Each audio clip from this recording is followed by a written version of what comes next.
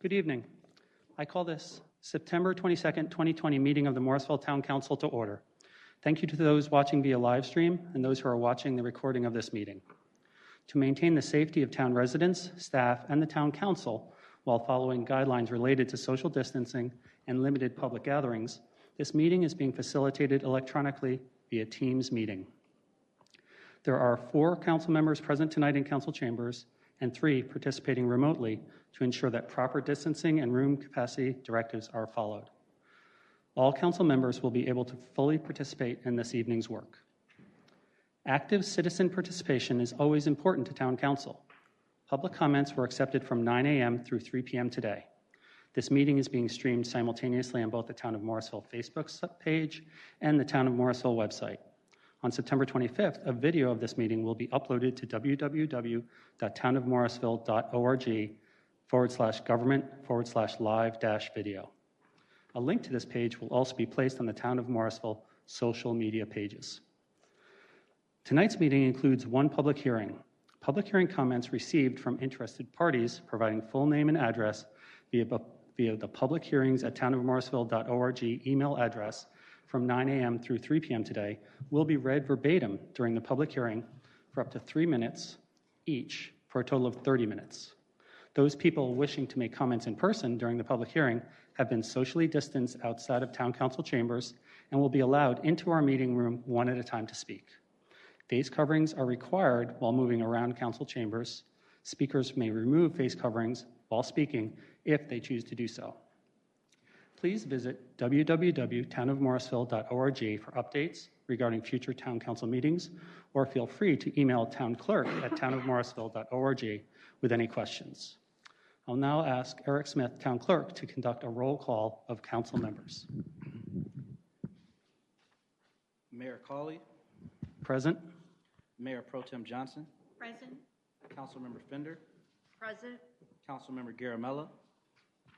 Present. Councilmember Rao. Present. Councilmember Robati. Present. Councilmember Scroggins Johnson. All council is present with the exception of Councilmember Scroggins Johnson. Thank you. At this time, I'd like to recognize Town Attorney Frank Gray for tonight's invocation. Thank you, Mayor. Can we bow our heads, please? Dear Lord, our whole world is searching for the best way to respond to the pandemic. We continue to pray for all those affected by the virus. We ask for your help in uniting us as a human family and as a spiritual family to work together and support each other as we seek a cure. We pray for the leaders of this Morrisville community. May they be enabled by your Spirit and grace to do their duties with honesty and ability. Amen. Amen. Thank you. All who are able, please stand and join in reciting the Pledge of Allegiance. I pledge allegiance to the flag of the United States of America and to the republic for which it stands, one nation, under God, indivisible, with liberty and justice for all.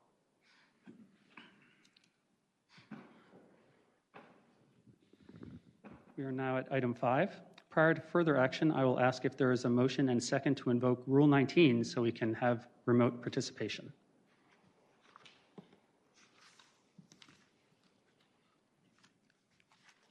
I make a motion to invoke Rule 19. I have a motion from Councilmember Fender. I second the motion. I have a second from Councilmember Rabati.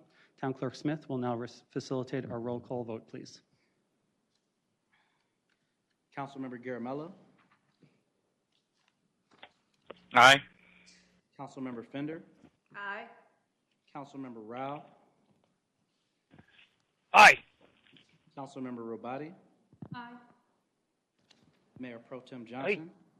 Aye. Mayor Cawley. Aye. The motion to invoke Rule 19 passes. Thank you, sir. Before we adopt tonight's agenda, Town Council policy is to review and ensure there are no conflicts of interest or appearance of conflict of interest with any items on the agenda. Do any council members have any such conflicts? Seeing none, hearing none. Is there a motion and a second to adopt this evening's agenda? Motion to adopt the agenda. Okay? Second motion. And the second from Councilmember Rabati. Town Clerk Smith will now facilitate our roll call vote. Councilmember Rao, Aye. Councilmember Robati. Yes. Councilmember Garamella, Aye. Councilmember Fender, Aye. Mayor Pro Tem Johnson, Aye. Mayor Cawley. Aye. The motion to adopt the regular agenda passes. Item 7, consent agenda. There are 5 items on the consent agenda this evening: approval of the August meeting minutes and a resolution approving an amendment to the 2020 Town Council meeting schedule. Do any council members want to remove anything from the consent agenda? Okay. Is there a motion and a second to adopt tonight's consent agenda? I'll make that motion. I have a motion from Mayor Pro Tem. I'll second that I have a motion. second from Councilmember Rabati. Town Clerk Smith will now facilitate another roll call vote, please.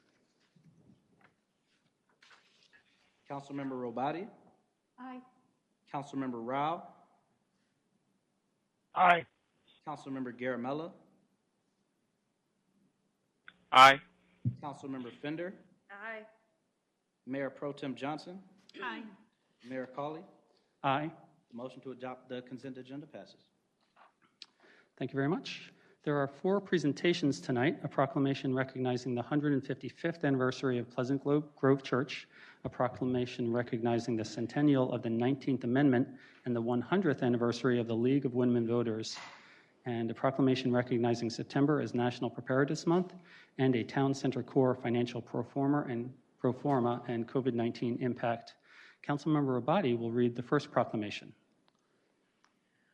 Whereas Pleasant Grove Church was founded in 1865 in Morrisville, North Carolina, and whereas Pleasant Grove Church is celebrating its 155th anniversary as mission-focused by sharing God's Word and providing meals and family support to all in need. Whereas Pleasant Grove Church continues their mission to go, teach, baptize, and make disciples of Jesus Christ through love.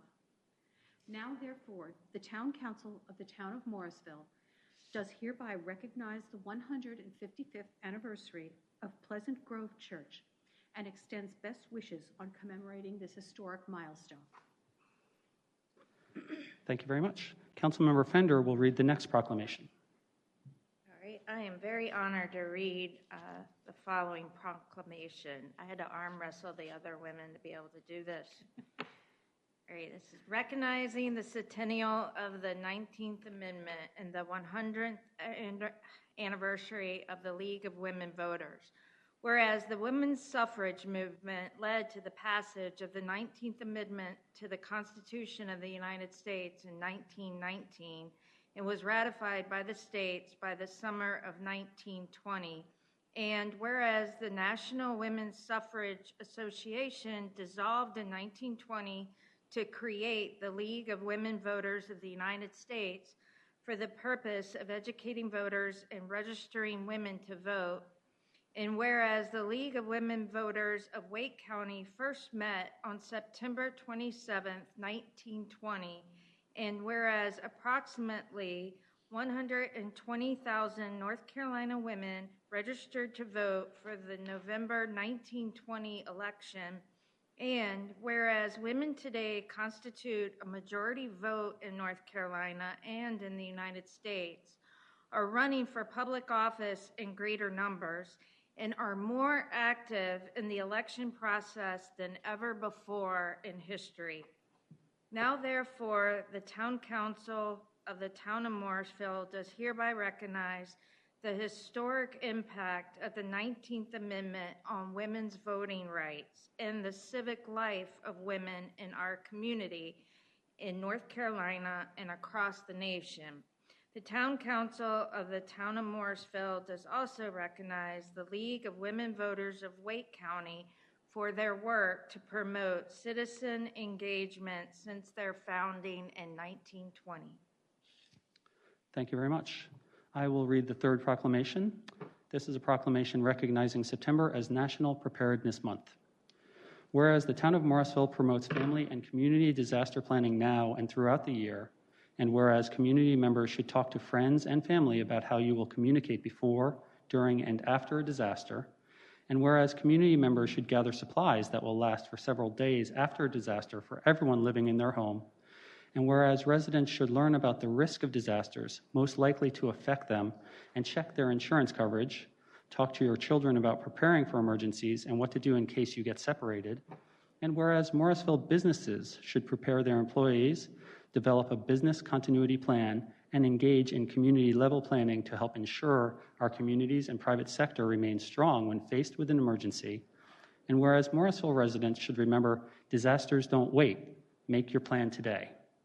Now, therefore, the Town Council of the Town of Morrisville does hereby proclaim the month of September 2020 National Preparedness Month throughout the Town of Morrisville, and asks all residents of Morrisville to create a disaster preparedness plan for their home or a business continuity plan for their business, and to participate in disaster preparedness programs such as the Town of Morrisville Community Emergency Response Team. Thank you. We are now at item 9D. Brandon Zudema, Assistant Town Manager, will facilitate the discussion of the Town Center Core financial pro forma and COVID-19 impact. Mr. Zudema. Thank you, and I am quite honestly going to pass the baton to Eric Thomas, Senior Project Manager with the School Government's DFI initiative. He is on the call along with Jordan Jones, who is also a representative from DFI, to walk you through the presentation, and we'll both be available to take any questions you may have. Eric? Great. Can you all hear me? Yes. Yes. Okay, wonderful. Well, it's been a long time getting back in front of you all. Thank you for having me tonight. The absence from being in front of you all over the last few months doesn't mean we haven't been thinking about this project and working towards getting a product for you to evaluate, to look at, to keep the Town Center Core project moving forward. So I'm excited to be in front of you tonight digitally. Jordan Jones, who is also from the DFI team that Brandon introduced, is a development advisor. He's been with DFI for many years, has been involved in the behind the scenes of analysis, pro forma development, and just overall strategy around the public-private partnership structure. So Jordan is on the call and on this meeting and will be available to answer any questions that have come up that either I can't answer or he just wants to add in some filler. So we're lucky to have him here tonight with us, and thank you for having us. I think, let's see, make sure I have the controls here. Okay. You should have it now, Eric. Okay, let me see. Okay, great. And then my hand, that's my hand moving on the screen there. This is my first time on a Teams. I've been doing a lot of Zoom presentations. So great. Well, let's just jump right into it. I know you have a pretty full agenda tonight. So the meeting here tonight with DFI, we want to talk about the meeting goals. We're going to talk about project recap. Where did we leave off in the Town Center Core conversation? We'll talk about that demonstration project, essentially the phase 1A of the Town Center Core. What is that first phase? What could it look like? And overall, what is that program? We'll talk about the public investment review.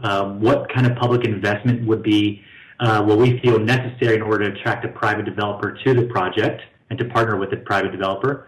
And then COVID-19. COVID obviously has hit real estate development in the real estate sector pretty hard. And we want to talk about what we found from our research with COVID-19, the implications on real estate, and whether it's smart or not to move forward soliciting private developers for this first phase of the Town Center Core. And then we'll talk about the RFP discussion.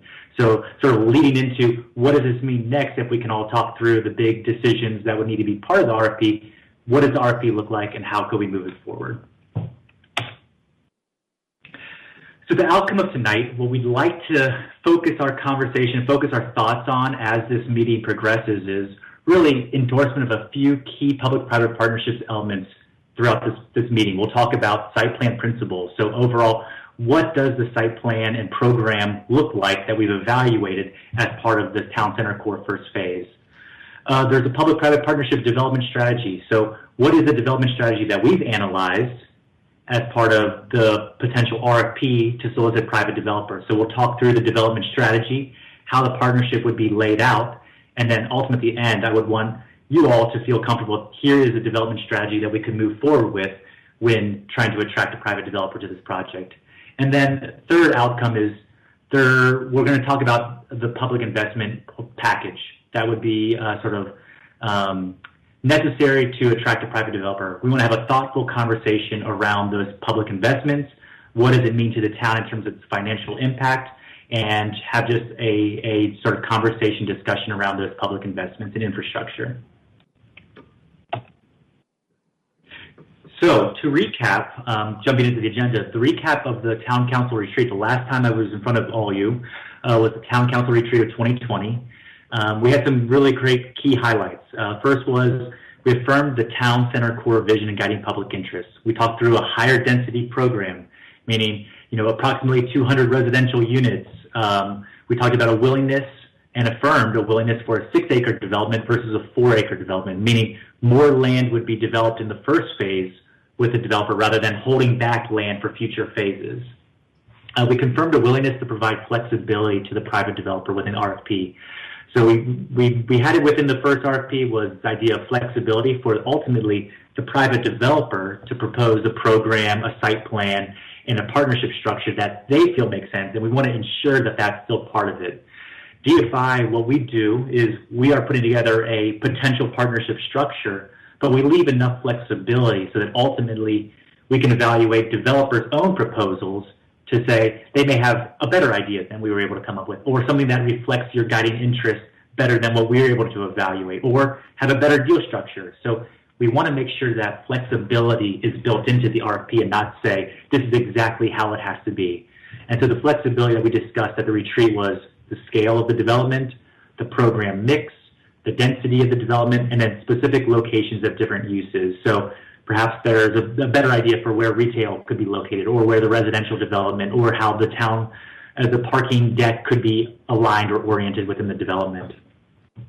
So Town Council also at the Town Council retreat acknowledged that additional public investment would need to go alongside the private development in order to make the project financially feasible. I will talk more about this in a few slides, really about what the private developers need to look for in order to make a project financially feasible, in order to get their investors and their lenders on board. But we'll talk specifically about that, but we did mention that and have a discussion around that at the Town Council retreat. And then you gave me feedback. You gave DFI feedback on how to refine a 6-acre demonstration project, what you'd like to see. And they said, hey, let's go out and put together an RFP. Now, obviously, since the Town Council retreat, we've had a lot that's happened within the real estate sector. COVID-19 has sort of slowed down the process for getting back in front of you, but here we are. To recap, which I think is always important as part of these meetings, is what are the guiding public interests that you all have established for what you'd like to see happen within the Town Center core? Now, these were established many years ago. We've had other chances to revisit and reaffirm, but really the Town Center guiding public interests, and I want to walk through these individually just so we can all get on the same page, are the development of the Town Center should, 1, integrate higher density residential, office, retail, and civic facilities to create that vibrant, walkable town center. Create a mix of uses for the town center that complements the existing life and quality and character of the town. To leverage the recent and planned public investments to attract private development. Preserve Morrisville's historic crossroads architecture and small town feel. Link the existing communities with town center via greenways, trails, sidewalks, and parks. That essentially make sure there's green space here in the town center and that it's linked to the surrounding neighborhoods. And then establish recreation and open spaces for community gatherings, cultural events, and a town farmers market. So that's where we are with those guiding public interests. The guiding public interest, as I mentioned, is a really important process in that it establishes that measuring stick for what you all would like to see, and it helps guide private developers and other developers for what a development should look like and how it should reflect what you all want to see in town. So, layering in the town center vision, this is the town center, I'm just seeing a couple things pop up on the screen. The town center vision with potential phases. We need to realize that the town center is not going to be built all in one phase, that it's a multiple phase development. And these phases could shift over time. But right now what we're focusing on tonight is phase 1. if you follow my hand on the screen next to the ET, is essentially the 6-acre demonstration project site. That includes residential, parking, retail, office townhomes, and some street development. Phase 2, 3, 4, and a phase to be determined are a mix of uses, potentially public facilities, parks, open space, road infrastructure, sidewalks. There's a lot that goes into these future phases that hasn't been built out, hasn't been figured out, but the overall vision, which is part of the sub-area land use plan and part of the development concept that we want to make sure is that this phase 1 fits into a larger picture for what the town center could look and feel like. So you can see a little bit of context here with the road names. This is the library here in that red box. So let's jump right into this first phase, the demonstration project. There's a lot of numbers on the screen, but again, from the town, the retreat recap from 2020 is we moved to a 6-acre scenario. Let's evaluate 6 acres rather than the 4 acres. This block 1 here is roughly that 4 acres. It's actually 3.7 acres when you cut out the Wake County Library site. And then the block 2 is roughly this 2.2 acre, bounded in yellow, block 2. So roughly those make up approximately 6 acres, just slightly less than 6 acres of developable land. What we're looking at in block 1, in orange, red, and yellow, is a multifamily development. It's 201 residential units, and then block 2 has 15 townhomes lying in the top north end of the block. Retail. Retail is a big piece of the town center core vision. This is Carolina Street coming off the traffic circle of Town Hall Drive. Retail, ground floor active uses, promote people coming into the downtown area and shopping and spending time, would be lining Carolina Street. So you have one block of retail here on Carolina and then Foxglove Drive extension. Then you have a second block of retail on this proposed Carolina Street extension and then bounded by what is called New Road. There's no name where it doesn't exist, but we wanted to at least draw a boundary in there to get sort of smaller walkable blocks, not try to have any mega blocks occur within the town center. So when you look at there's approximately 11,500 square feet of retail in block 1, 17,000 square feet of retail in block 2. What you have then in the second block is not just a one-story retail building, but it's a 3-story building with ground floor being retail and a couple stories of office above that. So it's a mixed-use building with retail and office. In block 1, you have now here in this dark rectangle a 304-space parking deck. That is 4 levels of parking. And the reason we started originally with a 5-level deck, but we wanted to cut it down, and we could think we could get approximately 304 spaces within this parking deck. And we'll get into how those parking spaces can be allocated between all those uses. But for program purposes, it's 304 spaces. There's a 22-space surface lot here associated with the library. And then that block 2 over here, in terms of parking, has approximately 85 parking spaces within this sort of surface lot in the middle of block 2. You're looking at total investment here of approximately $48.8 million of private development. That doesn't include the parking deck and the road infrastructure and the surface lot. That is the private development in the residential, the office, the retail. And then what we're looking at here is approximately $1.3 million in the amount of land value that the developers would build on that they would acquire from the town. And I'll walk into essentially what that means in terms of that structure of how much land the developer would acquire and for what rate. So when thinking about the development partnership, so here it is, that 6-acre development site, 3.7 in block 1 and 2.2 acres in block 2. The development partnership that we've modeled and that we've analyzed as part of our feasibility assessment here is the town would sell, this is all town-owned land, the town would sell the land under the private development areas to the developer. The town would build infrastructure of roads and sidewalks to support this development. The town would also, and this is a discussion that we're going to have later on in this meeting, participate in the support of the parking on the site, particularly the structured parking here in block 1. And then there's an optional development partnership that we don't need to talk through tonight. This is something that we've talked about before, but if the town has a need for additional space, there is office space within this development. That could be a very attractive element to have as part of a development partnership, would be the town committing to leasing space within this development to essentially de-risk this project to the private developer to have a long-term credit tenant lease space. Now, we don't need to talk through that. That's optional, but something to think about in terms of space needs and town needs within this town center core area, this first phase. So, public-private partnership. We've talked about that development partnership structure where the town is selling land, the town is participating in infrastructure, the town is going to potentially participate in parking. Why is that necessary on this project? So, what I want to walk through here is this table and why this is important. This is a table that essentially analyzes a private developer expectations when doing a real estate development project. And so this first line here, this investor expectations, typically a developer when looking and analyzing a project would look to have between a 15 and an 18% IRR, an internal rate of return on a project. Now this is a metric that would essentially evaluate the financial performance of a project. It's to satisfy lenders and also investors. So the developer would try to target a 15 to 18. The higher the number, the better the project performs, the more attractive a project is. There's also another metric, a yield on cost. Now, our conversations with Armada Hoffler, they were analyzing the yield on cost. Both these are metrics to essentially analyze the financial performance of a project. Developers would typically look for a 6.5 to 8% yield on cost. That's net operating income of a project over the development costs.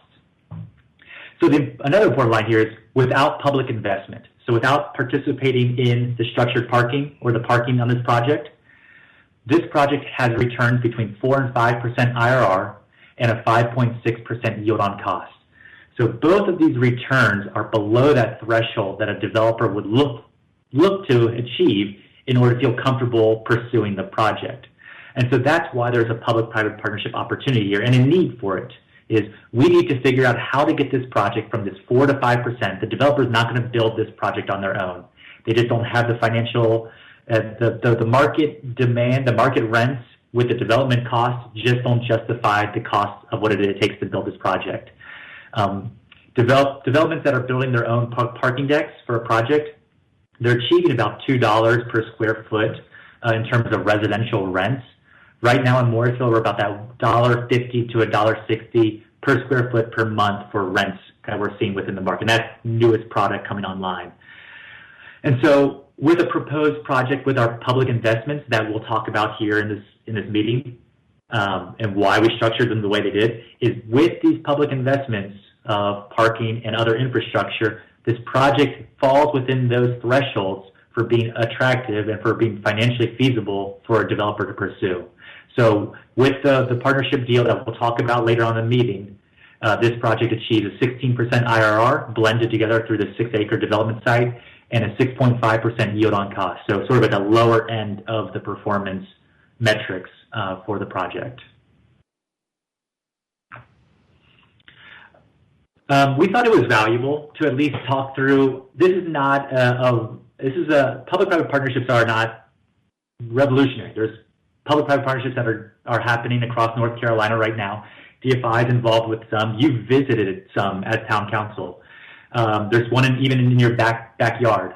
So we want to talk about public-private partnerships revolving around parking and parking decks particularly. So one in Cary, North Carolina, the town-funded parking deck adjacent to the library and the park site in downtown Cary. Essentially, the town funded the parking deck, which is going to support a future development pad next adjacent to it. Concord, North Carolina, very relevant, being that we traveled to Concord for the town retreat earlier this year. There's a city and a county parking deck in downtown that are essentially supporting the county and the city are leasing spaces to the private developer in the decks at a market rate to support the parking needed for the residential development or for the mixed-use development in downtown. And then Kannapolis, North Carolina, where you had a previous retreat as well.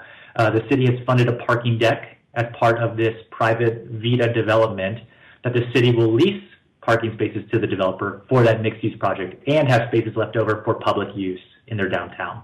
So those are three very relevant projects that mirror essentially the partnership structure that we are proposing, or we are going to be discussing tonight. So a parking strategy. What we have analyzed in essentially a site analysis concept here is how much parking is needed to support the program, and can we right-size a program to support a parking? So it's kind of like this sort of push and pull to try to get as minimal parking as necessary on this site to support a program that aligns with your vision. So in terms of the program, we've talked about 201 residential multifamily units here in Block 1, the library, and the retail space. Block 2, this is parking needed. Parking, we have 15 townhomes, 2 spaces in a garage below those below the townhomes is essentially how that's going to be allocated. 17,000 square feet of retail space here in Block 2, demanding 50 parking spaces, and 32,000 square feet of office in Block 2, demanding approximately 97 parking spaces. All told, if you can see my hand here, that's 516 spaces of parking needed to support the program in essentially a one-for-one use. Now, if you kind of like jump ahead and look at the very bottom number here, there's 459 spaces identified within this program. We thought it prudent and sort of wanted to study and analyze the opportunity for shared parking. You don't want parking spaces to go unfilled, and there's a great opportunity when we have a program that is a residential program with a multifamily product with roughly 32,000 square feet of office space. So office users tend to use parking during the day from 9 a.m. to 5 p.m. or 8 a.m. to 5 p.m. if they're early to the office. And the residential users typically come back at about 5 o'clock, and they'll leave by 8 a.m. to go to their work. Now, you can't assume that all the people living in the residential development were going to leave their car, they're going to drive out, so you can only apply a certain percentage of shared parking to feel comfortable. We've applied a 42% shared parking for essentially the top 3 levels of the parking deck. So this, again, as I mentioned, is a 4-level parking structure. The first level of it is essentially dedicated to visitors, library, and retail. So that is not for the residential and not for the office users. The top 3 levels of the parking structure, 76 spaces per level, would be dedicated for the residential and the office users. So that's essentially how that shared parking analysis, sort of why we feel it's valuable to think about shared parking, is instead of having a 400 or 516 parking spaces, which cost more money, let's see how much we can cut the parking down to support the program and think about a creative solution around shared parking. So here in the public-private partnership structure, we've analyzed what these public investments, what a potential range of costs would look like in this structure.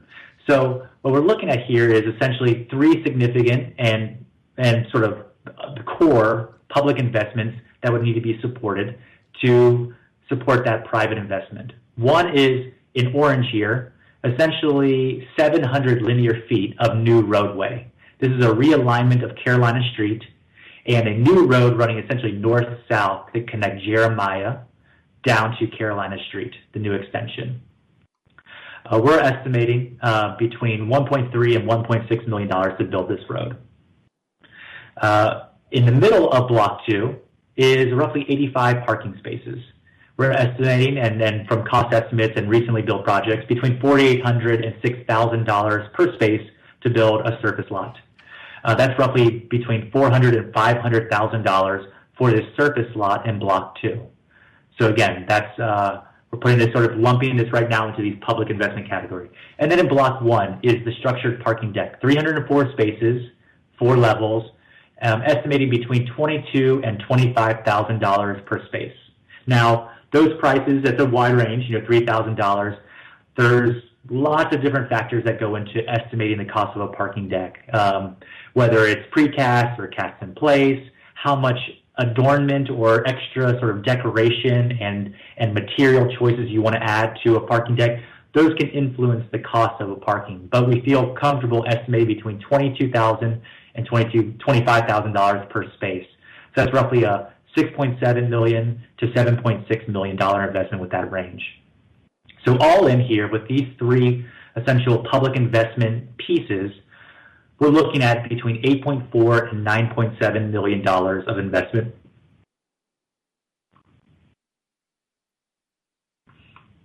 So this is the slide that might be of most interest to town council here. Okay, so how does this all stack up? Does this make sense as a project for the town to pursue? So let's talk through the numbers of what this project, in this sort of scenario we've analyzed, where it was a town-owned parking deck, there's a town-owned surface parking lot, there's town-built road infrastructure.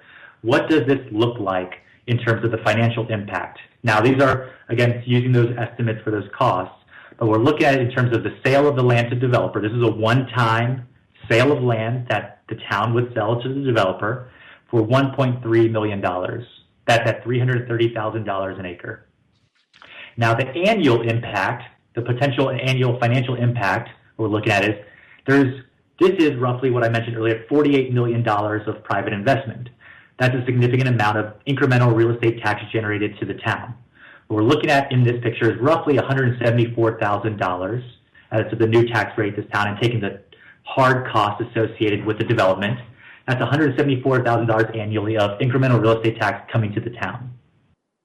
In this partnership structure, we factored in, yes, these are town-built parking lots and town-owned structured parking lots, but you're leasing these spaces back to the private developer. So in this scenario, the town is leasing back parking. So you're owning the parking deck and the parking lot, but you're leasing it back as a form of revenue-generating potential. You're leasing back parking at $50 per space per month. So this is a way to offset those costs for the parking.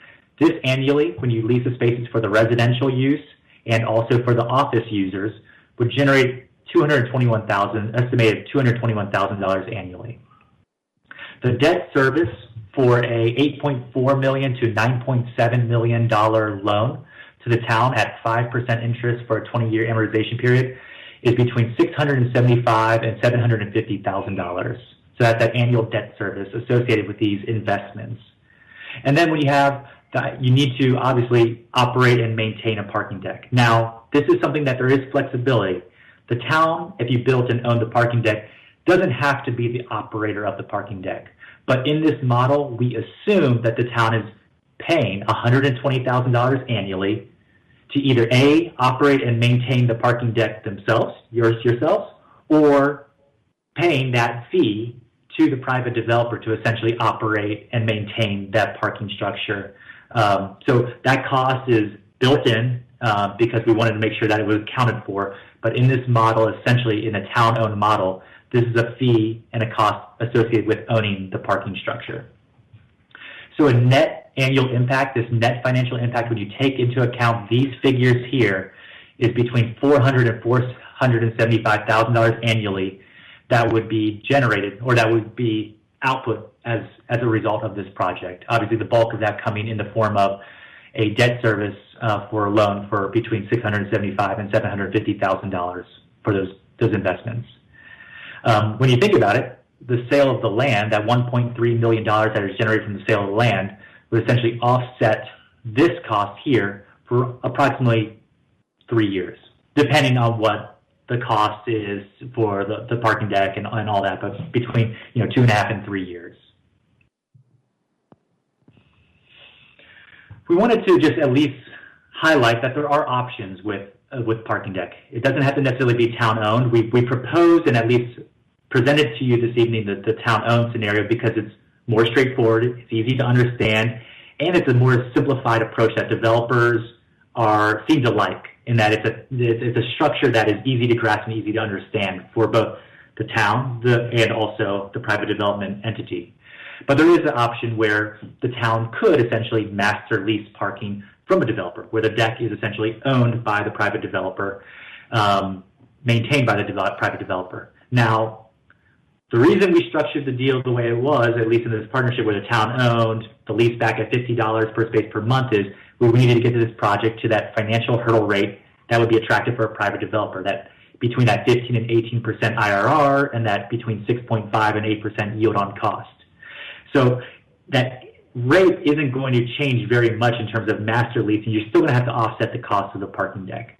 Now, what we found from our analysis is that the parking deck itself that the town has the ability to borrow capital at a lower interest rate than a private developer would, meaning that there's less money that would be needed to pay off the parking, meaning it's a more affordable project, meaning that it's less money that the town would have to pay in a master lease scenario. So all that being said is kind of highlighting this last line here on the slide is the town-owned parking deck scenario results in a less additional annual investment than the private-owned deck.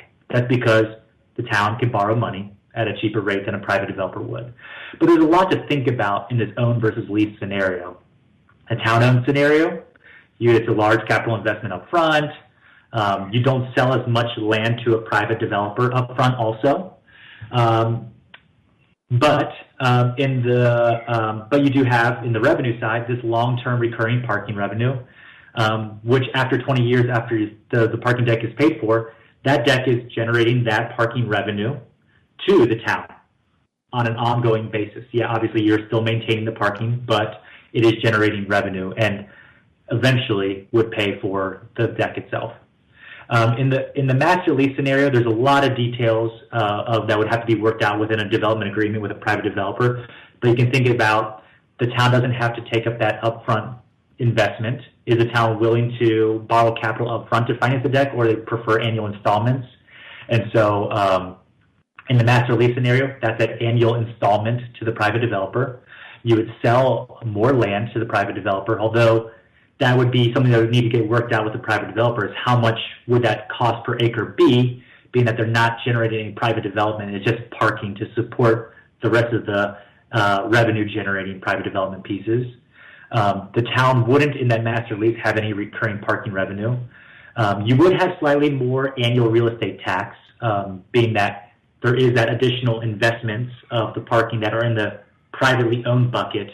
But again, it's very minuscule, and then in the full scenario, the town does have ultimately paid more annually in the lease scenario than in the owned scenario. So that was jumping through the sort of financial analysis. I'm going to save, we'll obviously have a thorough discussion regarding this at the end of the meeting, but I'm going to get through the rest of the presentation, and then we'll have the discussion to kind of talk through any questions that you all have. And so there's a lot of words on this slide. But really, we wanted to at least give you our research that we've been compiling on COVID and the implications on real estate development. Now, COVID has significantly impacted a lot of sectors, but real estate has been impacted. Multifamily, we've seen that rents have decreased and that there has been fewer trading of multifamily properties in comparison to what it was last year. But, as I'll talk about on the next slide, is there is pipeline. There's projects that are getting proposed, projects that are getting permitted, and they're really, sort of keeping pace with what the demand is for housing in the triangle. So in terms of confidence in the market, the residential market seems very strong right now. Something worthy of note is that the apartment demand in the triangle has shown a higher absorption rate in the last few months in suburban markets. Now, Cary and Morrisville are considered suburban to Raleigh, and so that there seems to be a preferential development pattern where higher absorption rates, a higher increase in pipeline projects in these suburban markets than in these downtown markets like Durham and Raleigh. There are a lot of design considerations that are being floated around of how do we develop products now in the era of COVID, and how permanent will these design considerations be? They include mudrooms and foyers, decontamination areas within multifamily products, home offices. We all seem to be, needing more space at home for offices and workspaces, so preferential treatment for that, expanded balconies for fresh air. So all these things are getting, not that they weren't sort of focused on beforehand, but they're gaining a lot more traction and a lot more importance. Retail. What we've seen in retail is retail was hit very hard in COVID. In April of this year, right as the lockdown occurred and sort of COVID was ramping up across the country, retail visits fell by 50%. That's nationally, but it's sort of the trend across every sort of smaller market.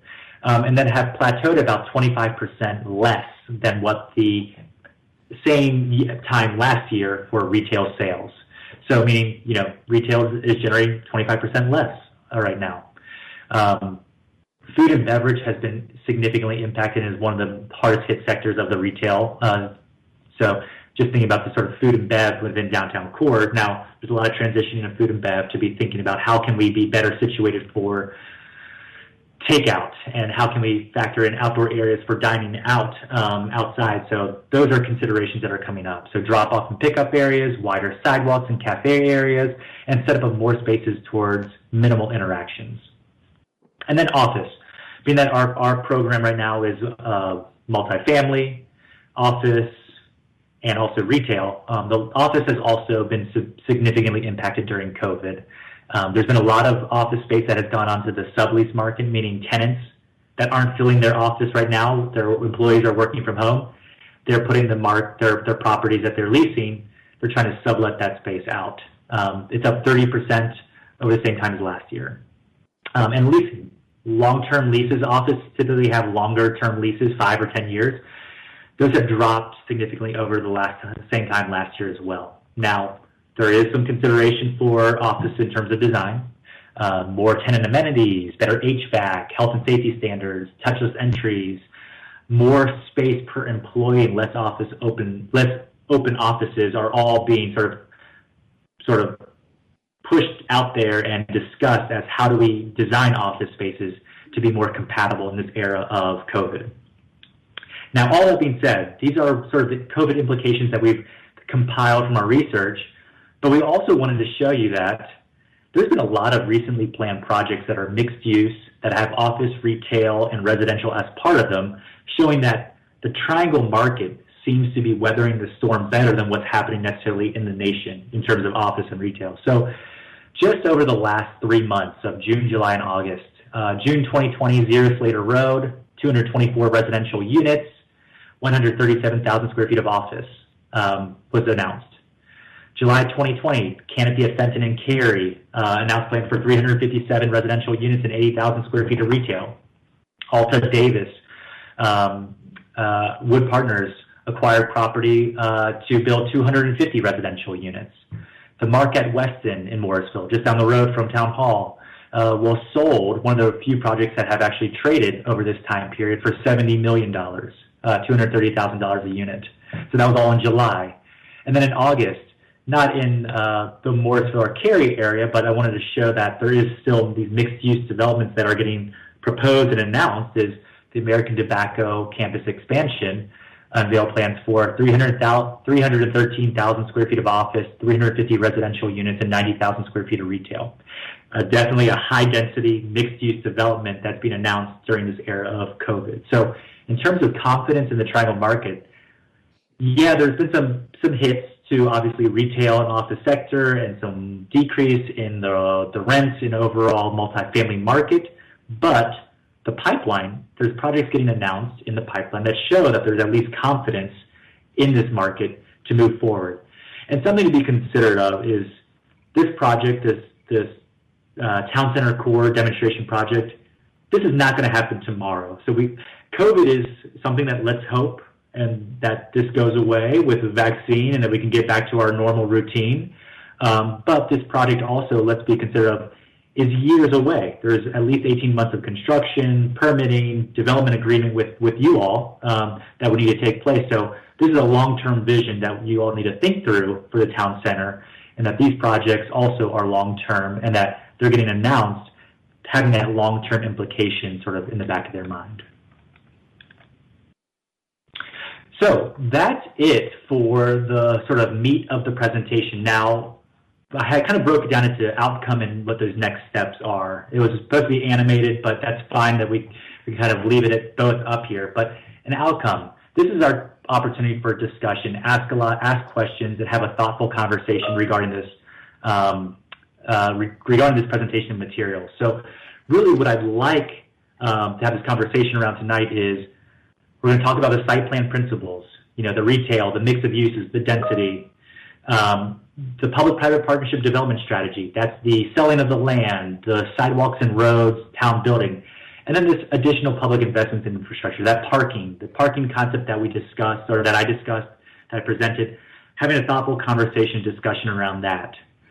So I'm going to pause here. I saw that, Brandon, you acquired controls. I see you moving around. I want to allow for questions that both myself and Jordan Jones, who's here also, can help answer any questions that you have regarding these materials or any sort of feedback that you have regarding the work that we've done.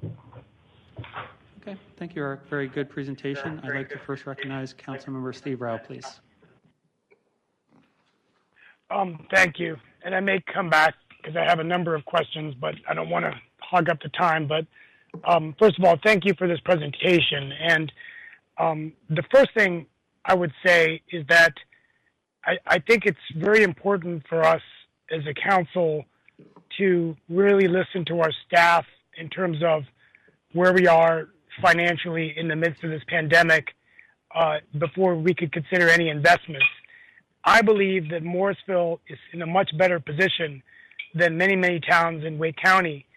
And I believe that our administration has proven time and time again that they have the capability for debt financing and those kinds of things. And just a few weeks ago, when John Chambers spoke at the Startup Summit, he said the best time for a company to break away is during a downtime. So I think that this is a good opportunity. The more and more I think about it, I think a town center is definitely something that we should look at if we can find the dollars to invest in it. Whether, I don't want to get into the details of parking and all that, the numbers look very large and very big. Now, the reason that I think a town center is a good idea is that, and this came up during our land use discussions, is we talked a lot about live, work, and play. And just last week, the Triangle Business Journal revealed that 10% of the global public companies in North Carolina are headquartered in Morrisville. And Lenovo just announced their global co-headquarters in Morrisville. Where I'm going with this is that I think this whole notion of encouraging people to come at those public companies and live in Morrisville, even though we may not have office the way we know it today, I think that it could be a plaque of them working from home, maybe these unique kinds of environments that they have, and they could come here and live and use the amenities of Morrisville. So I think that's something important to consider. The final point I would make for my colleagues to consider, and I would ask Eric to sort of maybe give us your judgment, is we are in the middle of a land use plan. We have had a number of citizens and some members of the council reluctant on multifamily in certain areas of the town for land use plan. And the thought has come, do we want to adopt a land use plan? But isn't it important that we adopt a land use plan that embraces mixed use and some multifamily so that if we're selling this to the development community, that they can say, look, Morrisville is really behind this rather than not having a land use plan. Even if we put an RFP on the street, I think that hurts our credibility as a town. And I'd be very curious as to, my final thought is, you put up some good slides about Cary and other downtowns. Is how are they dealing? Obviously, they're still getting development, but how are they dealing with some of these downturns in terms of their downtown plans, the clients that you work with? So I threw a lot out there. I really want to listen, but I wanted to just sort of get your big picture thoughts of some of the things that I've said. Sure. Yeah, and I think I'll chime in on the sort of idea of the land use concept and the land use planning around sort of density in the downtown area. This is something that we've talked about for years, is this vision for this density in the downtown. Now, the downtown core, to be this vibrant, walkable destination with a mix of uses, has been this sort of higher density residential. That residential will support those retail uses. The developer would come in and be able to achieve the project that they would want with those 200 residential units. And oftentimes this idea of the density located in certain concentrations in certain areas prevents more sprawl of development elsewhere within the community. So you got to understand that growth is going to occur within this area, unless there's moratoriums on development, but there's going to happen all around you. So whether you'd want to concentrate it so that you could at least make those investments to make it more doable, or have it continue to spread out around the entire sort of community, that's a decision that the land use plan would have to make. And I think what I've always, and what my research has tended to suggest, and what I feel is that density in certain areas alleviates that congestion and density and that sort of sprawl elsewhere. So it supports the mix of uses, it creates a vibrancy in the downtown, and it also potentially promotes more of a concentration rather than a continuous sprawl, which could alleviate traffic in other areas of the community. So in terms of confidence to a developer of the land use planning process, I think what we would go out there in this RFP process is a vision that is endorsed by the council. And so it's important that's endorsed by the council, giving the development community confidence that you support this vision. We wouldn't go out to put together a solicitation for a private development partner with this vision unless it was endorsed by you all. So yes, it's a critical piece to say, this is the vision that we want to achieve in the downtown, to give guidance to that private developer rather than a private developer coming in and say, I don't know what you all would like to achieve, but let me draw it up, and then there's no cohesion around the vision for the downtown area. So I hope that answers sort of the land use question there. And then there's also the idea of other downtowns, what's going on.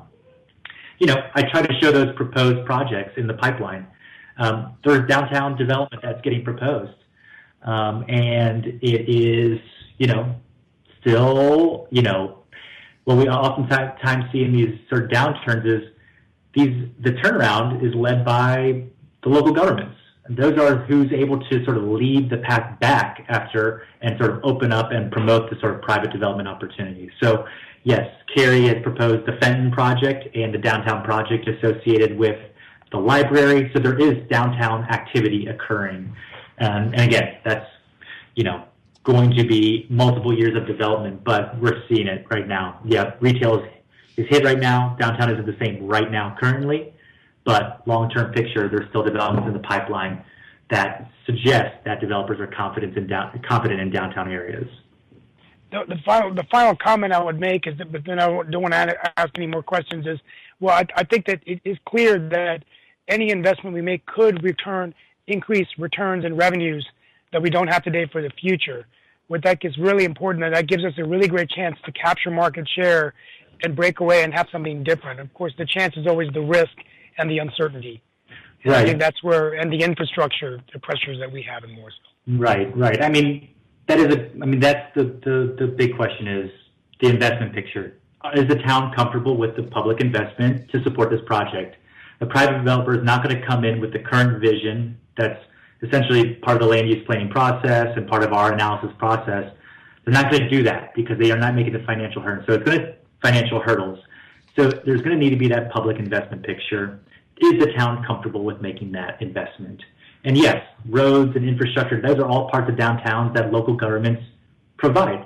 So, you know, parking is that big question, and that's something that, you know, hopefully we provide enough clarity on what that potential impact, financial impact, but it's obviously a decision that you all are going to have to make, is how comfortable are you with those figures and those numbers to realize your vision for a downtown.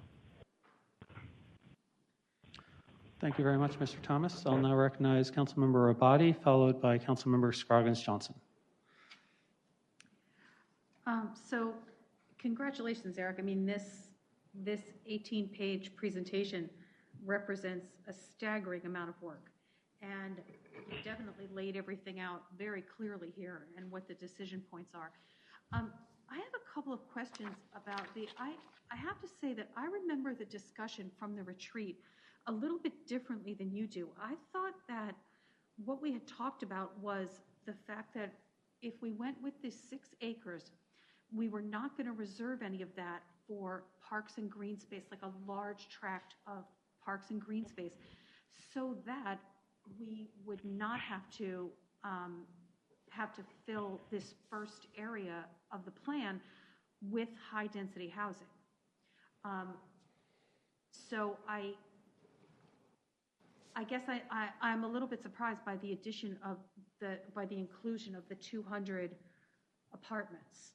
Can you speak to that? I guess I thought that it was going to be more like retail with apartments on the top.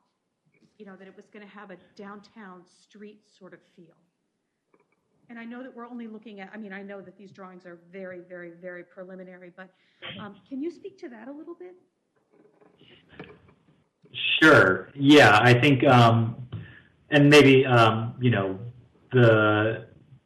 I remember from the town council retreat of the discussion around the town green and how we could potentially defer the town green to future phases. We don't need the town green as part of this first phase. The idea with the 200 residential units was, I think we talked about a higher density residential program from that. And higher density is a word of, what does that exactly mean? And I think from my interpretation and how sort of for the analysis portion was, let's evaluate a project that we feel confident that a private developer could come in and build.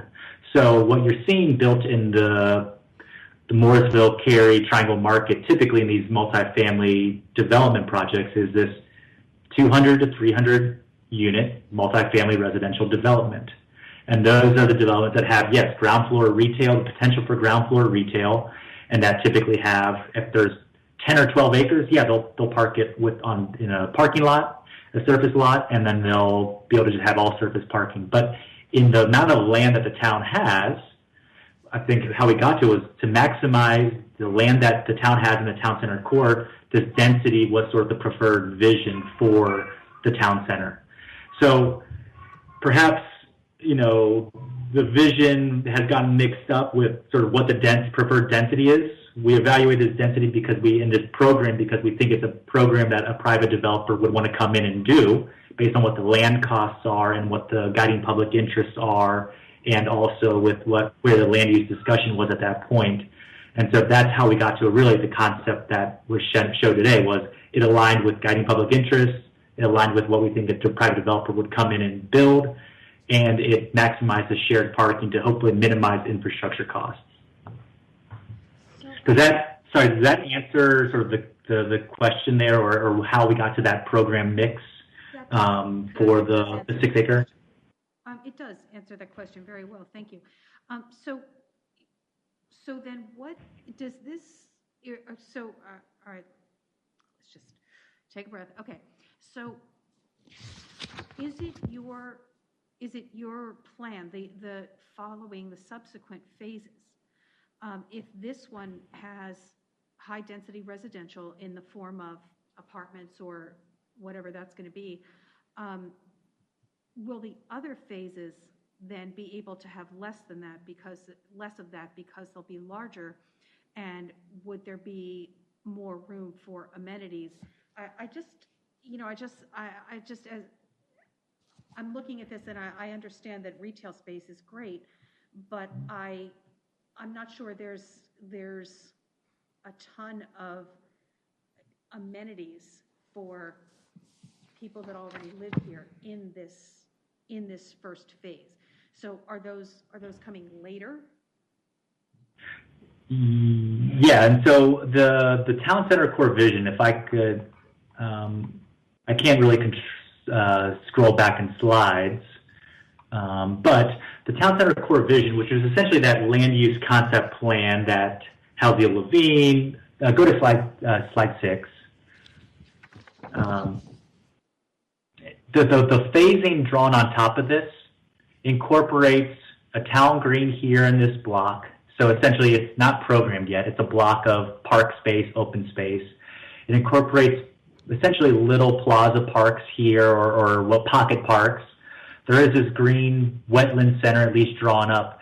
Now, this is not a final development concept. This is essentially a plan to get to a potential number and calculation for a program. This was part of that sub-area land use planning process that essentially to help me understand a potential phasing strategy for the town center. Now, this first phase is 6 acres is what we're presenting today. Yes, it's a mix of uses. There's this 4-story multifamily development. There's townhomes on Jeremiah Street. There's retail along Carolina Street.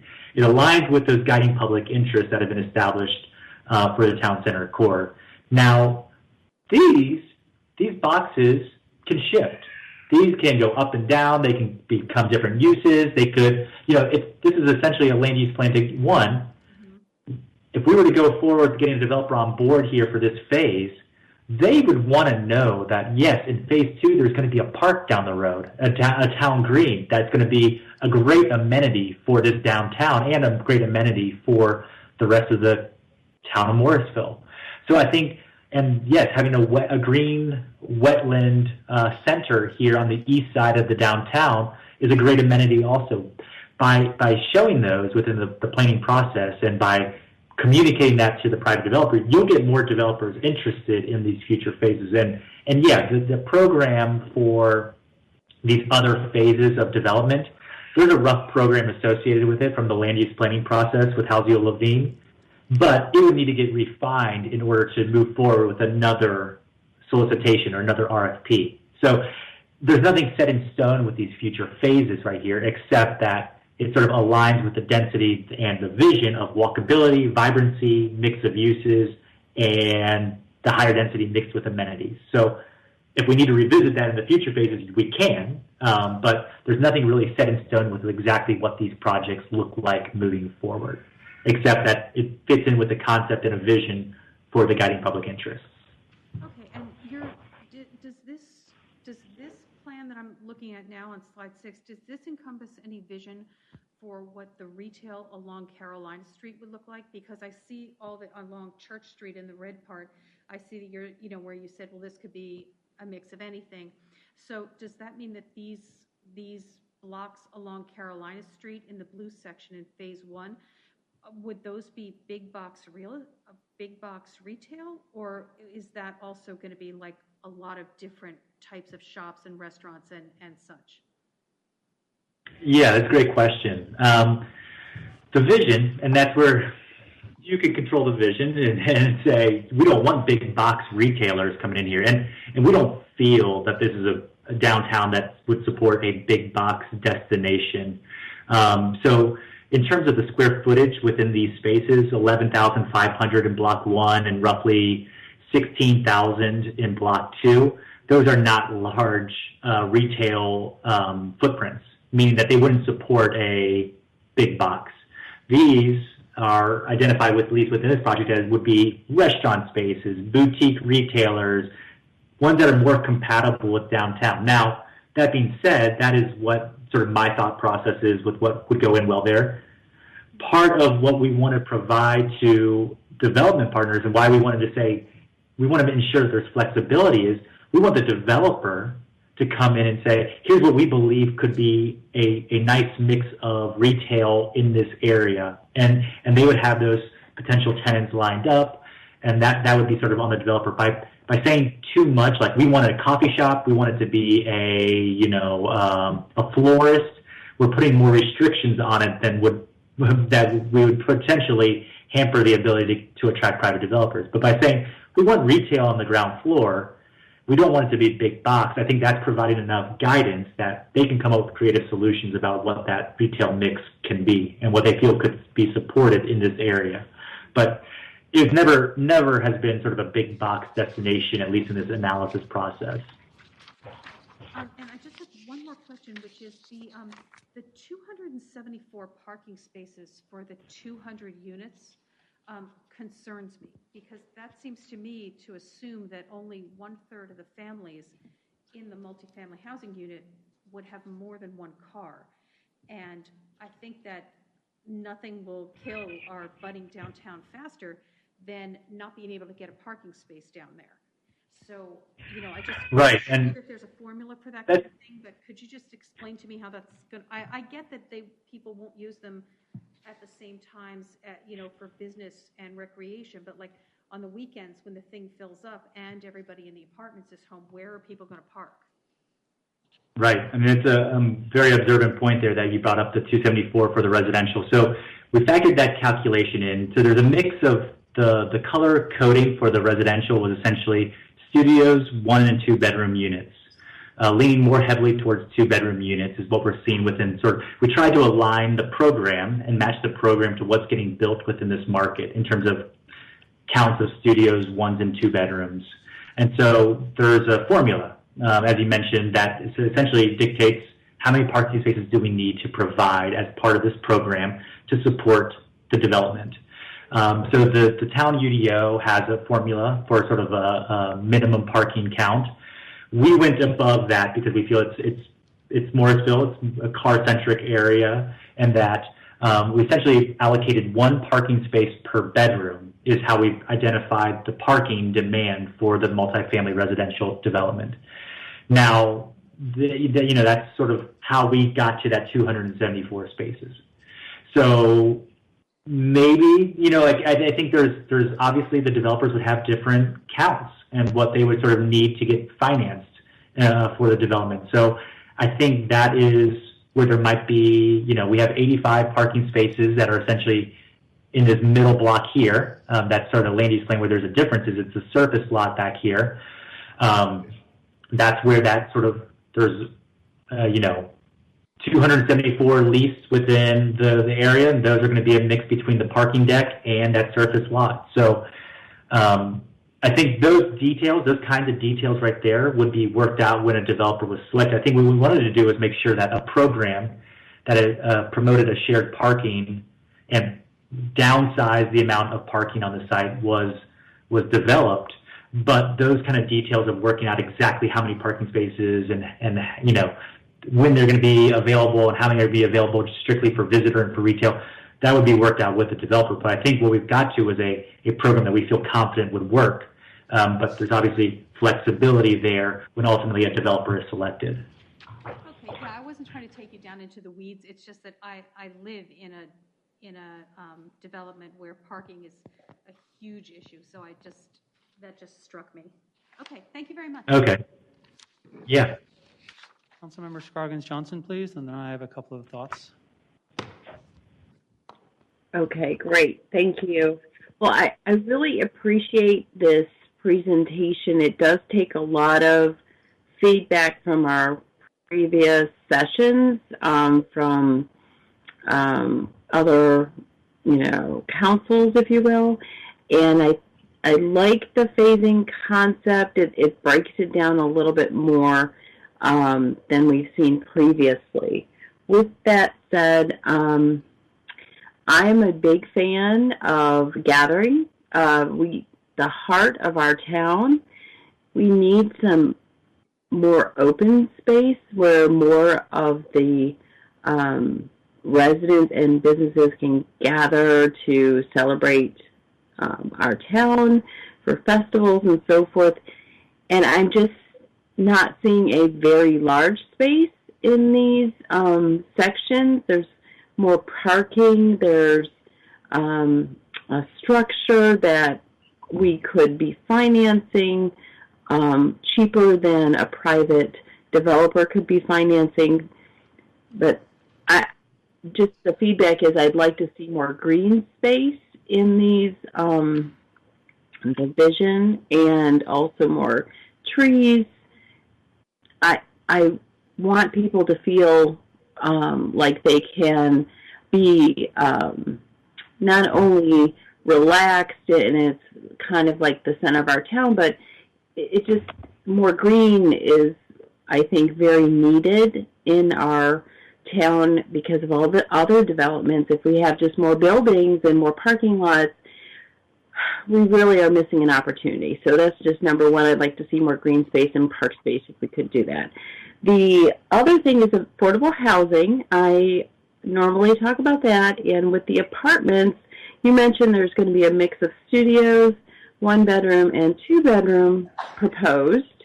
Are any of those units considered more affordable? Are the studios that kind of end where it might be more affordable for people starting out or seniors? Any other questions before sorry for jumping in there. That's a question. I just wanted to understand more about the apartments. Sure. I'll start with the open space question of the what the sort of vision plan for the full town center is showing. This was taken directly from sort of the land use planning efforts to identify where a suitable green space and size of green space should be located. So that's essentially that town green block here. Now, if there's determination in the town that more space is needed to create that downtown destination town green park, there's more land in the town center core area. It would sort of take out potential other development sites, but that's something that would need to be worked through, is how large of a town center green would be desired, and then how can we fit it in? We were working to get to 6-acre site where it was like, okay, let's push the town green to down, Carolina Street, down the block. That's where we want to see it occur. Let's push that down sort of the future phase of development. So that's why that sort of town green is here. Now, in terms of trees and open space, there is the wetland facility here on the east side. There's ample room for sidewalks for street trees. I know there's a street tree ordinance within Morrisville, so there's ability to incorporate green and green infrastructure into this development. Now it's probably, that's what the town would have to make a determination of whether they want to invest in street trees and green infrastructure, and how large of a town green. Is this sufficient, the one that's been drawn up, or does it need to be larger? And there's the flexibility to be able to do that. There's, at least in the concept proposed, no, there's no public green space except for the plazas fronting the retail on Carolina Street. And we were sort of under the directive to do that for this analysis. And so we would need to think through the future phases, what that green space could look like. And then jumping to the apartment question and the unit mix and the unit count. And right now for this financial model, we modeled in market rate rents for those studios, 1 and 2 bedrooms. So nothing that's subsidized and nothing that is sort of below those market rates. So in terms of affordable, and I know a big proponent of affordable housing, and yes, we could, there's other land and other development sites for affordable housing, and at least in the pro forma that we modeled, there isn't any below market rate units and for rent, at least within that financial model. If we were to incorporate those in, that would only mean that the performance of the project then goes down, meaning that already where there's some support needed from the town in order to make this project financially feasible, potentially having to bridge that gap with potentially more public investment to support the project. So I think that's something that became negotiated with the private developer, at least when selected. But I think there is a potential with future phases to really address affordable housing in a project and a significant development, rather than just sort of a few units here, where there could be a better option for future phases. Now, if you feel a goal of this council to get as many affordable units into this development, we would need to reconsider or sort of resize what a potential public investment may look like into this project. Does that make sense? Well, it does, and I know this is a challenge for every community, is to try to find opportunities to have lower than market housing available for our, the teachers and fire fighters and police officers, and it's really super hard. I was even thinking we could be innovative instead of just having apartments. Is there a chance to be unique and have smaller homes that are single-family detached, or just something innovative that wouldn't take up? It would be a little denser of a product, but it could offer some housing to our target population. So the council will need to talk about that, of course, but I just wanted to introduce the fact that maybe we don't always need apartments for affordable housing. Maybe there's other products, because the town does own some of the land that we could introduce and insert a few affordable units so that there is a little bit, but not a huge amount. Even a little bit does help, and you want to mix your housing supply anyway, so that might be an area that we could consider. So that's one point. The parking does concern me. I know that over time we should be using our vehicles less. We should be using public transportation more, but I still feel like the formulas that we use are very imbalanced when it comes to 2 cars in a 2-bedroom unit. I understand also that people typically, the model is based on people would work outside the home during the day and then come back at night, so that the parking spots that you have empty in the day could be have retail visitors come in and do the retail swap. But during COVID, I've been watching some of these trends, and people are not leaving. They're staying at home, as they should, and doing minimal trips. So that does affect our parking formula, and I'm not really sure where that will land. I think that is changing even today as to how our behaviors are changing with how we go out of our homes and come back, and when we do this and working from home. It seems like we're in a state of transition. So I'm concerned about parking.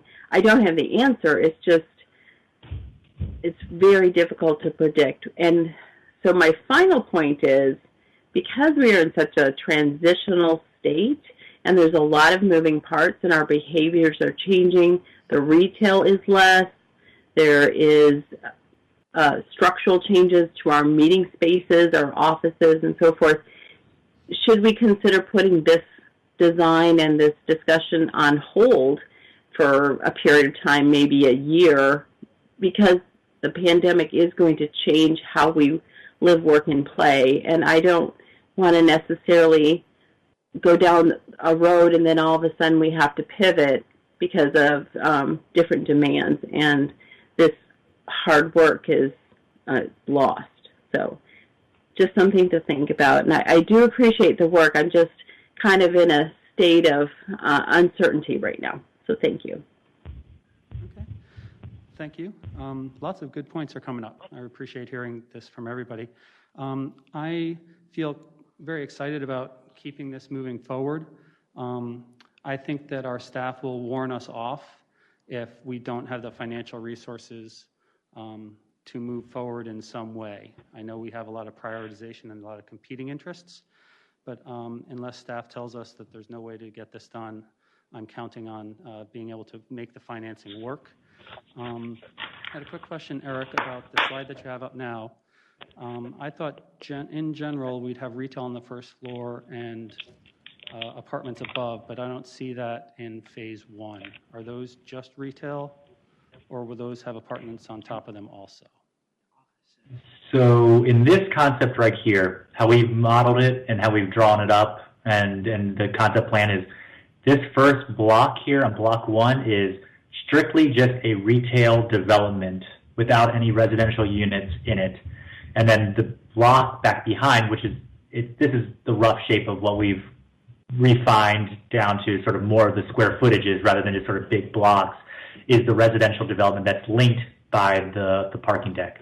There's a reason for that. This is a cheaper development style to do, meaning that there's not this vertically mixed where the residential units are right above it, and that it can be partitioned out so that the retail is in the front and the residential in the back. Now, that way we feel it's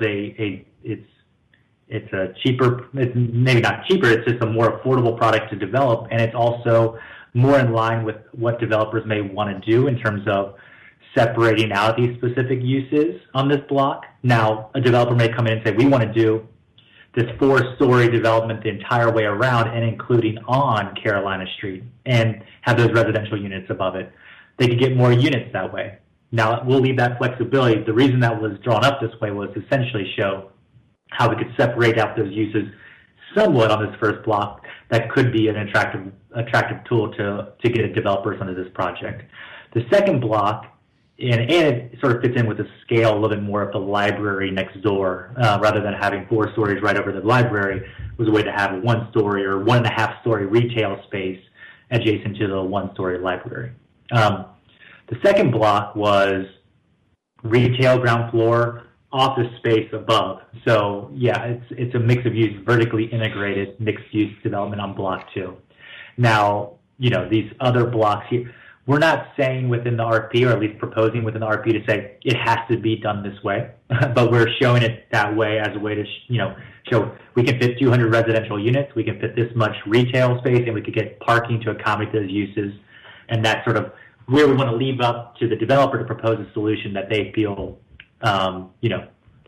confident in and worthy of proposing to you all as a partnership. Okay, great. Because I remember in the Fortnite version, later phases, there was apartments above the retail. So that's why I was looking at that. So I'm seeing this as a big picture. We have to meet some kind of return on investment for the developer. And so it's a bit of a zero-sum game. So when I'm thinking about that for the affordable housing, we are always trying to do it. And whenever we have a developer come to us, we ask if they can incorporate it. In this case, I think it might be on us eventually, per our adopted housing framework, that we might end up doing some master leasing or something to subsidize from our end, because it's got to come out of our end at some point, unless they're willing to charge some of their tenants more so that others can have less. And that goes against the flexibility that we're trying to get forward in our first phase. So that's my thoughts about that one. We'd love to have some, but that's not going to be a deal breaker for me at this phase because they're assuming a lot of risk. So I think that something that's going to be frightening that we're going to have to really socialize with our residents is that we do need to prime this pump even further. We've already made a substantial investment in this space, but we're going to have to do even more to make this be a success in order to have a vibrant, walkable downtown. So I think that there's some urgency here. So I hope that we can find a way to keep moving this forward as we go. And I loved hearing the different concerns, and these are things that we're going to keep on discussing. So thank you for that. Now I'll like to recognize Councilmember Garamella.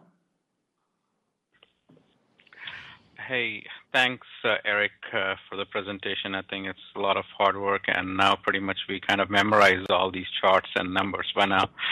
So, said that I have certain questions. Like, I saw a chart where you said the land cost is $1.6 million, and I want you to get with staff because we recently did a transaction which was $2.1 million, like 6.3 acres.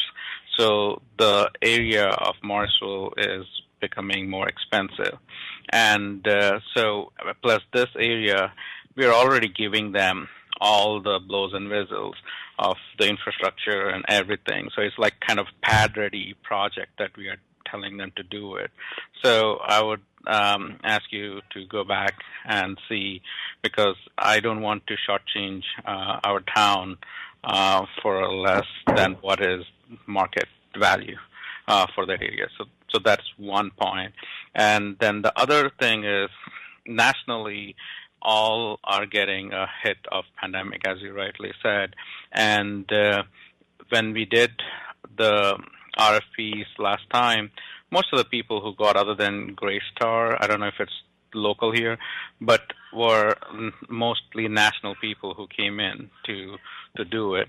And nationally, apartments are not doing that good. You know, the construction is not doing that good. So, and the projects that you have mentioned were already in flight. So we don't have a very clear picture of what right now the current scenario is.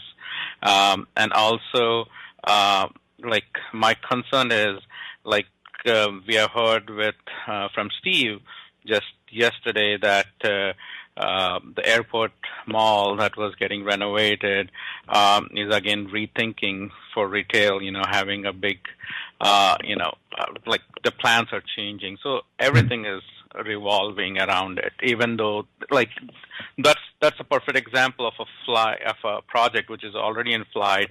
A lot of construction has already gone in, but kind of having difficulties of how to move forward with the changing scenarios.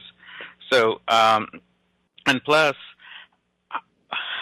I don't know if you have heard yesterday, we fundamentally have a lot of discussion that needs to be done about the land use plan of how that needs to be worked out.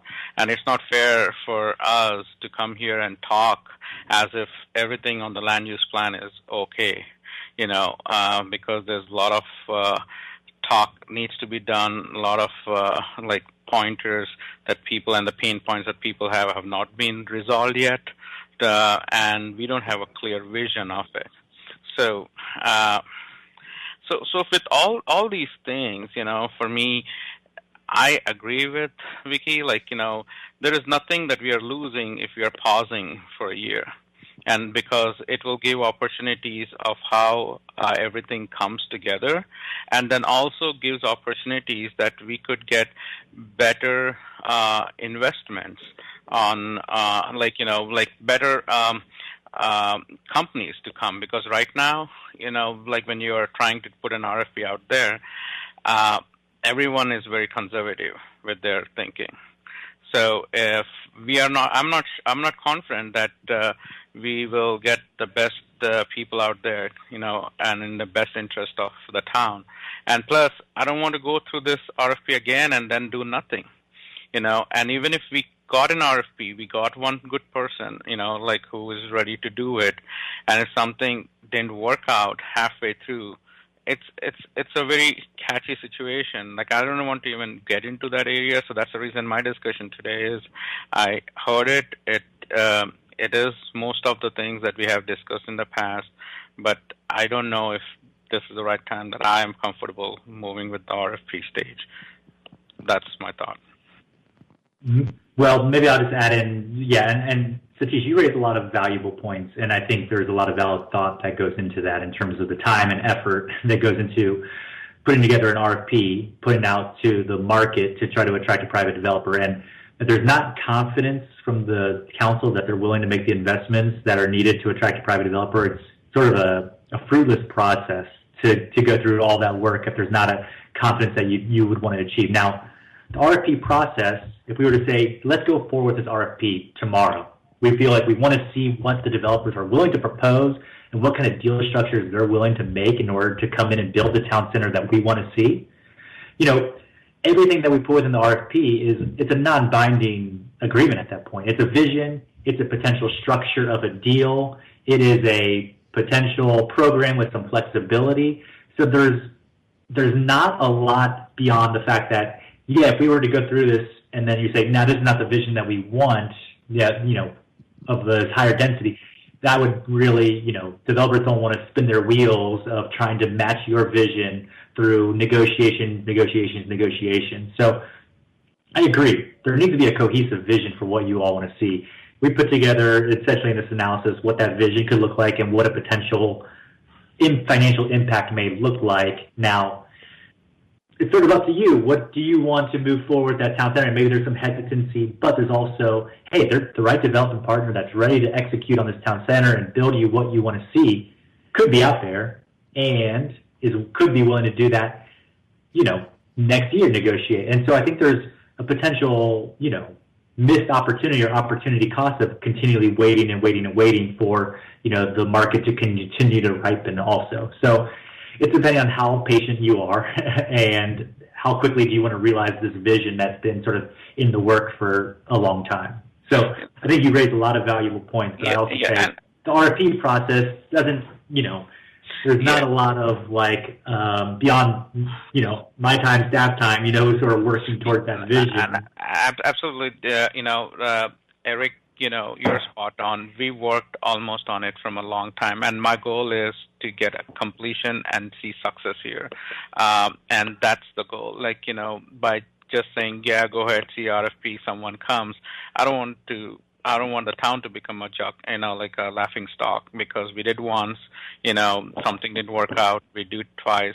So I want to be very cognizant on that and ensure that we are dead serious. We are all aligned, not halfway through, we start changing the things, because it's not fair to the developers, it's not fair to the town, it's not fair to you guys for working, hours and hours, or months together to get this going. And so I would have really wished if we had the same conversation after October 10th, when we had all our, issues resolved with the vision for the town, and also with the land use plan.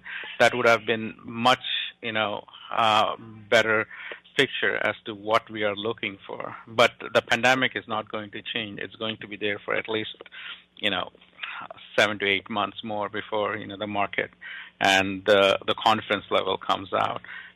So that's the thing. For me, it's nothing personal here. I am still determined for the town center. But with all these factors around, I don't know if you guys will be doing justice, and we will be doing justice to you. Well, Satish, you, again, very valuable points. And perhaps then there's a pivot.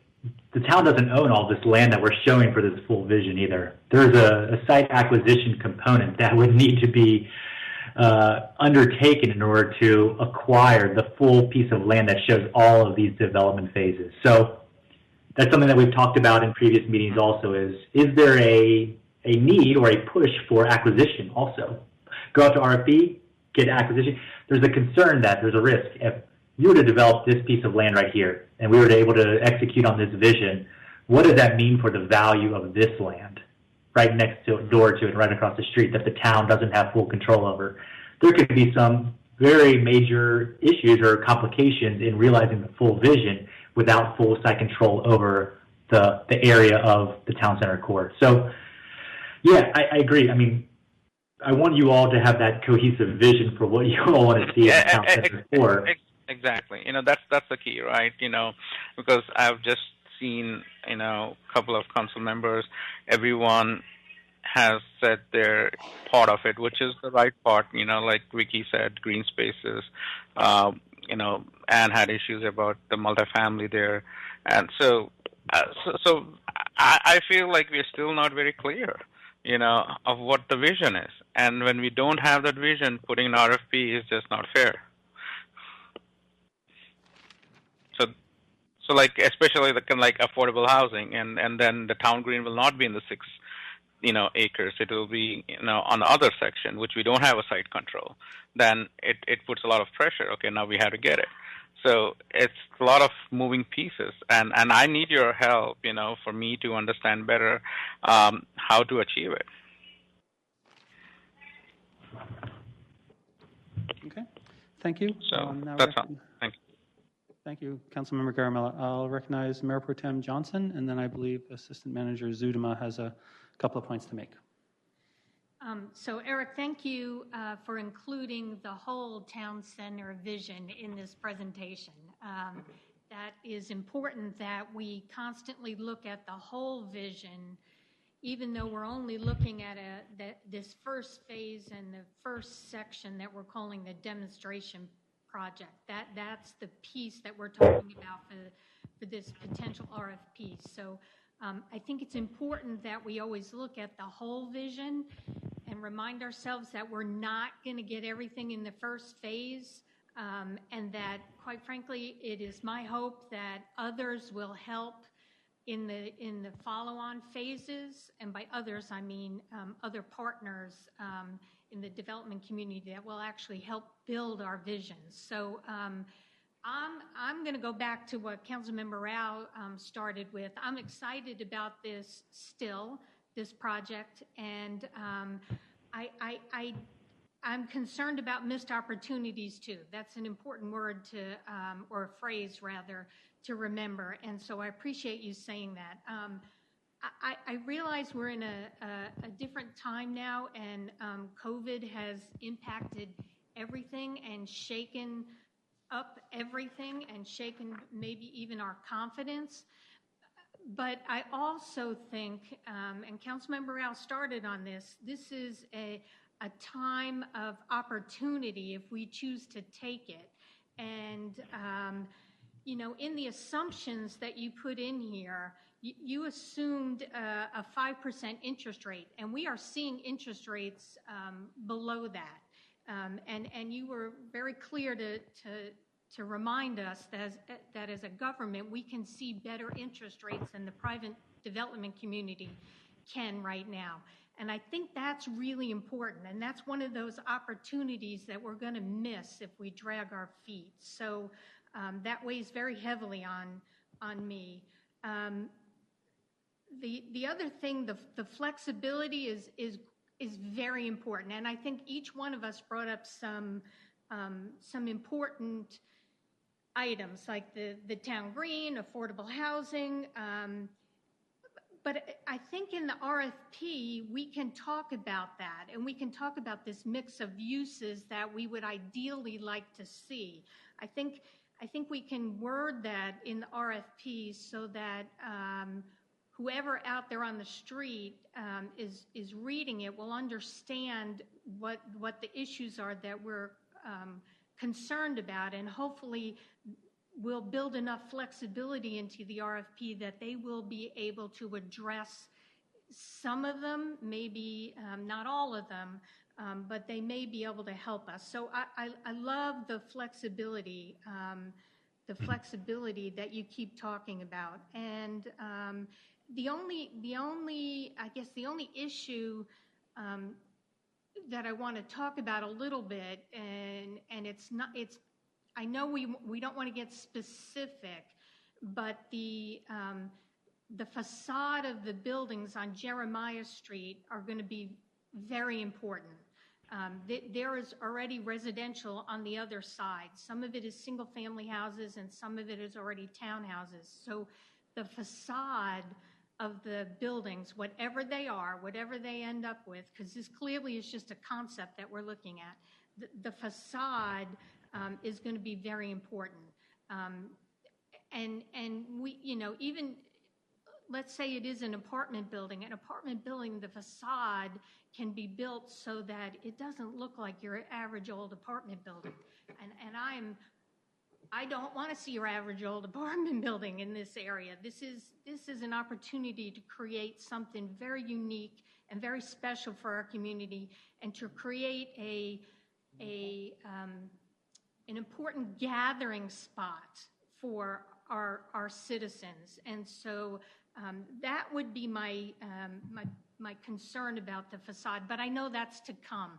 And I understand the flexibility that you talk about will allow for that creativity to come out. At least that's my hope.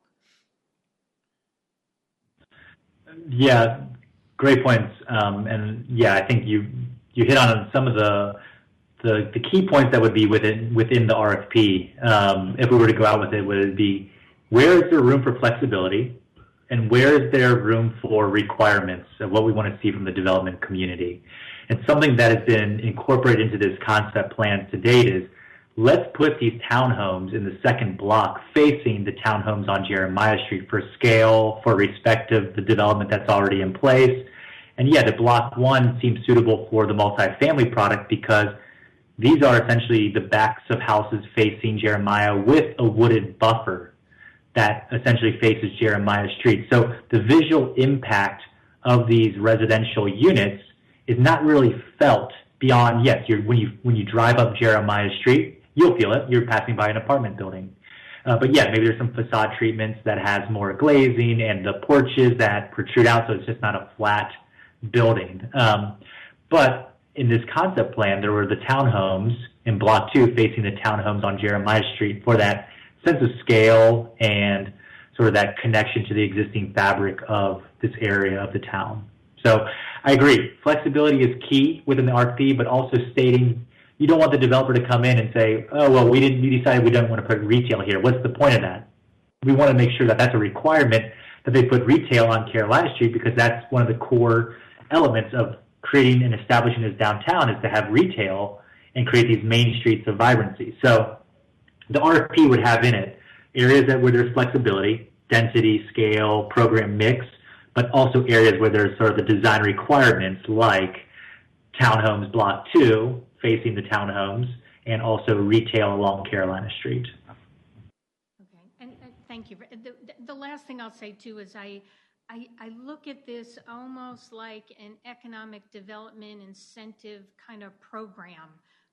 We offer economic development incentives, or at least we entertain them routinely, and this is kind of one of those projects, quite frankly, that will spur future development into the other phases. So I think this is, I think it's exciting, and I don't want to miss an opportunity right now. Putting an RFP out there, I hear what Councilmember Garamella is saying. Putting an RFP out and then not following through is not a good thing. I agree.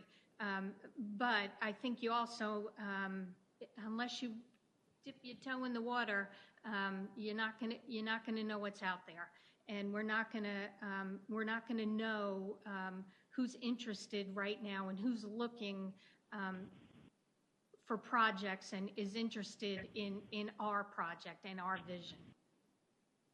Okay, thank you for your thoughts. Councilmember Fender, please. Thank you, Mayor.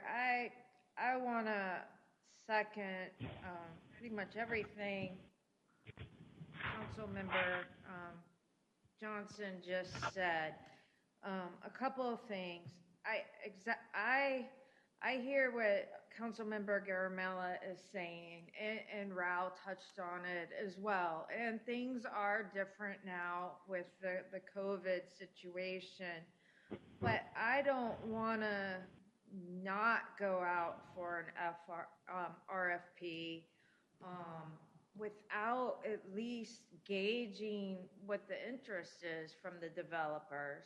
I think it is worthwhile to, in the process of developing the RFP, and who is making contacts with potential developers, at least find out if there's interest. We may find out that there's a ton of interest. We know that developers are salivating over the land at McCrimmon Extension, wanting to build apartments and other things. So we may just be surprised by the interest in developing this specific area.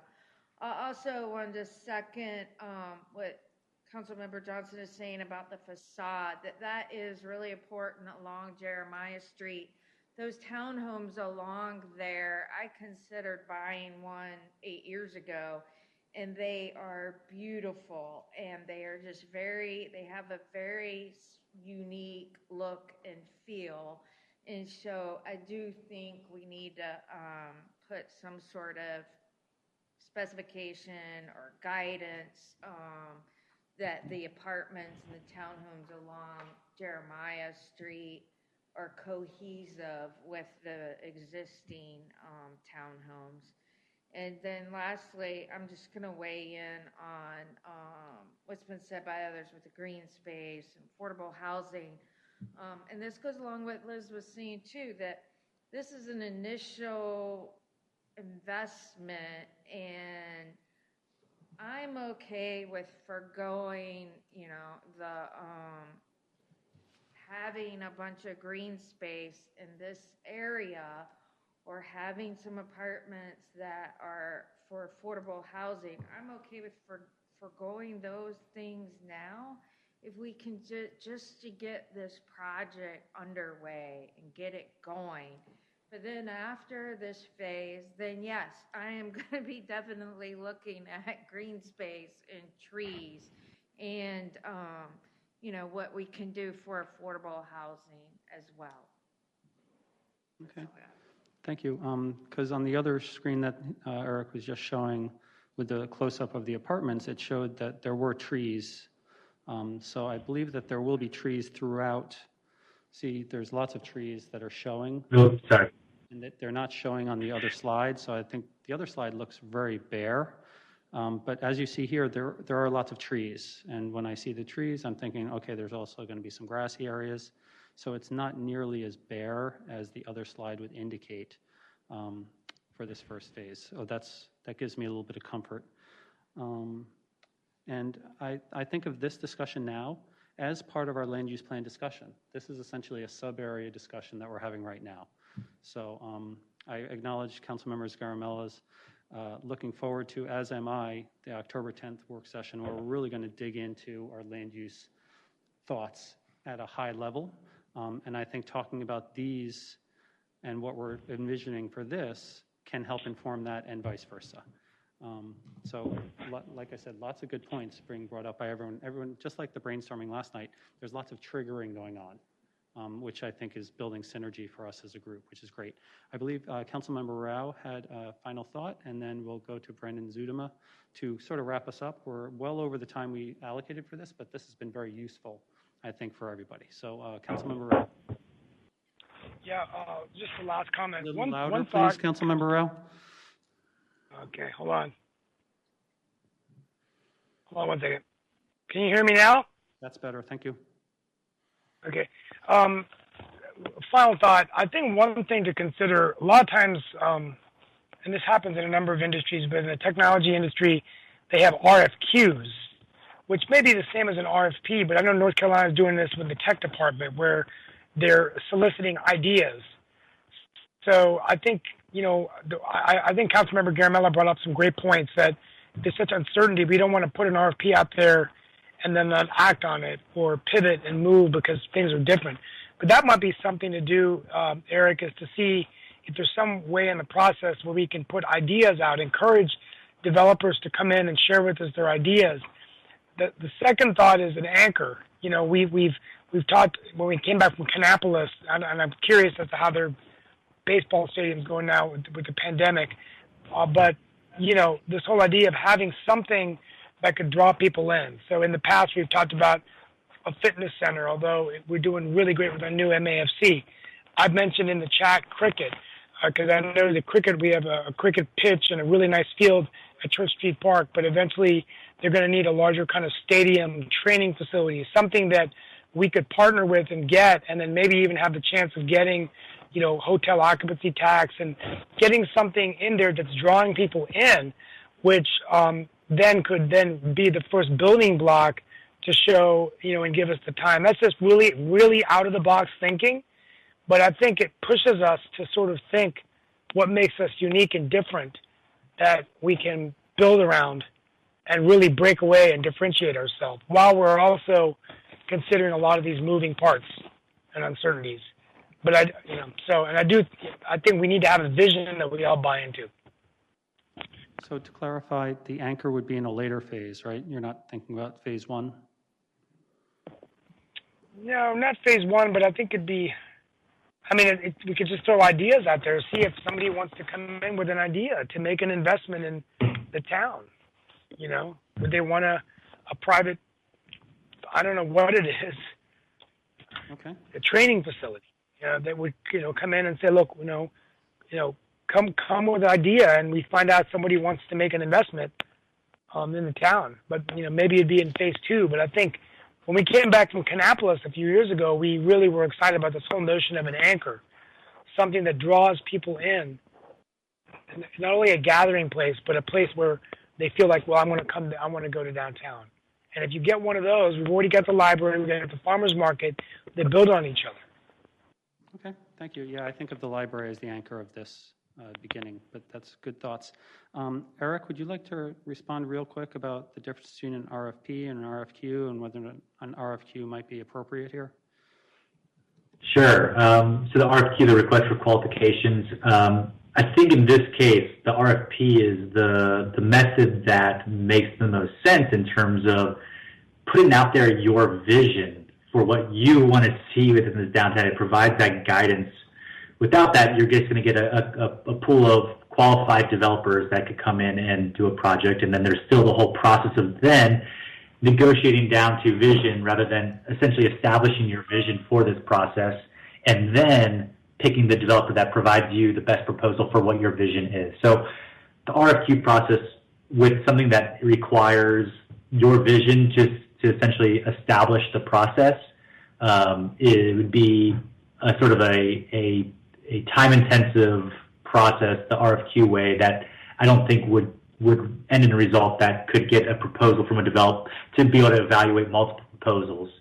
Yeah, there's plenty of qualified development firms out there, but to get a proposal from a development firm that essentially hits on all the targets that you want to have happen within the town center, that's the RFP route that we would recommend for this process.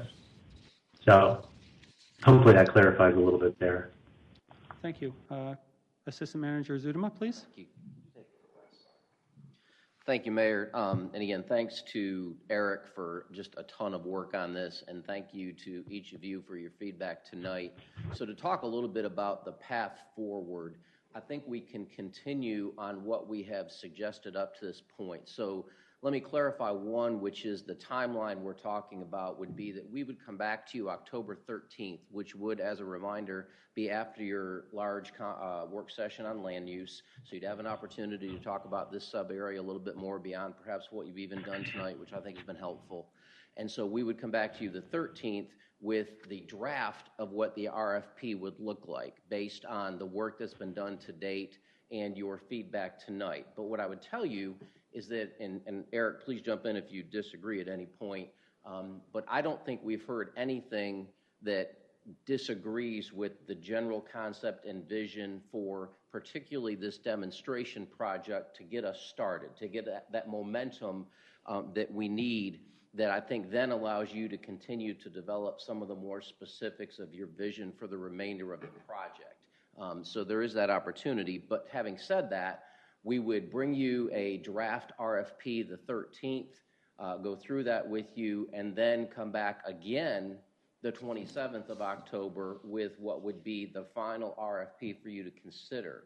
Now, should you consider it that night, we're talking about not even seeing those RFPs back until January. We need to give developers an opportunity, and as I think Councilmember Fender and perhaps others referred to, that includes an opportunity for Eric and DFI to begin reaching out to folks that they know would likely be interested. We've got a list of people to call that have been calling us asking, when's this coming, when is it coming out? So I've had 2 or 3 of those calls probably in the last 30 to 45 days. So just as an indicator, there's still some interest out there for this. So you would likely not see a recommendation or a recommended developer coming back to you potentially until March. So that's sort of the time frame we're on. So I heard the mention of, see what it looks like in 7 or 8 months. It potentially could be 7 or 8 months before, we would be bringing you back a recommendation, just for something to think about. And again, that's a recommended timeline. There's flexibility in that as well. Beyond that, I would say that, again, we have the feedback I think we need to be able to make perhaps minor modifications. I think the RFP is close to ready to go. Bring that to you the 13th. Let you have that to discuss that night and then look at for a couple weeks, and then if you don't direct us otherwise, we could come back the 27th of October to give you a final RFP for consideration. Again, I think what October 27th, particularly in terms of land use plan, could be dramatically different from what September 22nd. So there's an opportunity there as well. And then again, this lets us, even informally, by releasing the RFP, begin to gauge interest, and I think we'll know pretty quickly. If there were not to be any interest, we could certainly share that with you, but that's not what we expect given the market. Okay. Does anyone have any questions for Assistant Manager Zudema or Eric Thomas before we move on? Okay. So, I have a question. Okay, Councilmember Garamella. Yeah. Hey, Brendan, the timing of the RFP, you're giving right before the holiday season. Is that the best time to do it? So we've talked a little bit about that, and that's why we've actually extended it out several weeks into January so that they have some time. We would likely release it early to mid-November if you were to approve it on October 27th, all very, very tentative, but if we follow the timeline we have out there right now, and again, you'll see that timeline on the 13th when we talk about the actual RFP as well. We can certainly take feedback on that. But yeah, that would give us into January, so we wouldn't be asking anybody to rush and get it done, over Thanksgiving or right at Christmas. So we would, Eric, what are we talking about? Minimum 6 to 8 weeks to let folks have an opportunity to respond to that. Yeah, we kind of allocated within the timeline 90-day period for once upon release of the RFP. So, and again, factoring in the holidays, we always want to factor in the holidays. I think that's what happened in our original RFP process was it was right around the holidays that they were due. And so we want to make sure that there's plenty of buffer after the new year to finalize any proposals that come in. So, yeah, we've talked about that and what the proper timing should be, factoring in holiday time where people take off. Okay. So it sounds like Eric and staff has good direction to move forward, generally affirmed, with some caveats that we're we understand that it's a challenging time.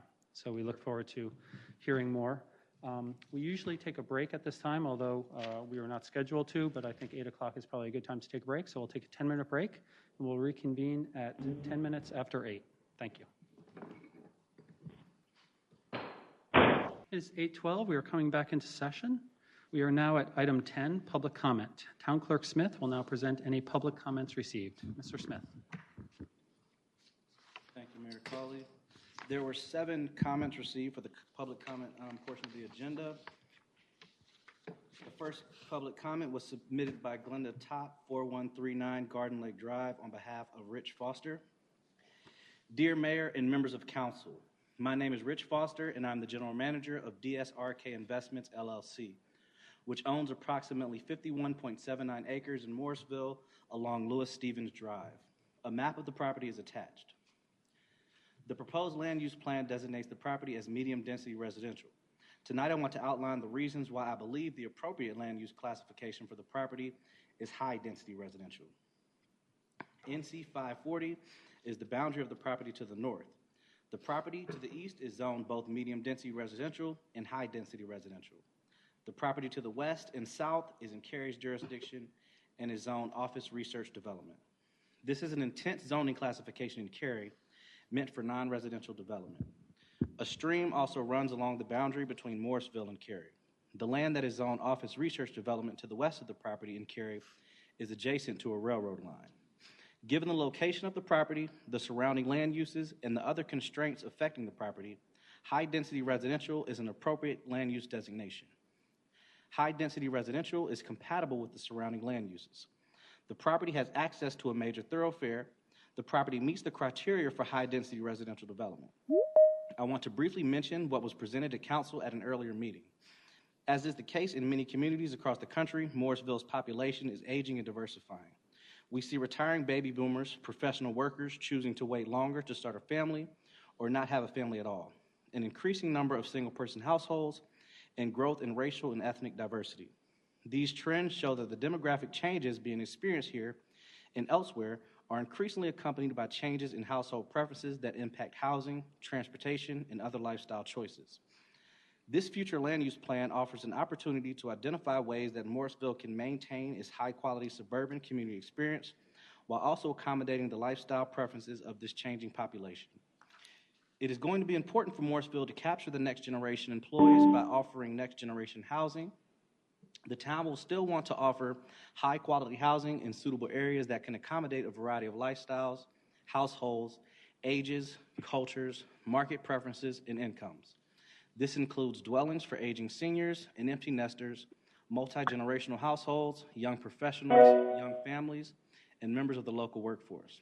Given the changes in demographics, it is critical that Morrisville provide more housing choices for all residents, specifically multifamily housing. Given the trends of today, more people are choosing to rent versus own. This includes singles, young families, and seniors.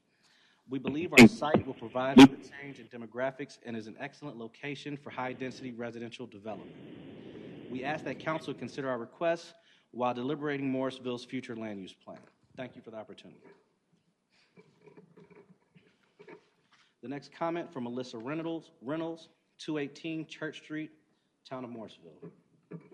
I live at 218 Church Street, also known as the Weston Edwards House. It is the blue house built in 1892 in between the historic Christian church and the Robert E. Atkins House. In the land use plan, a new large road runs directly toward our house, placing us at the end of a T intersection. There is a large standalone apartment complex next to it. Not only would this road or apartment distract from the beauty of the historic district and directly contradict the stated goals of preserving the character and identity of the historic district as stated on page 61 of the land use plan, but it would also be a major issue for my family. We will be backing out of our driveway into an intersection. Young children live here, and it would be unsafe dumping traffic directly in front of our house. It would also create a major privacy issue for our family, as streetlights and bright headlights from cars would have direct views into our living room and bedroom on the first floor. It feels entirely unfair to send a road directly to a private residence that would negatively impact our quality of life, especially when there's a town-owned property right next door. It seems to me that the road is only in the design to serve the apartment complex. Both would take over the current lovely green space. Right now, that land contains the historic house that belonged to the late Franklin Upchurch and was originally a part of the Morrisville First Baptist Church. It also contains the Morrisville Community Garden.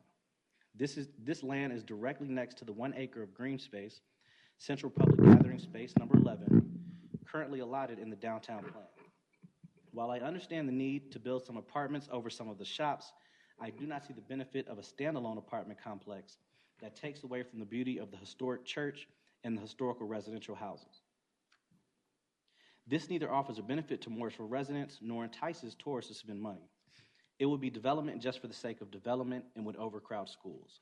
Since the town already owns the land in question, there are much better uses that will benefit the town and all Morrisville residents. The town could show a park here in the land use plan because it is already owned by the town.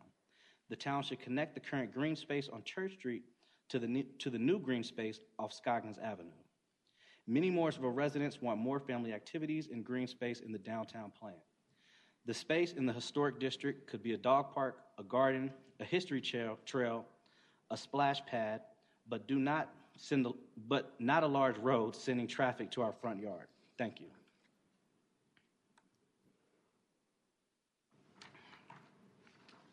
The next comment received was from Helen Grant, 116 Coudreau Lane, Town of Morrisville. I would like a key card access dog park. Please keep some green. That is what attracted us to this town. There's too much residential and commercial in certain areas. Thank you. The next comment received was from Steve Lauderdale, 2104 Glade Valley Lane, Morrisville resident.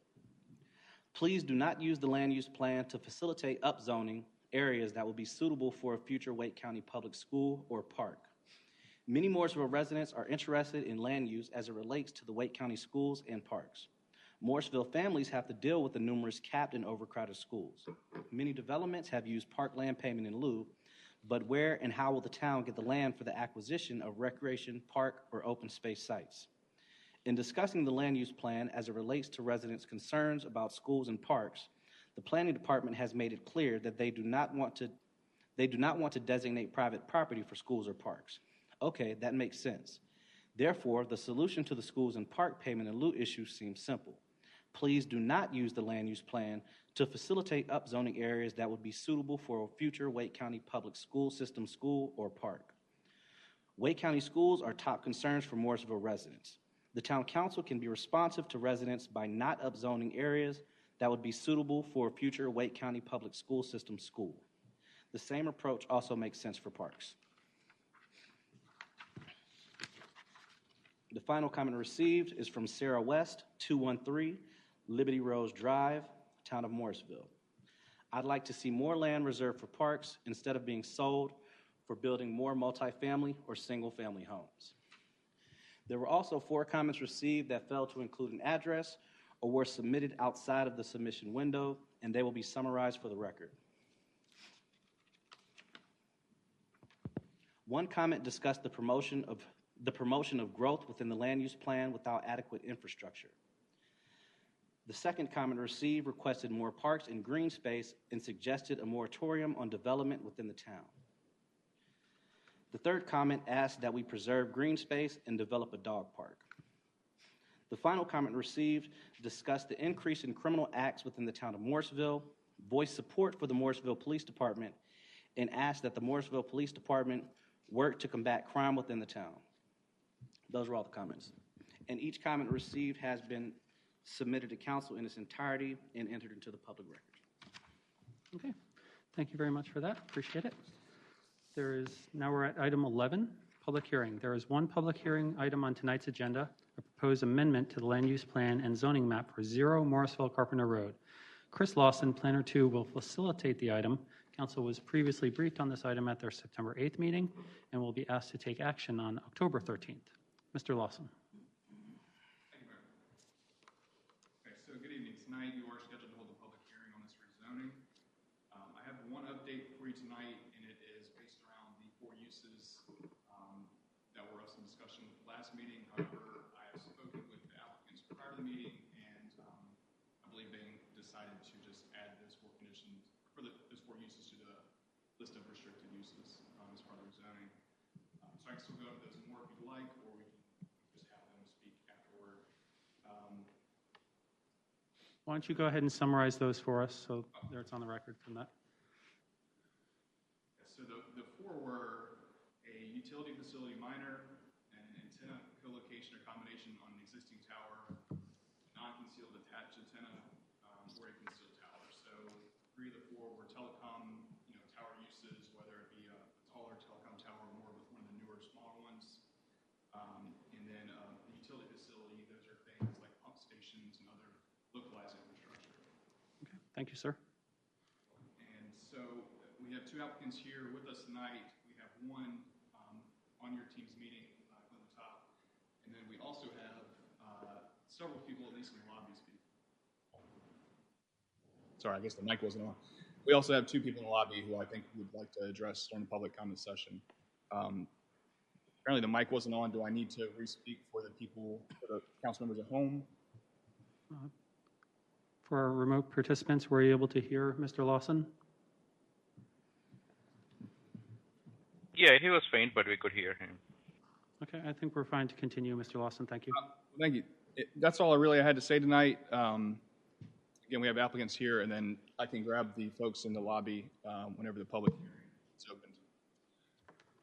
Okay, any questions for staff before we open the public hearing? We usually open it right up.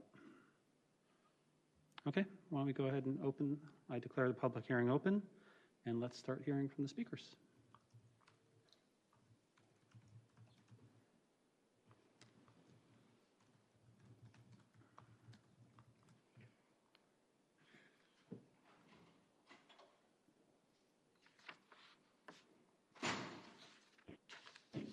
Can you all hear me?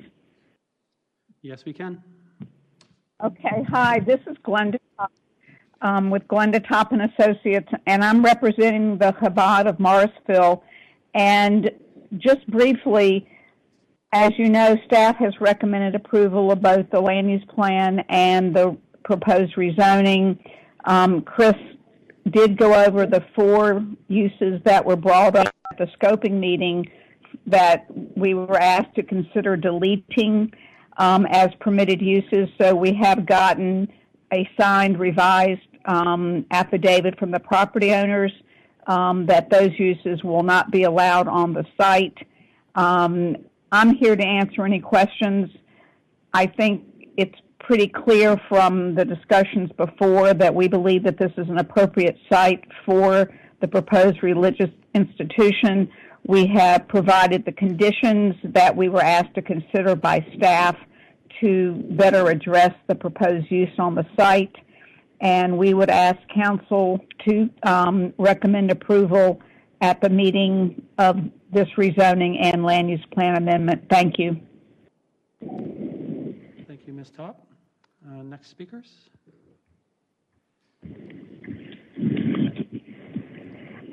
You will have 3 minutes, sir, if you could state your name. Thank you. You'll have 3 minutes if you could state your name and your address, please. Okay. Good evening. My name is Michael Fagan. I'm a resident at 148 Leafy Creek Drive, Morrisville. And this is my wife, Diana Fagan. So while we were waiting for our opportunity to speak before you, we read a little bit on about the history of Morrisville. It says Protestants and Hindus came to Morrisville a century apart, both seeking to establish houses of worship. Morrisville in itself, it's a very diverse town, religiously, culturally. We have Christians, we have Muslims, we have Hindus, we have Jews. As a result, we have churches, we have Hindu temples, we have Islamic center. What we don't have a permanent synagogue. So why I believe we need it? Sorry, I have a list. Synagogue is not only a place of worship, it's also a cultural center for Jewish people. It's also a Hebrew school. Hebrew school is very important for us. I saw both of my kids going through Hebrew school with Rabbi Israel. They all became more caring people, less selfish persons, just better people. Also, having our own building will help us to ensure the security of worshippers. Currently, we have security provided by police of Morrisville, and we are very thankful for that, but having our own building will help us also take control. So nothing will happen like what happened in Pittsburgh a couple of years ago. Also, if we have permanent Jewish home like Jewish Center, we'll see more people move into this area because this will help them to ensure the sanctity of Sabbath. We are probably, Rabbi and us, we are the only lucky people who can walk to current synagogue on Sabbath, so without breaking the sanctity of it. Many people are just jealous because they live far away. If you have permanent home, people will reconsider actually moving to this area. And the more Jewish people we have here, there is a good chance that we'll have kosher restaurants and maybe kosher grocery stores here. And as a result, hopefully it will lead to some tax revenue for town of Morrisville as well.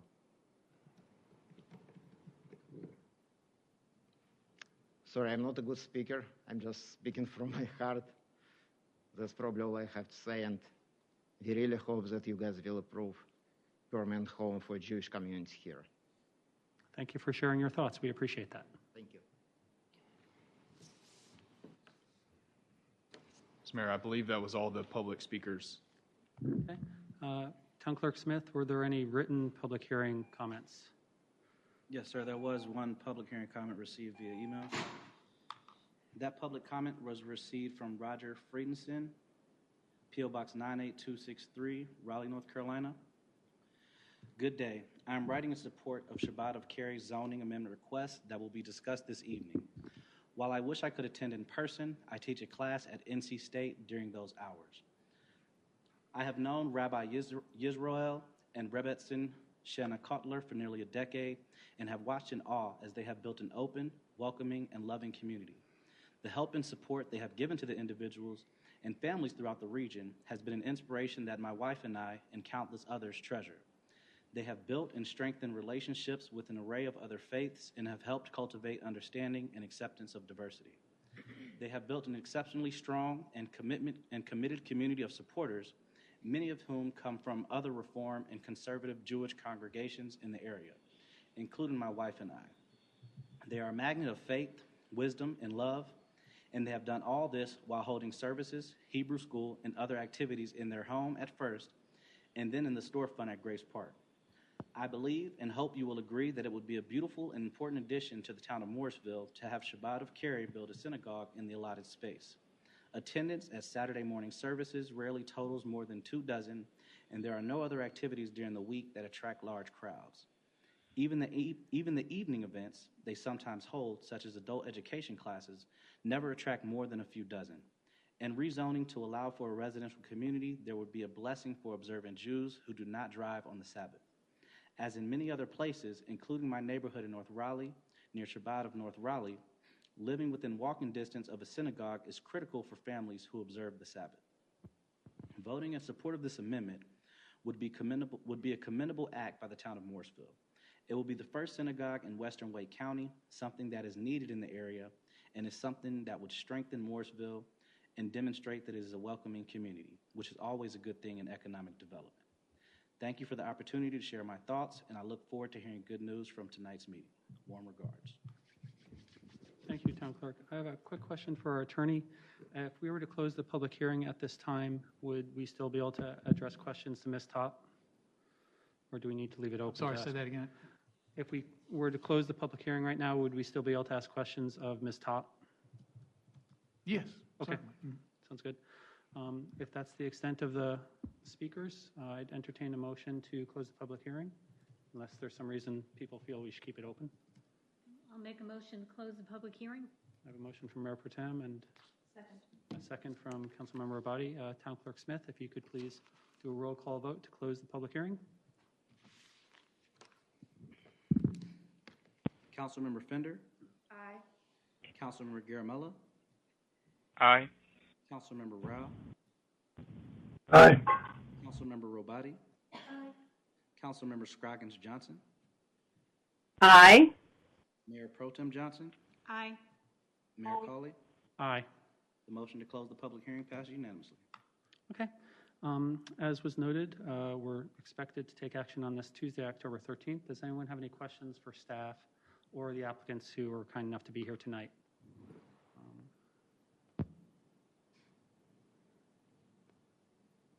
Giving the remote participants another moment to chime in if they wish. Okay. No questions. Did either of you want to say a quick hello or anything while you're here? No, not required, but. I will, and I will just add that thank you again for the opportunity to see you. We're in the midst of the Jewish high holidays, and I wanted to thank the town for allowing us to utilize the Morrisville Community Park, where we were having shifts of no more than 30, 40, 50 max congregants coming together at the park for the Rosh Hashanah and the Yom Kippur. And it's been beautiful to come in person with masks, social distancing, but we thank the town staff and all y'all for allowing us the opportunity to do it in a safe way. And it's a good beginning for what we hope is going to come. So thank you.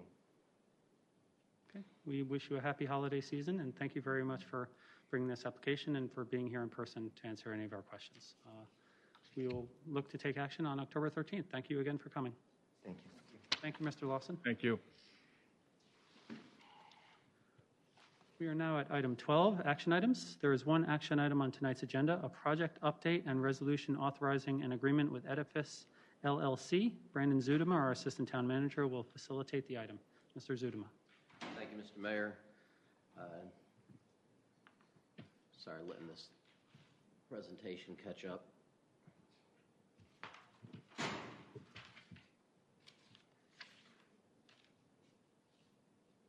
There we go.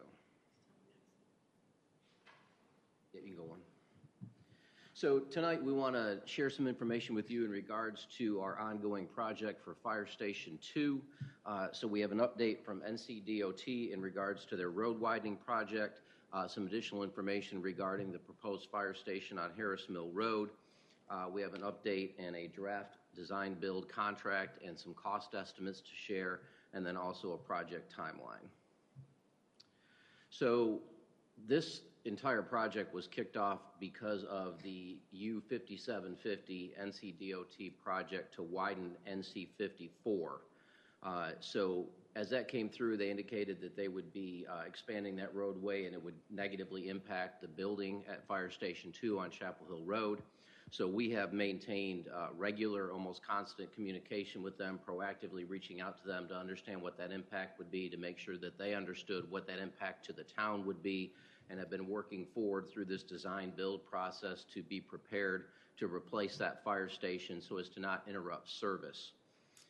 So as we have continued to talk to them and expressed what the impact was, we just recently learned that they have reevaluated that project. They have gone back and purposefully reduced the width of the project to the point that it will now, in fact, not touch the building as they had originally intended. The sidewalk will come right up to the front of the building, but their project will not touch the building itself. It will still take some of our property on the front of the building, but it will not actually impact the structure as was previously intended, well, not intended, but a result of their original design work. So again, we have kept regular communication with them. We now have an update from them that they are proceeding with revised plans that they expect to be at 65% by this fall, and at what they consider a move forward 75% by January. They've shared those plans with us, and those plans do not include an impact on the building. So with that NCDOT revision, Fire Station 2 can now remain in service. That is a significant change from what we have been able to previously discuss with you, but that is a result of them reducing the width of the expansion of NC54 through that area. So as part of that conversation, I've been in regular contact with Chief Criddle along with NCDOT to make sure we were addressing all the concerns that we needed to. I have had conversation with our engineering department. I've had conversation with the planning department to make sure we understood what the impact of this new design was. We have talked to DOT, and they have, in fact, added median modifications to the reduced width project. so as to allow full movement out of that fire station for all of our apparatus, including the Quint, which is a long 54-foot aerial. So that, and we did that because that truck cannot come out and have to go north and make a U at McCrimmon. It's just too big of a vehicle to practically do that. So DOT has made a commitment to us in writing that they will ensure full movement out of the existing fire station in both directions from both entrances, which is important based on the amount of equipment apparatus that we currently run out of that fire station. This will require some minor modifications on the site, primarily around parking and ADA access. We are working on some cost estimates for that to basically move some parking spaces. We do not estimate that to be a significant issue to overcome. And we will still get some compensation from NCTOT for the portion of the property that they take. Do not know what that will look like, have not started negotiations at this time. I'm actively reaching out to get them to begin those negotiations, but they need to get those 65% plans this fall before they'll actually start those conversations with us in any meaningful way. And just as a note, this is good news in the sense of not needing to immediately move Station 2, but want to remind you that it is also still nearing the end of its useful life. It is much closer to the end than the beginning. So the plan would still be to move this fire station out to the Wake Tech parcel that we are in the process of purchasing that faces Paramount Parkway. So that then brings us over to current Fire Station 3, which is a shared facility with the Cary Fire Department out at Cary 7. So what this allows us to do now is, rather than having to move Fire Station 2, we can instead take a step forward and move Station 3 into town, which is advantageous for us from a fire service response aspect, and it also brings all of our companies into town and implements the intended 3-district response model that Chief Criddle and his staff have developed. As a reminder, and you've heard this before, that co-location at Cary Station 7 was always intended to be an interim measure. That was never a permanent or a long-term solution.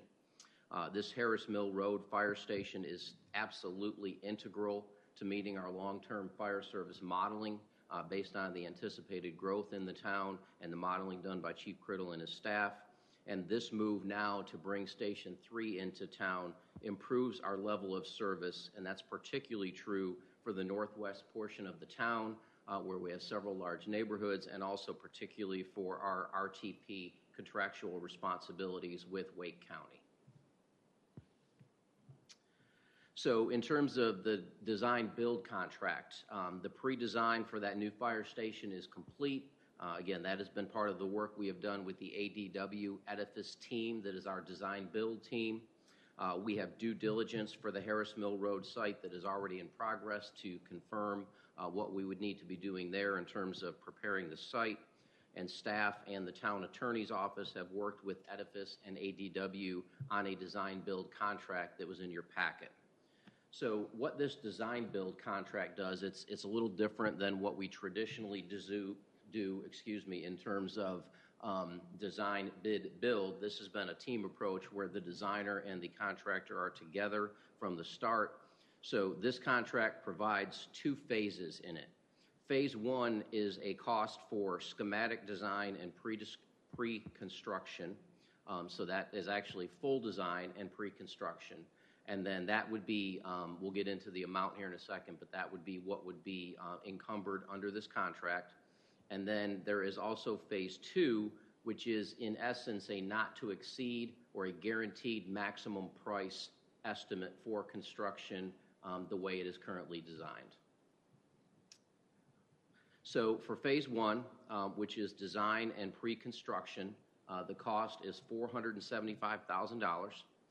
We currently have approximately $750,000 that is unencumbered in the Public Safety Capital Project Fund. So we have used some of the Public Safety Capital Project Fund previously for the land purchases associated with this project and for that pre-design work. 350 of that 750 is allocated to the Public Safety Traffic Preemption Project in terms of getting emergency vehicles through traffic intersections, traffic lights. but it is temporarily available for this project because the preemption collaborative project with Cary has been delayed. So we are not currently encumbering those funds so that we can use the money we would need to get to the 475 for the design and pre-construction in phase 1, and no additional general fund allocation is necessary at this time. The money is there to fund the design and pre-construction. So that brings us then to the phase 2. So again, an approval of this contract would encumber that $475,000 to allow us to continue forward with the design and pre-construction work. The other component is phase 2. This contract is providing a cost estimate, but is not encumbering that money at this time, is not committing that money at this time on your behalf. The total phase 2 is $5.85 million. That includes $3.98 million for construction of the facility. That's a 15,700 square foot facility that would have 3 bays. That does include EMS space. Would share with you that we are still in conversation with them. Our original conversation with them was, will you move with us to this new fire station, because we have to leave Fire Station 2. So we have not had the opportunity to circle back with them to get any sort of commitment about whether or not they would want/need additional space at what would be Fire Station 3 on Harris Mill Road. But we will do that. But this is being designed in a way that if they were not interested or able to commit to that, it could be scaled back to reduce cost.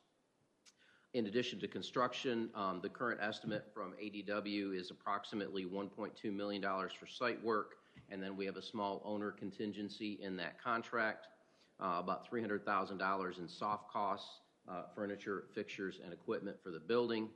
Again, because it would be a new building that we would have to essentially fully equip. And then the other component of this project is doing an extension of J. Morris Commons Lane. So J. Morris Commons Lane runs off of Harris Mill Road and dead ends generally adjacent to a cell tower there. But straight through that very lightly wooded area, there's a sidewalk that connects over to the Fuji Diacenth property on George Watts Hill Drive. So they currently use that to allow their staff to walk back and forth from the 2 facilities. Chief Criddle has reached out and arranged for conversation. We have talked to them, and they are open to us putting a road connection through there that would be a gated road so that our fire apparatus could reduce minute 15 seconds of response time getting out to Davis Drive and up to RTP's area, up to those neighborhoods in the northern end of the town.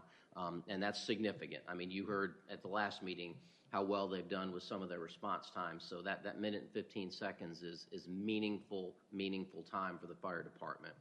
So our current estimate is that we could construct that roadway for somewhere in the area of $250,000 to make that connection. It would then have a gate where the fire department would use it only going out on responses. They would come down Davis to McCrimmon coming back to the station, and employees of Fuji Diacenth would be able to swipe a gate and be able to drive through there for their access, but it would not be public access. So those costs then total up to the $5.85 million estimate for Phase 2, or the construction of Fire Station 3. So again, just for clarification, approval of this design build contract tonight does encumber $475,000 for design and pre-construction. That money is currently available and unencumbered in the Public Safety Capital Project Fund, would not need a general fund allocation. It does essentially cap our construction project cost at $5.85 million. It does not encumber that full $5.85 for construction now. Construction funding would be a part of FY 2022 budget discussions. We would come back to you with a contract modification with actual construction costs for the Phase 2 funding in probably about 10 or 11 months from now. So in that sense, here is the current project timeline that if you were to approve this design build contract tonight, that Phase 1 contract would begin work almost immediately. They are ready to go. They are waiting for us to give them the green light. So design would occur between September of this year and roughly August of next year. It's give or take a 12-month process. So we would anticipate sometime next summer coming back to you for phase 2 contract approval or construction approval. Construction would begin shortly thereafter, about a year from now, and by the fall of 2022, we should have substantial completion of Harris Mill Road Station number 3, and we would have all of our companies in town, and we would have the 3-district model deployed in town. I am happy to take any questions you may have. This is very exciting. I think a lot of us were surprised to hear that DOT won't be taking Fire Station 2, and we're glad that we now have options. Councilmember Garamella, please. All right. Brandon, thanks for the presentation, but I have some fundamental issues here because this is an action item, a lot of changing things going, and why are we presented to have an action item the same night when we are talking about 5.5 million or above, and a lot of scope change, like, adding 250,000 to the Diocese was not talked about before. We are first time listening about the fire station will still remain. So for me, it is too much to digest here, and this is not right because we had the previous example of Morrisville Carpenter, Morrisville Community Park. It was given one action to do it. We said we will not repeat this issue again and have action item 2 after the second week. And to do this again and then trying to get an approval from us, I don't think it's fair for us. And then also the 6.3 acres that we got, I think the whole plan is only looking at 3 to 4 acres for the fire station. It doesn't talk about what the rest of the land is going to be used, because remember, each acre is like $350,000. So that we are talking about like $1 million of, or close to $700,000 of land, which we don't have a plan of action when we are going to spend $1.2 million in the site plan. So does the site plan include anything which is not being used? I don't know the answers to that.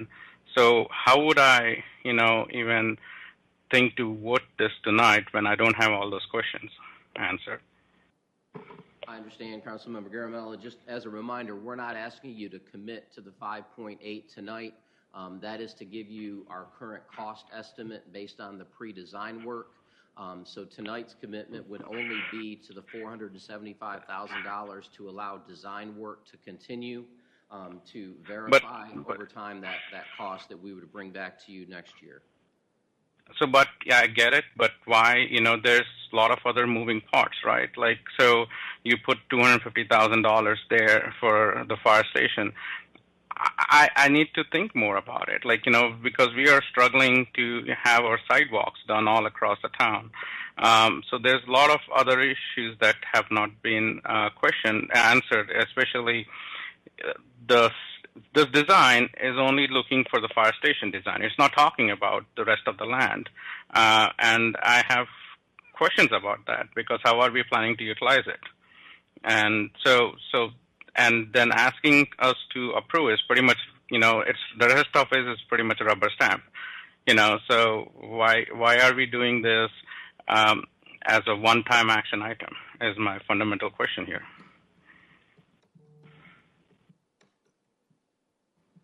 I'll leave. Does staff have an answer about what might be used for the rest of the site? That seems to be one of the questions that Councilmember Garamella has. So we've not had conversations specifically about what else might go on the site. Our focus has been around the fire station fitting on the site. Our conversations with ADW and Edifice have been to allow us to maximize whatever would be left of the site.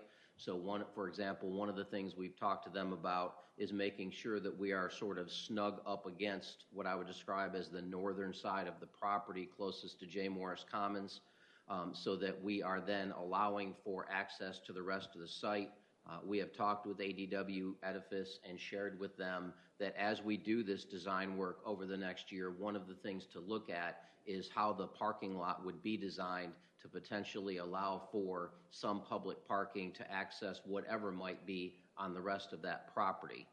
But again, our focus has been around the fire station because there's essentially one place for that fire station to go. It's not a, do we put it here and use the rest of it for X or put it on another portion?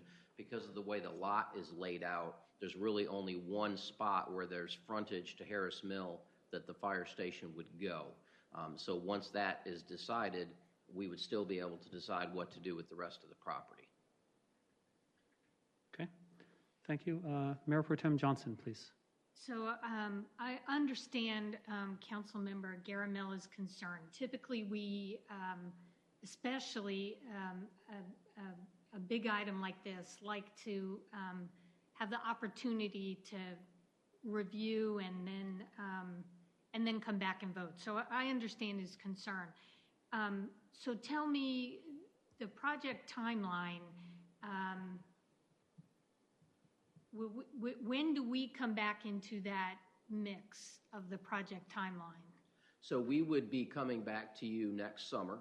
And at that point, we would have worked through the majority of the design work to have a final construction estimate that we could share with you. And we certainly would come back over the course of 2 meetings at that point. The first meeting then would be to share with you where are we in terms of what might have changed from what we've shown you tonight in terms of the estimate for the 5.85. To give you that information and to give you sort of the final feedback on what the station is going to entail, and to then let you have that opportunity to consider that number. I understand that's a very significant number, and you'll have to make a determination as to where that funding comes from. Our thought with coming with it tonight was that the only commitment or encumbrance being made is for the money already designated for this purpose in that Public Safety Capital Project Fund. But we would be coming back to you as design work was finishing up to share with you the results of that design work and what impact that may have had on the construction cost estimates. Okay, so it gives us another check-in point, gives us absolutely. Another opportunity to look at the site and be sure that the additional property, because this is a larger piece of a larger parcel than we needed for the fire station. So at that time, we would know, because the first priority is for a functioning fire station that works to help with our response times. So that clearly is the priority that council talked about, and clearly what our staff has talked about and the chief. So at that time, we would understand how that fits on the property and then how much is left over and what we could potentially do with the remaining property. Correct. So I do think it's an order of function in the sense that my thought was that it would be almost premature to discuss the rest of the site, because at this point, even after tonight, you will not have committed to building a fire station. That certainly will be the ask, and that is the need, but that won't be a commitment until next summer. Now, certainly this will also be a part of FY22 budget discussions. So the next time you hear anything won't be next summer. But the next formal update on the fire station would potentially be next summer. But certainly as we move forward, you'll be having that as part of ongoing discussions around, whether it's bond and debt capacity, FY 2022 budget, and those sort of things as well. Okay, that's good. That makes me much more comfortable. I also, the timing here, I'm going to make an assumption, so you all check me on this. This is going to be good timing for us to talk about this for a bond package in November of 2021 too then. Does the timing line up good? Okay, I'm seeing head nods. Okay, because that's important, because we also have talked about that as a council. Yes. How this potentially could be a bond question. And of course, we all know that the best way to, or the cheapest money we can get is through bonds. So, okay, so that's good. That makes me feel good too. And I do understand we're talking now about a road connection. Well, not a road connection, but an access point specifically just for the fire station, but that we have not talked about before. But maybe it would help us all if you brought up a map and showed it, because I just brought up a Google Maps, and I will tell you, that is a fabulous idea. When you look at that on Google Maps, you can see how, you don't even have to tell me. I can see that this is going to save response time for our fire departments. So I think that is very important. That will help not only with RTP response, but quite frankly, it looks like it would help with Breckenridge response too. So It would. yeah, so I think that's important. And this location for the fire station is going to help response in Breckenridge and those neighborhoods off of Davis Drive and up Church Street to Kitts Creek and Providence Place. So I would, again, understand the concern about moving so quickly on this, but this is important. Response time is a big issue in this town, and you all have heard me talk about it. When you get done up here, you need to come back to Morrisville Parkway and start working on that, so I can see those numbers. But the need is here, and it's critically important. That's all I have to say. Liz, I totally understand, and I totally agree with all these things. But the biggest scope change was we were rushing for this project because the fire station 1 or 2 was going to be completely destroyed, right? And now it is going to stay. And now, the whole plan is getting kind of readjusted because the whole idea of fire station 2 would move to the Wake Med, and then, the Wake Tech, and this one from Cary would move in here. So why are we forced in to vote tonight when that urgency is not there? And especially even if we say yes today, we're going to get this back after 12 months. So the answer to that would be that, again, we're not asking you to commit to the 5.85 or to necessarily the road tonight. We're trying to show you what we believe the current cost estimate to be for the project should we build on Harris Mill Road as intended. We certainly appreciate that this is a change from what you've heard before, but in the sense of the project and the timeline, this is just the next logical step to continue design work, and then we still have between 10 and 12 months to have discussions about the actual construction cost, the roadway connection, and other things that you may have questions and want to better understand, and we're happy to do that over time. So we have a couple of people queued up to make comments, including me. But if I could just ask a quick question and preempt just to address this issue. Would it be very detrimental to the process and the progress if we were to vote on this on the 13th instead of tonight? No, the only detriment per se is that it just delays the start of that design project. So it delays, the project by 3 weeks. So I don't know that I would describe that as detrimental at this point, particularly that we're talking about moving Station 3 in versus replacing a fire station. Okay, thank you. That's very helpful. Councilmember Scroggins-Johnson, then Councilmember Abadi, and then me, and then Councilmember Fender, please. So Scroggins-Johnson first, please. Thank you, Mayor. First of all, I'd like to say that I was a little bit surprised that Fire Station 2 is not going to be impacted severely by the road as we had anticipated. That is a good thing because it does alleviate a lot of time-sensitive build design that we had wanted to move this project forward so quickly. So with that said, I do want to know if we have closed on the 2 properties that we had approved as a council yet. Do we own the property where this future Fire Station 3 will be and the Wake Tech property? We have not yet closed on either. We are in the due diligence period for both properties, and we are currently actively doing the environmental studies and the site work that is necessary for us to be confident to go to close on both those properties.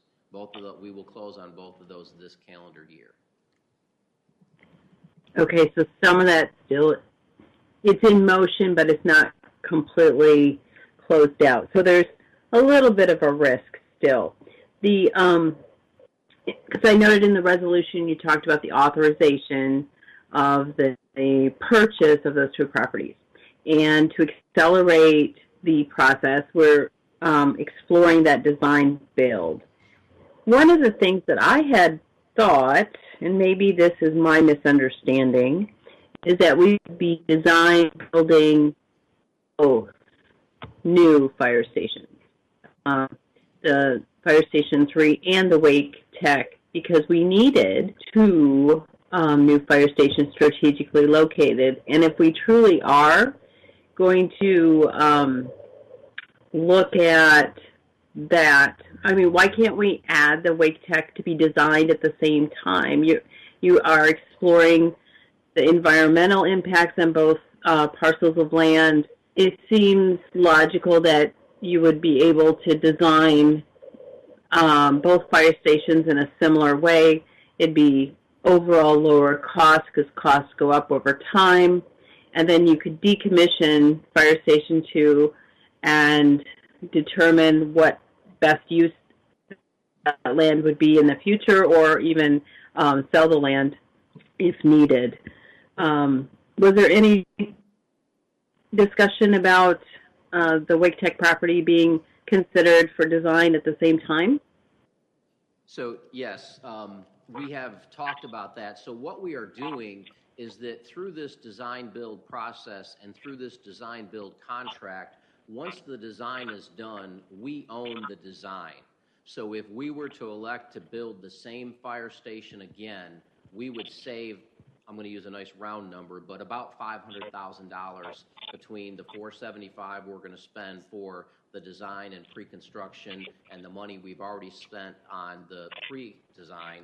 So we would not have to spend that money again with minimal possibility if we had to do any alterations because of the site at Wake Tech, but we don't foresee those problems. Our due diligence should confirm that for us, so that when we're ready to build on Wake Tech, we can simply take the design that's been done, and we could elect to have potentially the same contractor do that. We could potentially elect another contractor to do that, but we would own the design to the fire station that's being built on Harris Mill Road and could basically reconstruct it on Paramount Parkway on the Wake Tech property.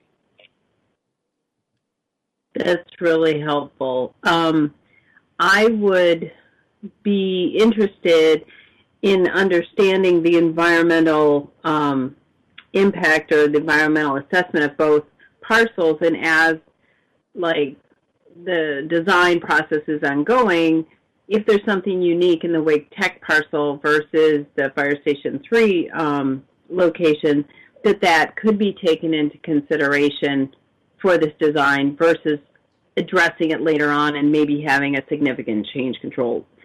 Soil, there's all different kinds of different situations for land around Morrisville. We have a very diverse set of circumstances. So that's one of the things that I was thinking about as I was looking at the fact that we don't have as much time pressure, that we look at both sites at the same time for design purposes and ultimately save money and also a lower cost. Well, lower cost meaning opportunity cost. And I'm not really prepared to vote tonight either, because I want to talk about the Wake Tech property a little bit more. I want to explore a little bit, what this Fire Station 2 impact will be, because to make that operational during the construction, there's probably, other things that we need to consider as well. So those are my thoughts. Thank you. Councilmember Rabati, please. So Brandon, thank you very much for making this presentation available to us last week. I was also surprised to hear that we have Fire Station 2 back.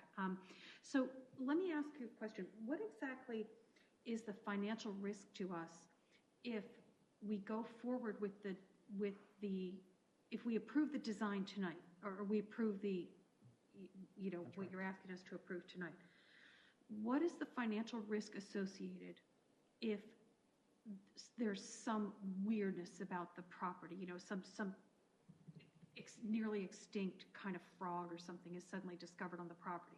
Then what happens? Have we entered into a contract? Do we owe money anyway at that point? Or are we simply authorizing the go-ahead with the design once the property is purchased? You are just authorizing design almost regardless of property per se. So we have reviewed that with Attorney Gray's office and his attorneys. We have reviewed that with the finance team and with the budget office, and we have no risk in terms of the $5.85 million. We are making no commitment to that at this time. It is only referenced because of the fact that we're doing a design-build contract. So your commitment tonight is strictly the $475 to do the design work for a fire station that we know we need to build. It's honestly a matter of where do we build it, and potentially, as Councilmember Scroggins-Johnson has alluded to, how many times we build it. Right. So in other words, what you're requesting tonight is the authorization to proceed with the design for the fire station, that if we don't use it at Harris Road, we will use it somewhere else. We'll use it at Wake Tech, or we'll use it if, when we find a suitable property. Correct. Okay, so what information will you bring us? What new information will you bring us in 3 weeks that we don't have tonight, that we haven't had a chance to review in this presentation? What new information will you bring us in 3 weeks that will help us to make this decision? I will do my best to bring you answers to any questions you may have based on our conversation tonight. I'm not aware of any additional information that we know that I could share with you at this time, but I will absolutely try to answer any questions you have. Okay, because my understanding of what you're asking is that the design is almost the eventual purchase of the property, and the environmental studies are almost incidental to the design, because once we will acquire property for a fire station, we know that, and we will build the one that will be designed. Correct. Okay, thank you. That's all I had. Okay, so thank you for sharing the fact that 3 weeks wouldn't be terribly detrimental. Out of respect for Councilor Garamella's, thank you. He'll be after Councilmember Fender. In respect of Councilor Garamella's concerns, and we might not know what we don't know right now, and that there is a very small risk that Harris Mill Road will not be appropriate in the future. The fact that Wake Tech is only 2 acres, we're designing for 3 or 4 at Harris Mill. I'd rather vote on October 13th. At this point, I'm generally in favor of this in general. I think it's important to keep it moving forward. But as the person who wanted a second bite of the apple in the past and didn't get it, I understand Councilmember Garamella's concern. So I'd rather not vote tonight. So that's 3 people. Now I'll pass it to Councilmember Fender and then Councilmember Rao. Okay, thank you. So I was going back in my notes about when we first started talking about the fire station, and it looks like, well, at least since I've been on the council, we talked about this in a closed session January 28th this year. And at that time, you guys were already in favor or already in talks with using ADW and Edifice at that time. Correct.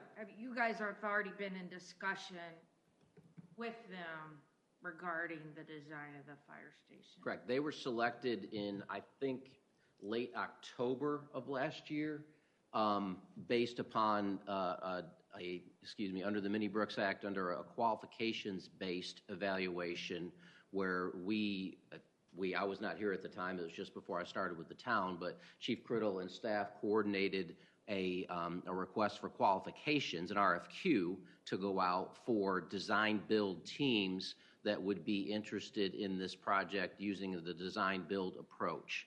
And so they evaluated 3 or 4 and selected ADW Edifice at that time and went under contract with them for pre-design work, with the understanding that when that was complete, the next step would be a design-build contract. So this engineering firm has already started on the pre-design? The pre-design is complete. Okay, and it's complete. And this is just continuing forward with the design that they've already been working on? Correct. And then also in my notes, I saw that I had written down here that ADW had done the design for the Cary Station number 2. And that one's built in what's the term? In service. Yeah, in service, right? Yeah, ADW has done a lot of public safety work. They've done fire stations, EMS stations, police stations, so that they are regular participants in public safety. Right, and they've done, because after this meeting that we had, I went on their website, and they have a lot of the examples of their current fire stations and other public safety buildings in a gallery on their website. And they've also done a number of LEED buildings as well. I was going to say something else. And I mean, and it looks like too, back in January, you were already talking about using the same design for both fire stations. Yes, that had come up. That's been the intent all along, right? As much as we could, yes, depending on location and depending on time frame between, and if we could do that. But yes, absolutely, that's one of the advantages of this approach, is that when we're done, we own that design. Right. So again, that's what that commitment tonight, or when that commitment is made, is to get through design and pre-construction only, to where we would own plans to build a fire station. Okay. So for me, I see very, very little risk here in moving forward with Edifice doing the design. They've already done the pre-design, so they're familiar with working with us. And this is what they do all the time. And then, like Councilmember Rabati was saying, that we're just paying them to do the design, and then we own that design, and it is separate from whatever site we end up plopping it down on. I'm sure there may be some modifications that would need to be made. So for me, I'm okay voting tonight. I see very, very, very little risk here, but I'm good waiting 3 weeks too. I'd rather see us just go forward. Thank you. Councilmember Rao, please.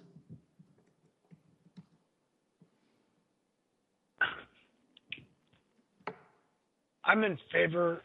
I mean, at a high level, Brandon, I just need to know that, and I think you've already answered it, that the $470,000 is what you're really asking for to move forward with Station 3.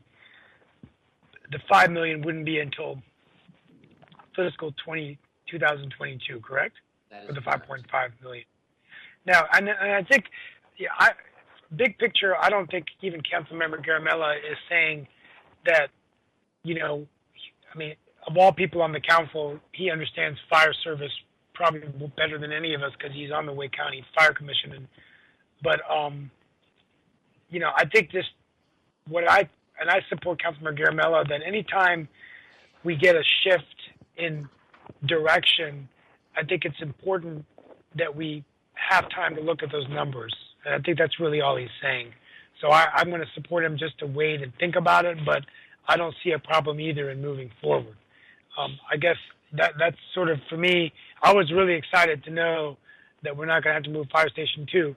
At the end of the day, what I'm hearing from our fire chief, you, the administration, is that this will help us have a better fire delivery service to the citizens of Morrisville, and that is always what we need to be thinking about. I think it's just that when we're dealing with numbers of 5.5 million, even if we're not committing it up front, that's still a pretty large number for us to think about, and just, we might have additional questions. So I think to the extent, and I'm not saying that it was done intensely, it's just that I just want to defend his position on that. So I'm fine with waiting. Thank you. But thank you for your hard work on this. I will recognize first Councilmember Abadi and then Councilmember Garamella, please. I'm happy to yield to Councilmember Garamella. We were going to circle back to him, but if we could hear from you, Councilmember Garamella. Yeah, thanks.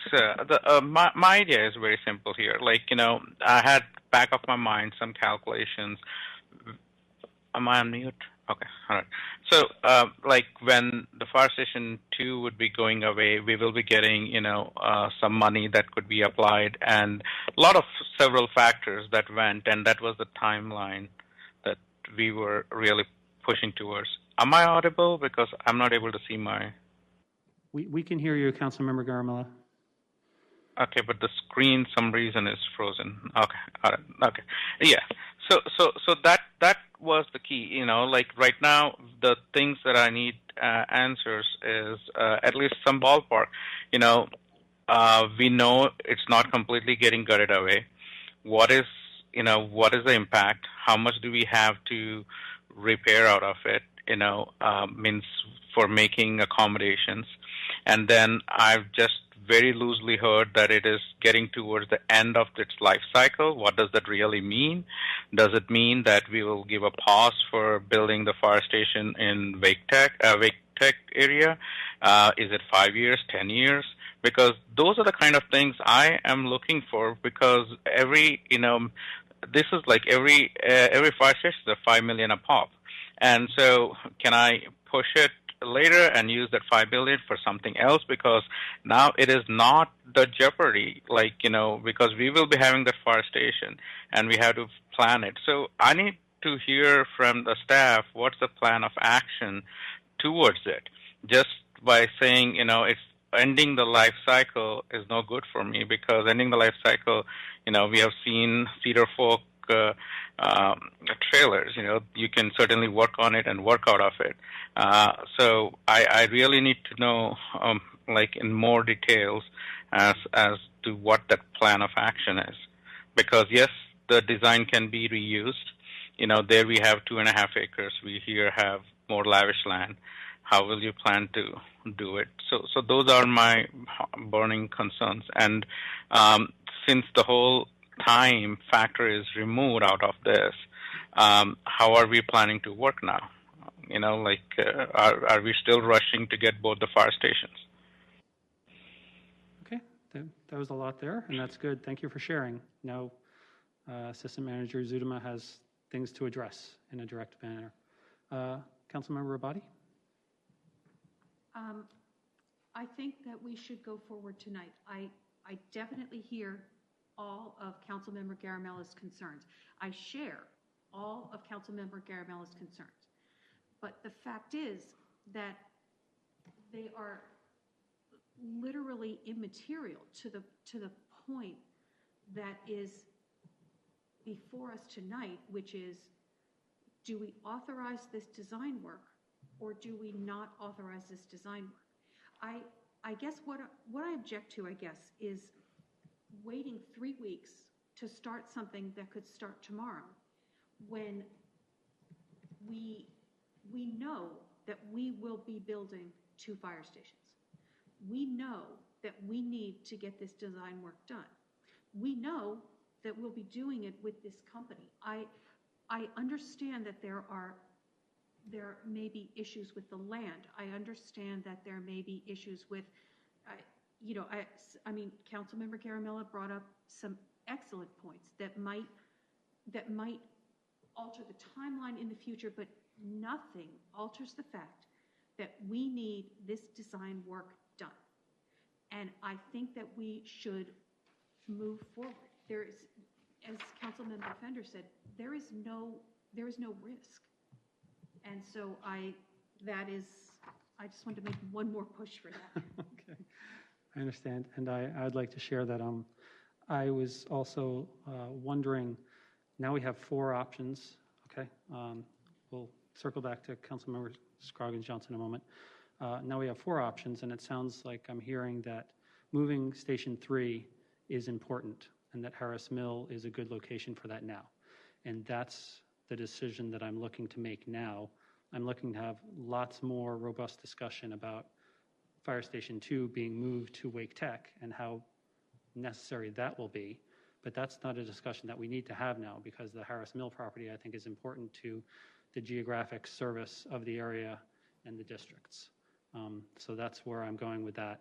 But once again, I'm still in favor of waiting, just out of respect for a fellow council member's concern and wanting to ask more questions and make sure that he's a little more comfortable. I was also uncomfortable at first, but when I look at it through that lens, that we're going to build on Harris Mill, and all the questions about Fire Station 2 are for later, and there'll be plenty of time for that. So that's where I was thinking on that. So I just wanted to share that. Councilmember Scroggins Johnson, then hopefully we'll wrap this, and we'll see if anyone changes whether or not they want to vote tonight.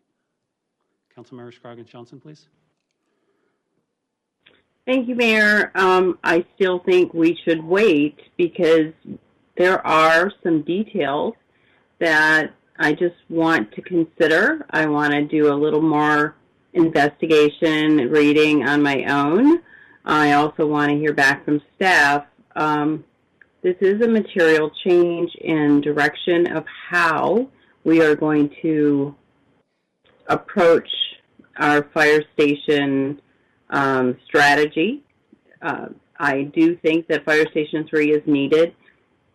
We do have a very significant need in that area, but I think the Wake Tech does need to be considered, and the design phase of any project is the cheapest phase of the whole lot. So let's make sure that we're very focused, clear, we have our questions answered, because we're not going to revisit this as a council for almost a year. So if we vote tonight, we could ask for an update, but we really are not going to have a milestone decision point until next summer. So I'd rather wait 3 weeks, hear some further information to consider, do some due diligence of my own, and then I am prepared to vote October 13th. So thank you. Okay, so if I could try to wrap, and I'll pass back to you, Assistant Manager. We have Councilmember Garamella, Councilmember Scroggins Johnson, Councilmember Mayor Cawley, and Councilmember Rao who want to postpone this vote. Not saying that anyone's against it, but that's where I count it. Has staff heard the same thing? I think that's a fair assessment. Okay. So if I may, yes, please. What I've heard in terms of, because I want to make sure we bring back what you're asking for the 13th. So I heard Councilmember Garamella ask about specifics on plan of action and end of life related to Fire Station 2. So I take that to be any additional details that we may have about the property taking. And quite honestly, we won't have any additional information from DOT by October 13th. But we may be able to have a rough estimate around the costs of what we anticipate in terms of moving some parking spaces, but we won't have any estimates on the acquisition by DOT or what their payment to the town might be for the property. And then we can look at Station 2 in terms of end of life and try to see what detail may be available now for the 13th to bring that back. Are there any other specific or particular items that you would want to hear back from us to help you make a decision the 13th? If it is directed to me, no. That is a good assumption. Thank you. Thank you. And if we could leave it open that if anyone does have any thoughts, just please send them to Assistant Manager Zudema, and that way he has everything that he needs to answer our questions at that time. Thank you. Okay. So just to clarify, Yep. we're going to be prepared to vote on this in 3 weeks then? That's my understanding. So thank you for clarifying that. That's helpful. Okay. Our next item is 13, future meetings, events, and citizen involvement opportunities. These are always available also at townofmorrisville.org. So on Tuesday, October 6th is National Night Out. This year's virtual celebration will consist of NNO swag bags for participating communities, and NNO banner, and an intimate conversation between community members and our Morrisville Police Department. If your community is interested in hosting your own virtual National Night Out, please have a member of your HOA board contact nno@townofmorrisville.org. The town's next bulk item pickup is the week of October 19th through 23rd. During that special designated week, residents receiving residential curbside solid waste recycling may leave up to a total of 5 acceptable bulk items curbside on their regular trash recycling curbside pickup day. So that's a save the date. Trick or Treat Trail Trunk or Treat will be held on Saturday, October 24th. The plan is to hold a drive-through event at Morrisville Community Park in conjunction with the National Prescription Drug Take-Back Day. A virtual Halloween costume contest will also be included. More information will be forthcoming about that event. November 11th is Veterans Day. Town offices will be closed. Now we're at item 14, council and manager comments. We will begin with council members. We'll begin with Mayor Pro Tem Johnson, followed by Mayor Cawley. Mayor Pro Tem. Okay. First, I just want to give a shout out and kudos to Brad West. I could have done it last night when we were talking, but I want to thank him for the phenomenal job he did on the Facebook Live Q&A for the land use plan update. I'm assuming that was the first time he's ever done that, and he did an excellent job. We're in a new world here, having to learn how to do things virtually, and he did an excellent job. So I want to give Brad West kudos for the 2 Facebook Live Q&A sessions. I had a question, Martha, and you probably have given us this information, but I want to make sure the public hears it, and I've forgotten. Council's going to meet on Saturday, October 10th, and I know we're not going to have public in the meeting, but how will they be able to? It's going to be audio recording that they'll be able to hear if they want to? Yes, ma'am. A minimum of audio, both through our Swag It program and through Facebook Live. Okay. We have met with our internal IT staff and communication staff to determine what camera angles in this room might be available as council is spread out. We do not have that information yet, but we will not be, you are correct, we will not let the public in to the building to still meet those social distance requirements, and we will literally be around the perimeter of this room, but it will definitely be available live and then by recording. Okay, thank you for that, because I've been asked about that. And for those that don't know, we voted on that tonight through our consent agenda to add that Saturday, October 10th meeting for land use plan discussions. So thank you. Also, huge shout out to Parks and Rec and Jerry Allen with about the $500,000 part of grant award that we received. And probably others are going to say the same thing. So, so I want to say congratulations and thank you for all your hard work. That was great effort. And then Nature Park, right? Yes, I'm sorry. Thank you for the Crabtree Nature Park. Thank you. So that will help offset the cost. $500,000 is the max that we can get with a part of grants. So we got the max possible. So that was excellent news. And then lastly, I want to say congratulations to Town Manager Martha Page. Tomorrow is her 7th anniversary with the town of Morrisville. So, so happy anniversary, Martha. Congratulations. I know 7 years only feels like 27. So, so thank you for all you're doing. You're doing a fabulous job, and we appreciate you very, very much. That's it. That's it. That's a good one to end on. The census ends on Wednesday, September 30th. Please go to 2020census.gov today and encourage your friends, neighbors, coworkers, everyone to complete their census, please. Recent exciting news from North Carolina Department of Health and Human Services. They are excited to announce the launch of Slow COVID NC, the official COVID-19 exposure notification app in North Carolina. If you can download Slow COVID NC for free from the Apple Store or the Google Play Store. I already downloaded mine and enabled it earlier today. And your participation will help slow the spread of COVID-19 within our community. So if you haven't heard about that, please take a look at that and see if that's something you're willing to do, because we are still trying to get control of this virus so we can get our economy back and our lives back. Now I'd like to go to Councilmember Fender and then Councilmember Rabati. I got two things. One, I would just like to thank the public who entered comments about the land use plan through the portal. I have printed it out, read every one, so I appreciate the comments.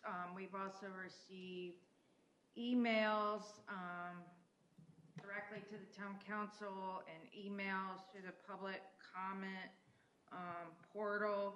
And, you know, I think from reading the comments, it's very clear that the residents are, you know, the importance of green space and land for schools is very high on their priorities.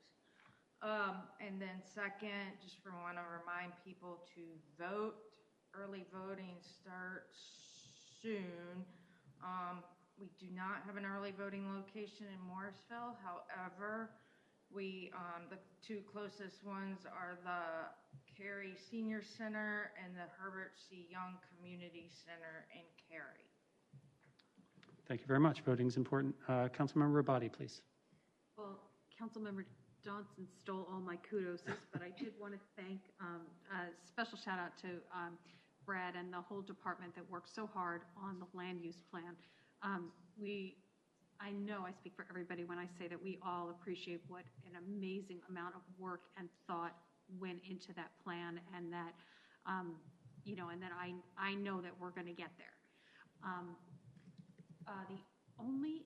The only other thing I had was that I just wanted to mention that I was really inspired by Councilmember Rao's comments tonight about, you know, minimizing opportunity cost and pushing forward with our plans and investing in our town. I just felt that he really summed up very well how I feel about our town center plan, and I'm really excited to be a part of that. Okay. From our remote participants, we'll go with Councilmember Rao, then Councilmember Scroggins-Johnson, then Councilmember Garamilla. Councilmember Rao, please.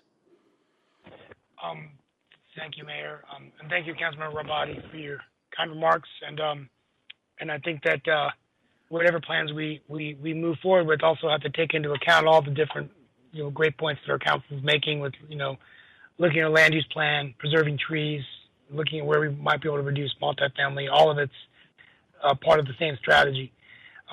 Almost all my points were made today, but I did want to mention two things. First, a couple of things. First, I really want to thank the MAFC staff and the town administration for a wonderful opening and continued running of the operations of MAFC. I have heard nothing but outstanding remarks about the pool, the tennis courts, just the how professional the operation is being run to make sure people are safe. And I've enjoyed going there myself, so I just want to give a shout out to everybody.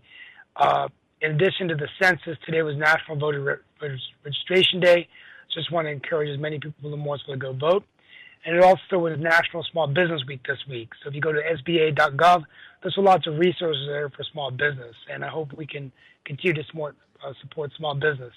And on that note, I want to end my final comment with just I alluded to it earlier, this whole notion of live, work, and play.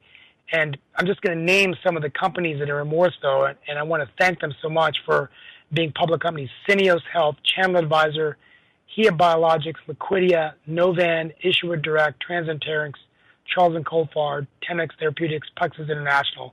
And these are public companies in Morrisville, and Lenovo just announced being in the co-world headquarters in Morrisville. And what I've noticed is some of these are in the vaccine business, where they're manufacturing drugs, COVID-19 tests.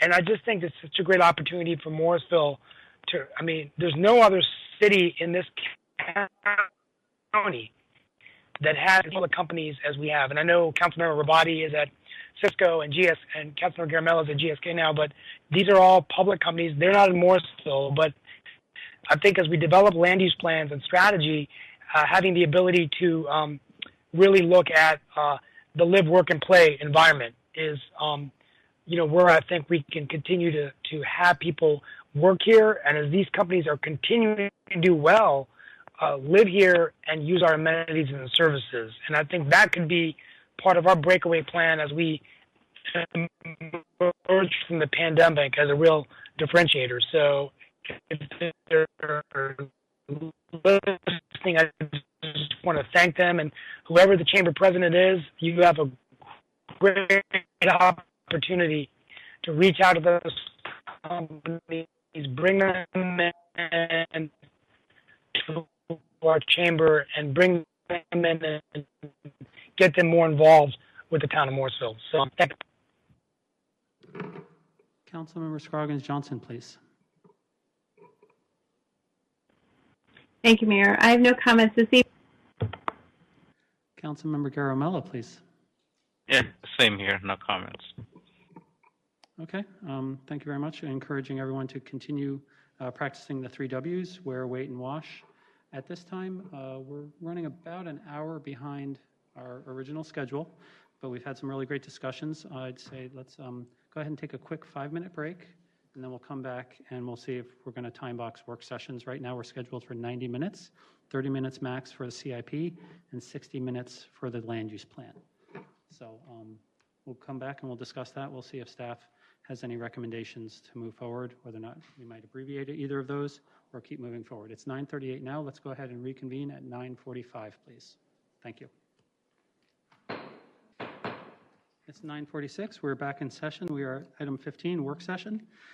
We have 2 work sessions this evening, a CIP policy discussion, work session draft land acquisition policy update, and a draft land use plan work session part 3, McCrimmon Extension area. Jeannie Hooks, Director of Management Services, will facilitate the first work session, but let me first ask, does it look like we're still going to be doing 90 minutes tonight? We're still teeing these both up, or what are thoughts? I'm going to try to move us along and catch us up so you have more time with the land use plan discussion. Is that okay? Amenable? That sounds good. Pass it right to you, Ms. Hooks. Toss it over. Okay, so I'm going to toss. You're going to toss it to me. I'm going to toss it back to you, folks. So I have on the screen what the changes were. Martha has added a nice little summary here, and you have in your packet the areas of the policy that were adjusted based on your input the last time. So at this point, I would open up the floor. Are there any other changes, or are we at a place that we can move this now forward to a briefing item for council? I appreciate all the edits that were made. I'm ready to move forward. Looking around for head nods or questions. Anyone online that has a question or is okay? Okay. Seeing none. So you don't need a motion or anything for this, just the... No, consensus works just fine at this point of work session. You captured everything, Jeannie. You did a good job. I believe we have consensus on that item, so thank you very much for all your hard work on that. Under 5 minutes. Nice. Thank you all very much. Okay. So we're moving right on to work session part 3 then, McCrimmon Extension. Jeannie Hooks, Director of Management Services. Well, no, she's not the first one. So Brad West, Senior Planner, will guide the next work session. So I believe he's in the lobby right now. He's been hanging around all night. Yeah, right.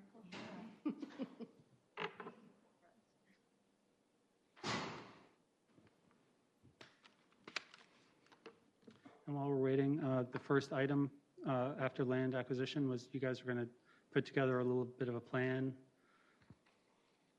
Just the next step, if I recall. So the next steps will be coming forward at your next council meeting. We'll be looking at Town Center and Greenway policy development, and we'll be taking those next steps after you adopt the policy to concentrate on what is that area of interest, and we need to develop that as the next step. I meant for the land acquisition. Now that we've adopted that policy, there was what was the next deliverable that was coming towards us? The areas of interest is very key, critical piece, and that's something I'll be working with the assistant town manager on. Okay, thank you very much. All right.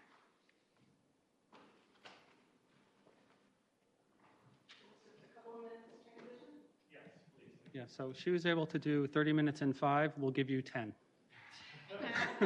No pressure. Not expect to be on this quickly. I'm pleasantly surprised here. We're all pleasantly surprised, frankly. Oh, yeah. Let me, I don't want to break anything. You make it so easy on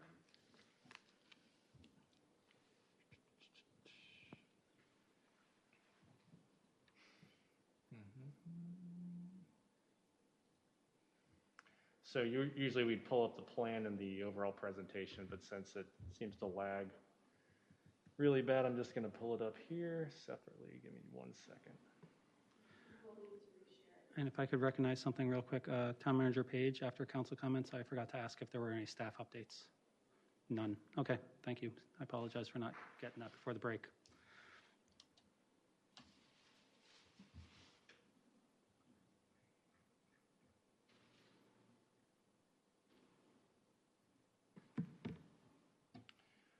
Okay, and I'm going to try to share what I'm looking at here. Why is it always me? All right, perfect.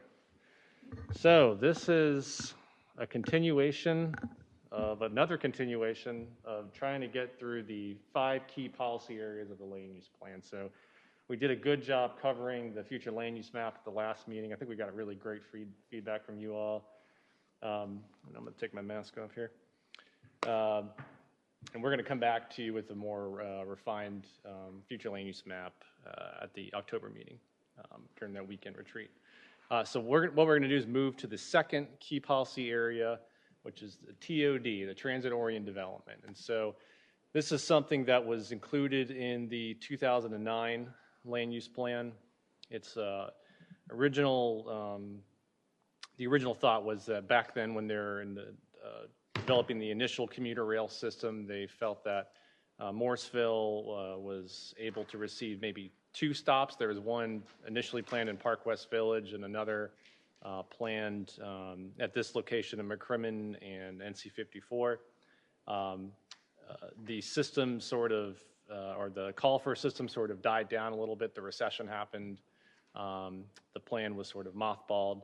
So we're breathing new life into this TOD as the call for commuter rail and bus rapid transit are sort of ramping up again. And one unique thing about our situation today is bus rapid transit wasn't in the conversation back then in 2009. So for those of you who don't know, bus rapid transit is sort of dedicated right-of-way for buses that sort of look like a light rail, almost look like a low-riding train, but they're buses, and they have frequent stops at frequent intervals, and they operate very similar to light rail, commuter rail, but they're in the road right-of-way.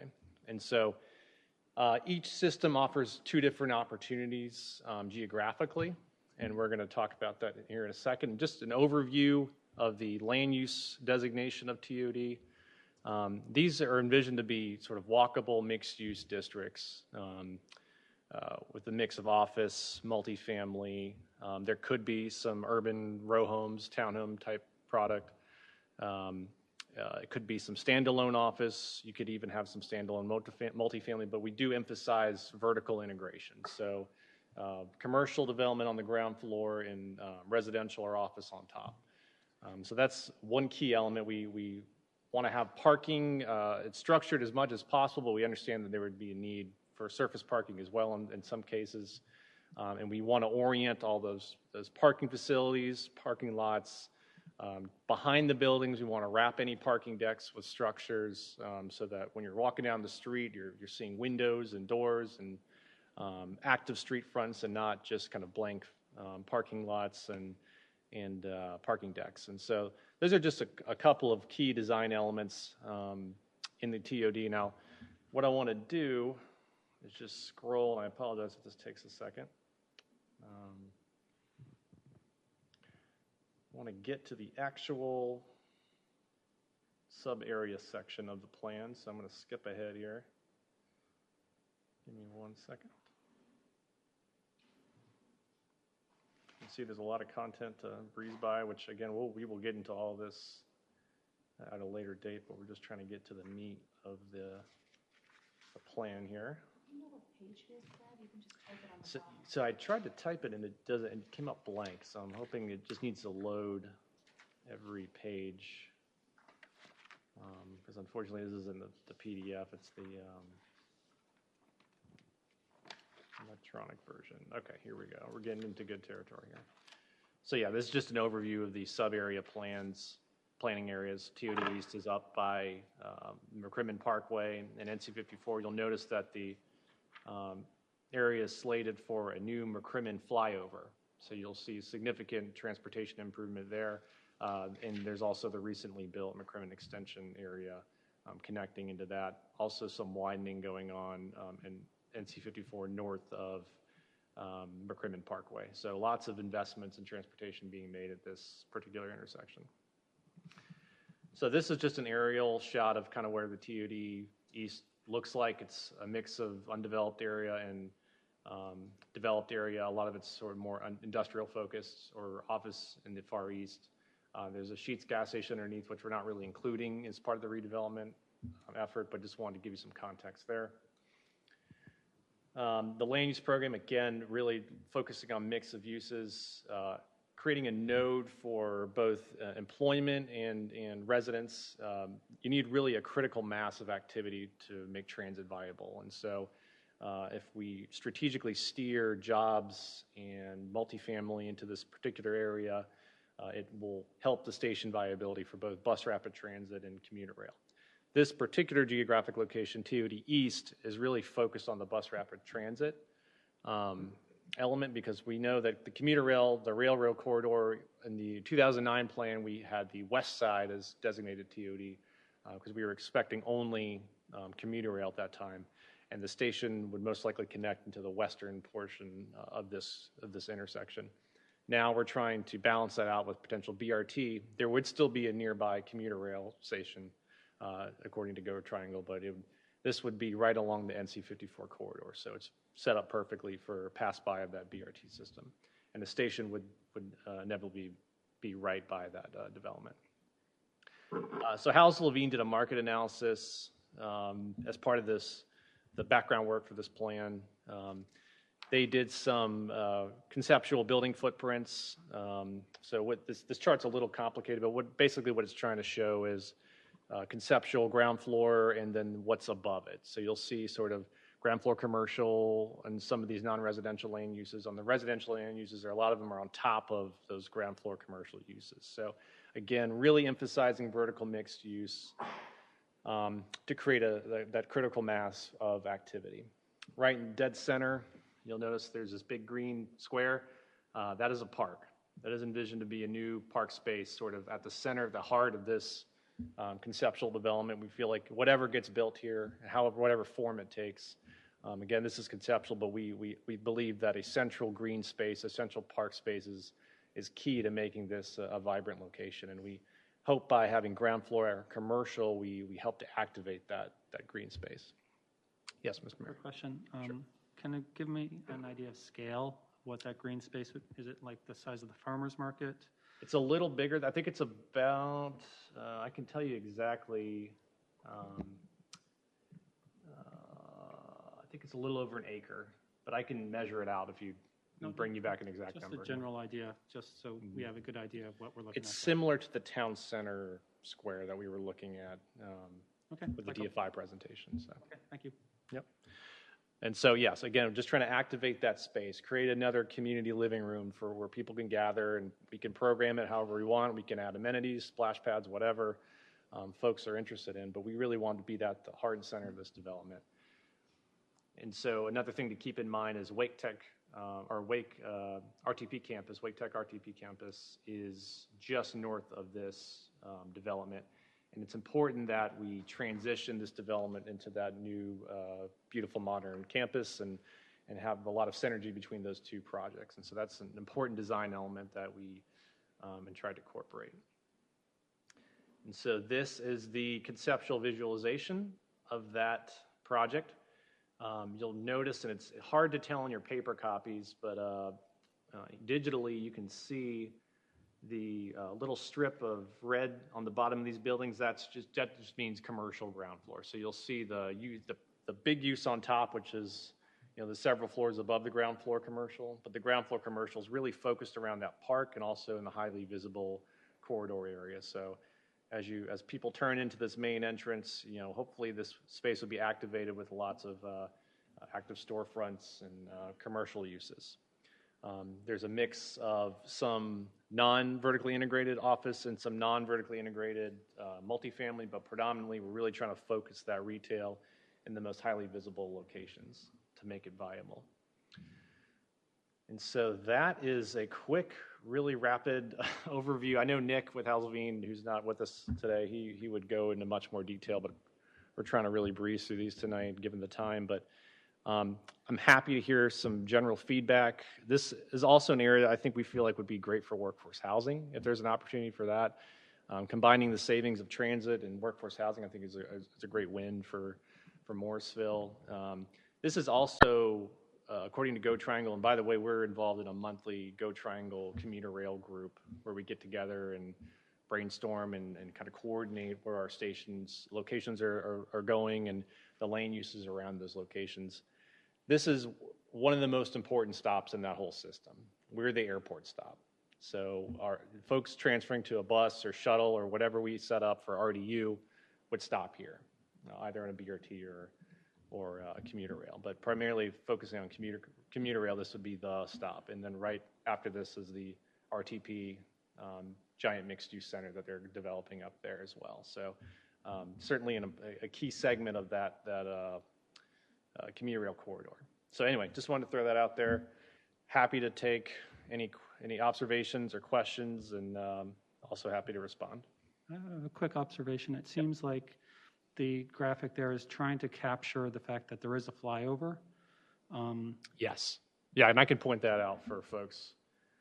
So right here is McCrimmon Parkway. This would be the future flyover that bypasses the intersection that exists near the Sheetz gas station now. So you'd be able to breeze right by that congested intersection and alleviate a lot of traffic problems with that new flyover. So that's a wonderful investment right there, front and center of this development, or this conceptual development. So that structure that's right there in that white triangle, that's Sheetz? That's Sheetz, yes, ma'am. So they'll be staying, the fire station just a little to the right of that. But we were having concerns in our town center about 20-foot walls. Mm-hmm. So will that also be the case here? So we had, it's funny you mentioned that. Nick and I had a debate about which way to orient these buildings. So originally we had them facing this, what would probably be a large wall, retaining wall for this overpass. And so I had Nick turn it around and face the park side. So we have a corner, and every corner of this park now has an active storefront or building on it. So you get a really nice sense of enclosure when you're in that space. So yeah, great observation. Okay. Councilmember Fender, please. So is this green space here, is that owned by the town of Morrisville right now? No, it is not. It's privately owned currently, but it's envisioned when there is a development proposed that a green space would go somewhere in this general TOD area. And so we didn't want to delineate a specific green space on a map, the future land use map, for instance, but really emphasize that a green space, however it's developed, should be there. This is purely conceptual. We just show it in the imagery to give you an idea of what that could look like. That's all. So how is that different than showing green space in other areas that are privately owned? Because I noticed it's the same case with the town center plan, that the green in there, the town green, is on private property as well. It's a fair point, and this is private property, and so I think what Nick's trying to emphasize in this graphic is that when a developer comes in and proposes whatever, similar to what we're doing with the town center, DFI showed you an image, completely doesn't have to look like that when a developer comes in. It's more focusing on the elements, the important key elements, the ingredients of what makes a successful TOD, what makes a successful town center. We show it dead center in the middle of this project just because it's easy to understand. It would be a central gathering place. It could be over to the right, could be over to the left, could be anywhere. It could not exist at all. It's up to you when the developer proposes this, whether or not you can negotiate the park size, where it goes, whatever. We just thought it was so important to emphasize that a green space be present in this development, given all the community feedback we received about more green space, more parks, that somewhere it needed to be shown. But that's a fair point. It is private property. There could be an opportunity where the town partners with a potential developer who wants to build this out. Right now, the way we set up TOD is it's sort of an overlay. There's a base zoning district where you do by right stuff. For right now, it's mostly industrial in the existing TOD overlay. But we've outlined in our zoning map areas that are eligible to receive this TOD district. It just sort of floats up there, and whenever someone wants to actually build this thing, they'd apply for a rezoning to try to lower it down, and that's when you would get into the discussions about where a park should go, how big that park should be. Could you do, is there a potential for workforce housing? We can't outright require that, obviously, but we could certainly negotiate that. It's certainly something we could say would be beneficial. There's all sorts of things you can negotiate in that. It's almost like a plan development agreement, in a way. What do you mean when you're saying the TOD overlay is up here? So yeah, no, that's Is that in your and I'm using my hands a lot, and I apologize for folks who can't see me do that. So yeah, so the way the overlay works, and this is how any overlay district would work. So there's a base zoning district underneath it, and then you apply the. Actually, maybe overlay is not the right word. It's sort of a floating zone. So it floats around, and we've delineated on our map where it can go. So we've restricted it to only this intersection in our zoning map. And I can pull that up if it's easier to show you that there's only a finite amount of areas in town that are eligible to even receive the TOD. And that we did that on purpose because we didn't want people proposing TOD and like how they do with activity centers and just building little pieces of apartments or offices and say, oh, it's TOD. We really wanted it focused on where Go Triangle thinks the station's going to be. And how do we know where those other locations are? so we know exactly where Go Triangle's looking now. But how do we know where you have? Oh, it's on the future land use map. Yeah, it's under TOD on the future land use map. So it's the brown color, I believe, at the intersection. So those are TOD on the future land use map. Those are really, think of those as TOD eligible. They may not be built because it sort of floats. And this is more getting to the zoning, how that would work, but I think it's important to call out that it would sort of float, and if a developer wants to implement TOD, he would apply for a rezoning to bring it down. And then that's when you would almost like with conditional zoning, go over the specific elements that you all are interested in seeing, the design elements that have to adhere to this plan. It doesn't have to adhere to this concept, obviously, but it'd have to adhere to we need a park. We need vertical mixed-use integration. We prefer parking decks over large surface lots, et cetera. Whatever the elements that you all would like to see would be. Anything else, Councilmember Bender? No. Okay, I saw Mayor Pro Tem Johnson first, and then Councilmember Abadi, and then Councilmember Garamella, please. So, Mayor Pro Tem? So this is an excellent location for us, talking about the green space, to use the authority we have when it comes to green space versus parkland payment in lieu. We always take parkland payment in lieu, which has been fabulous because it's enabled us to purchase and develop parks around town, and has helped us, even partner with Wake County Public School System to build the Cedar Fork Community Center and the dual use of the gym, upgrade gym. So that it's been fabulous and has helped us in many aspects. But this is a good example where we should be, when somebody comes in, we should be requiring them to give us some green space if it's appropriate at the time. Yeah. We have an opportunity to do that. So I just want to mention that. Sure. Okay, so this is currently, this is an area where we currently don't allow residential because it's in the noise overlay. That's something I should have pointed out. Yes, thank you. So this would require, and we specify this in the plan, but I should have mentioned this earlier in the presentation. Yeah, it would require some airport noise overlay adjustment. We are getting into that as one of the, I think that's the fifth and final policy area, but yes, it would require an adjustment. We did, many years ago, adjust everything west of 54, created this airport overlay B to accommodate the TOD West, or whatever you want to call it, the original TOD in 2009. So yeah, something similar would have to be done to allow the residential component, absolutely. And again, this is just a concept. Correct. So there could be a mix of all these uses as well. There may not be office on one side and retail or retail and office on one side and residential and retail. It could totally be a mix and a blend. Yeah. Okay. Similar to what Eric with DFI was saying, you know, they're showing a concept just to get people started on the vision, and then the developer obviously would have their own vision, and you kind of, what we'd ask though is that you try to marry it to the plan as best you could, and the important elements, you know, the vertical integration, the parks, having a central parks, so stuff like that, the key ingredients. Okay.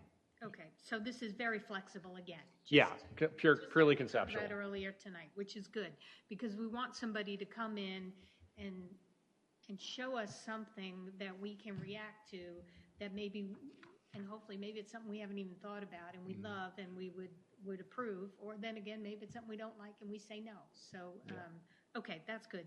And then how do we get, and I know we've talked about this before, but how do we get from TOD West or TOD East to TOD West? Do we need to worry about that right now? You mean like a physical connection? Like how do we?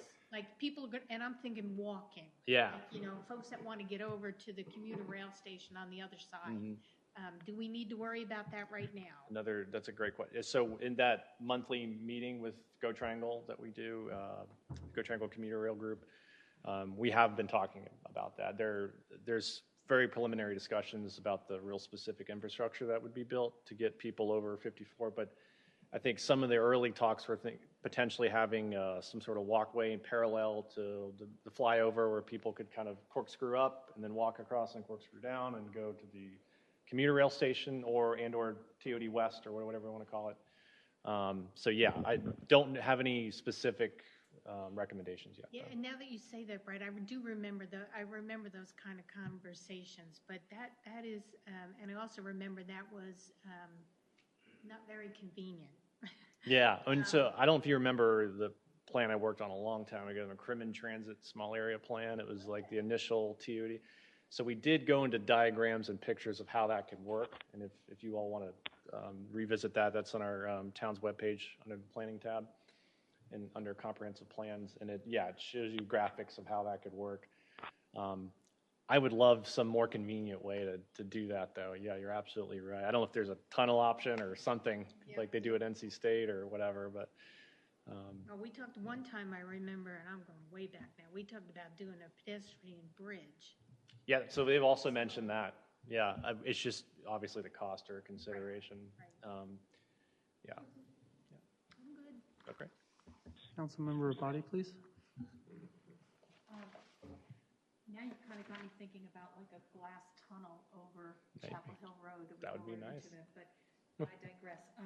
So it occurs to me that if number 9 here, that's a mixed-use building, if that was a parking garage, then all this in here could be green space. And I just wonder if that would be something to think about putting on the plan, just to emphasize the fact that we want as much green space in the design as possible. Yeah, so, and because if this was if that was a 4-level, these are going to be 4-level buildings, you said, right? So if this was a 4-level parking garage, then this whole U could be green space, like all this, there could be a lot of connected green space, and I think that would be really lovely. It's something that I would like to see for sure. Right. Yeah, and we say mid-rise just to clarify. I don't know if we get into specific heights, but it's mid-rise, general 5 to 7 story. We're not advocating for any skyscrapers or anything like that in this location, but yeah, I mean, we can certainly, and I think we do call out other opportunities for integrated space. I know you could do little mini trails in there as well. It wouldn't have to be just, you could do little mini pocket parks, dog parks. There's all sorts of cool things you can integrate. And these are things that you would discuss with, the real detail stuff, the minutia you'd discuss with a developer to try to get them to implement. We do try to, one design feature that we do emphasize, and we hope that is carried over into a real project one day, is that we do try to line the blocks with buildings, with active ground floors. And so you'll see that A lot of the parking is sort of hidden from the pedestrian view as best as possible, so you're seeing more street trees and building facades and create a nice sense of enclosure there when you get to the park. So the park, to your point, the green space, the thing that we hear constantly in these comments that everyone wants is sort of central to this concept. So we hope that that would carry over in real life. Anything else? Sorry, that's all I have. Councilmember Garamella, please. Hey, Brad, I'm still struggling to figure out where this exact area is in terms of location. Give me 1 second and I will see if I can pull up Google Maps to show you. This might be helpful for folks at home too.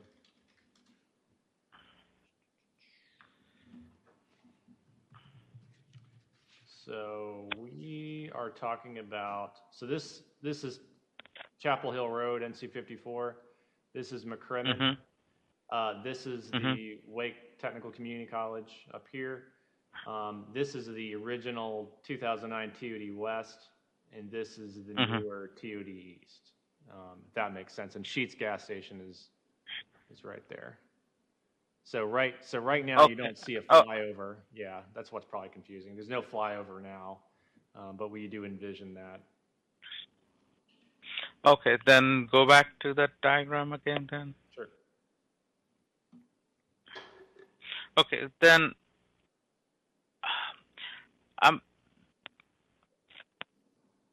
so the other one, the middle one is the Macrimmon, right? That is going through, right? Where there's that's right. Macrimmon.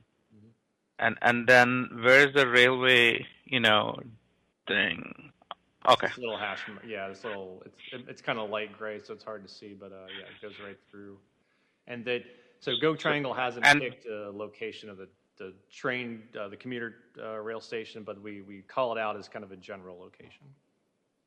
Okay, and then the one that is going, the road across it is you're saying is the flyover, right?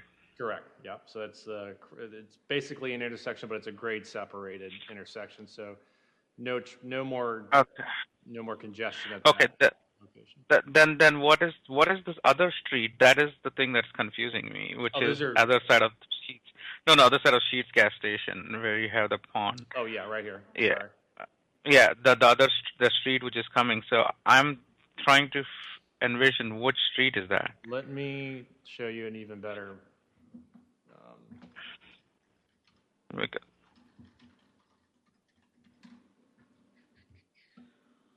I love the opportunity to bring this map up because I think other people in the town need to know about it because it's very useful. So we have a roadway projects map that shows you all the future roadway projects happening that are meticulously drawn over an aerial.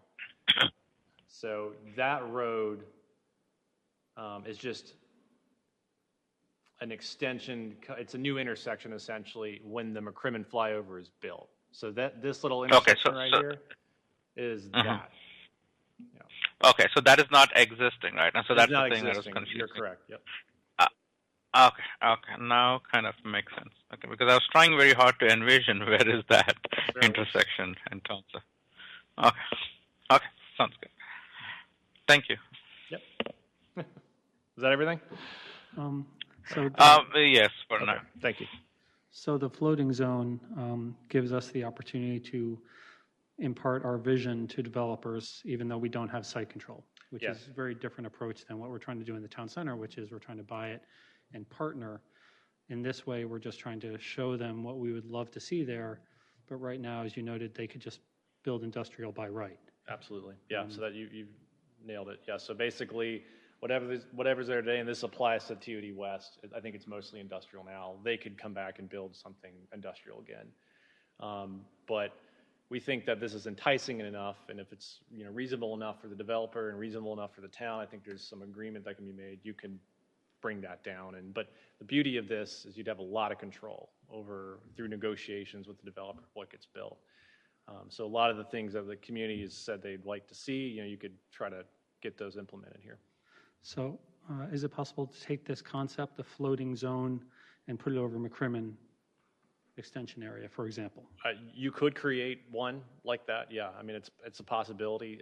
I know we talked about on a staff level, potentially like an overlay district that had certain, just right off the bat, you put an overlay district that no matter what's built underneath, it has to adhere to certain design characteristics or whatever that's in that overlay district. Now that's different from a floating zone because the overlay district would be over the base zoning. So let's say it was, I think the land use plan recommends BAC for McCrimmon Extension. You'd have things that could happen in standard with BAC. Then you'd have this extra layer on the cake of this overlay. Let's call it the McCrimmon Gateway Overlay District, whatever you want to call it. And that would have extra enhanced standards. Buildings need to be up to the street, parking behind the buildings, certain landscaping features that need to be implemented, whatever it is you all want. You could even go vertical mixed-use integration for multifamily, whatever it is. You could tailor make that. And I think we were going to try to discuss that at some point today, but we just got behind with the key points. It just makes me think if we did just leave it industrial and just do a general commercial floater, so that would give us control. Yeah, and so the only risk is that if you leave it the way the base is now, you'd still get a lot of industrial. So right now, I think, if you remember back from the sub-area discussion, the workshop we had, we gave you two clear scenarios. We got status quo scenario where it's going to built out mostly industrial, maybe some office flex. And then you got this new one that we're going to show you where it's a mix of different uses, a variety of uses. We conceptually kind of spread it out however to as best we could, but obviously it doesn't have to look like that, purely I conceptual. was just wondering if this TOD floater could be applicable. It's to an that. interesting prospect, and we can look into that. Okay. Next in the queue is Councilmember Rao, please. I think that this is, Brad, this is just fantastic work. Thank you so much. I think that I like the green space, the mixed use, including residential. My only concern, but I know we're not talking about today, is the discussions we're going to have on the airport overlay. Because as I look long term, I just don't look at it being a good thing for Morrisville to keep it all industrial. And so this is food for thought in terms of just the kinds of things. I think you've already laid out some, just, working on addressing noise concerns and the economic health of the airport. But clearly, I think I've heard even in the old days, Ben Hitchings used to talk about the taxable potential of the McCrimmon area. So is this a big part of that, right? I mean, I've heard big numbers. I mean, I remember many years ago he talked about, I heard a number somewhere of like $300 million worth of taxable potential. Would that be, if you had a mixed use and this kind of stuff, would that give us our biggest bang for our buck long term than just having it stay as industrial? So House Levine is working on a simplistic fiscal impact model that they're delivering to staff to use for future development proposals. They're still tinkering with it. It's one of the deliverables they had set forward for us in the contract. So to your point, if we get a specific number of square footage or multifamily units or whatever the development proposal is, we could plug those numbers in and get a rough net gain, I guess you could call it, of taxable or revenue. And so, but yeah. Well, Go ahead, sorry. I was going to say, I remember Ben Hitchings' analysis that he did. I don't know the details of it. It's been a while, but I think it was ad valorem. Yeah.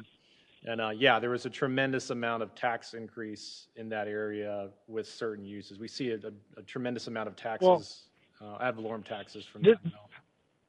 Well, where I'm going with this is just a precursor to our airport overlay discussions. I think that first we've got the quality of life, which is, for our citizens, which is walkability, near a transit corridor, being able to have that, quality of life, the amenities, you're near the competition center, people coming in, and then the economic impact of it, for the long-term potential of, generating revenue and dollars that we don't have today for future generations of Morrisville citizens to benefit from,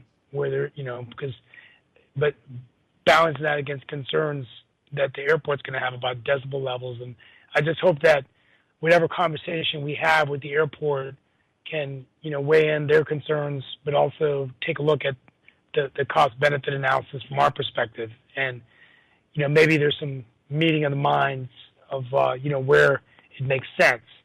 Because I don't see it being a win-win if it just stays the way it is and we just have industrial. And I think council's weighed in on this when we reviewed this plan with House Levine. We were given these options, and this is the direction that we gave, that this council wanted this, not industrial. So that's where I just want to set the stage for some of the policy things we're going to have to think about over the next few weeks. Thank you. But thank you for great work.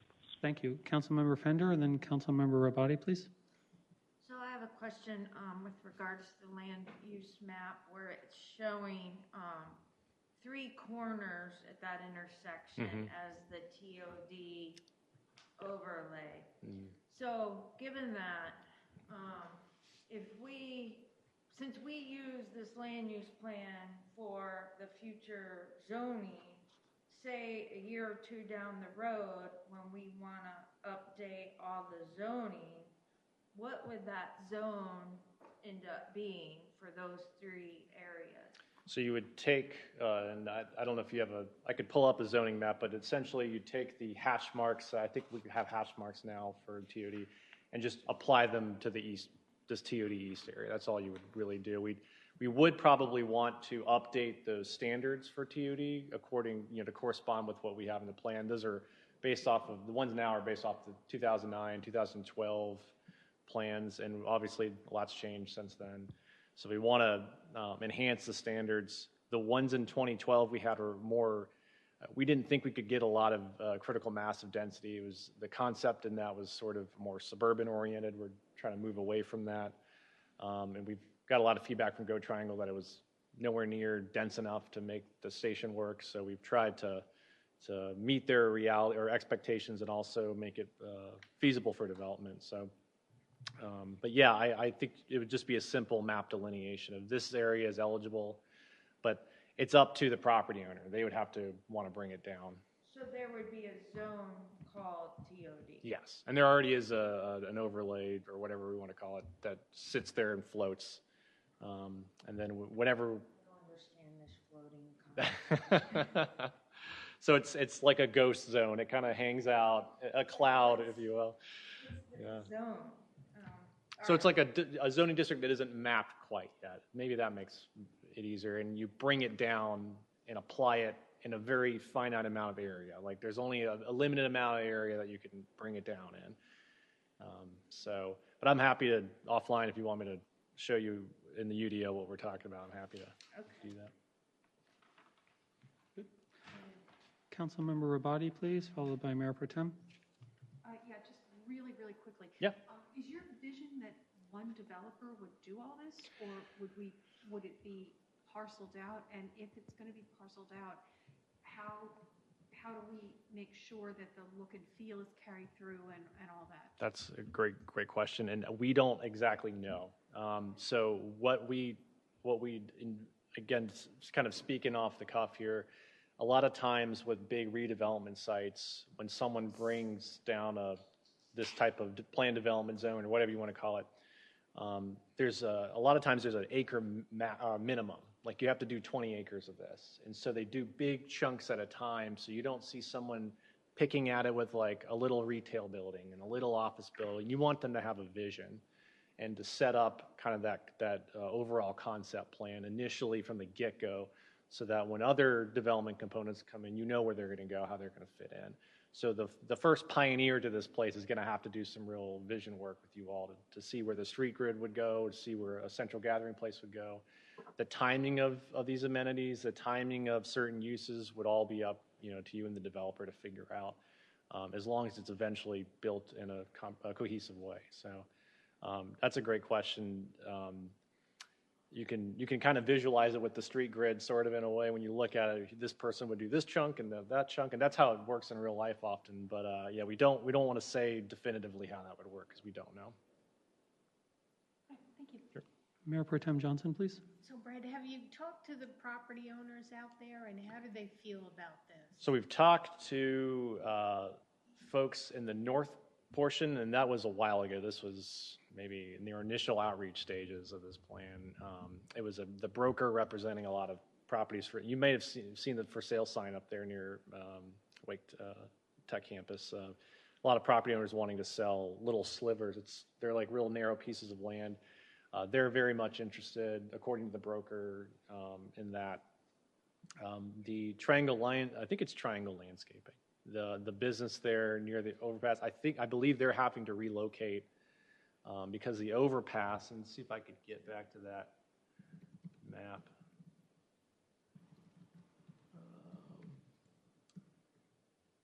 The overpass goes right over their property.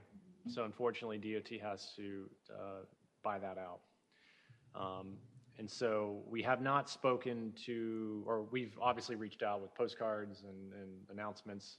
We haven't heard any feedback from the storage unit folks about that plan. But yeah, I think for the most part, there's general support. We certainly know there's support in the development community. That's for sure. But we have also worked with Wake Tech. We had their a design representative come in and actually he was participating in our technical advisory committee, and we did these. And we also had Go Triangle TOD planner there who does all the TOD planning for the entire corridor, and we got them all in a room and designed sort of an ideal set of principles that would need to be applied here to transition smoothly into Wake Tech. So I was very fortunate to be able to get them all in a room and chat. So I think they're liking the vision. They like the transition. They like the potential synergy between those two uses. How there's all these amenities that could potentially happen right next to them, and the buildings at Wake Tech, a lot of them, the main ones pulled up to the street. It looks kind of similar in layout. So I think it would be a really nice corridor along 54. And but yeah. Fire station over there, right? I'm sorry, what? We'll already have a fire station. Yeah, potentially. I mean, I know we have this guy right here who's, I guess the fate was, it looked like that was sealed really quickly, and then maybe not. We got a little more time now with that guy. But yeah, they'll have more fire coverage potentially.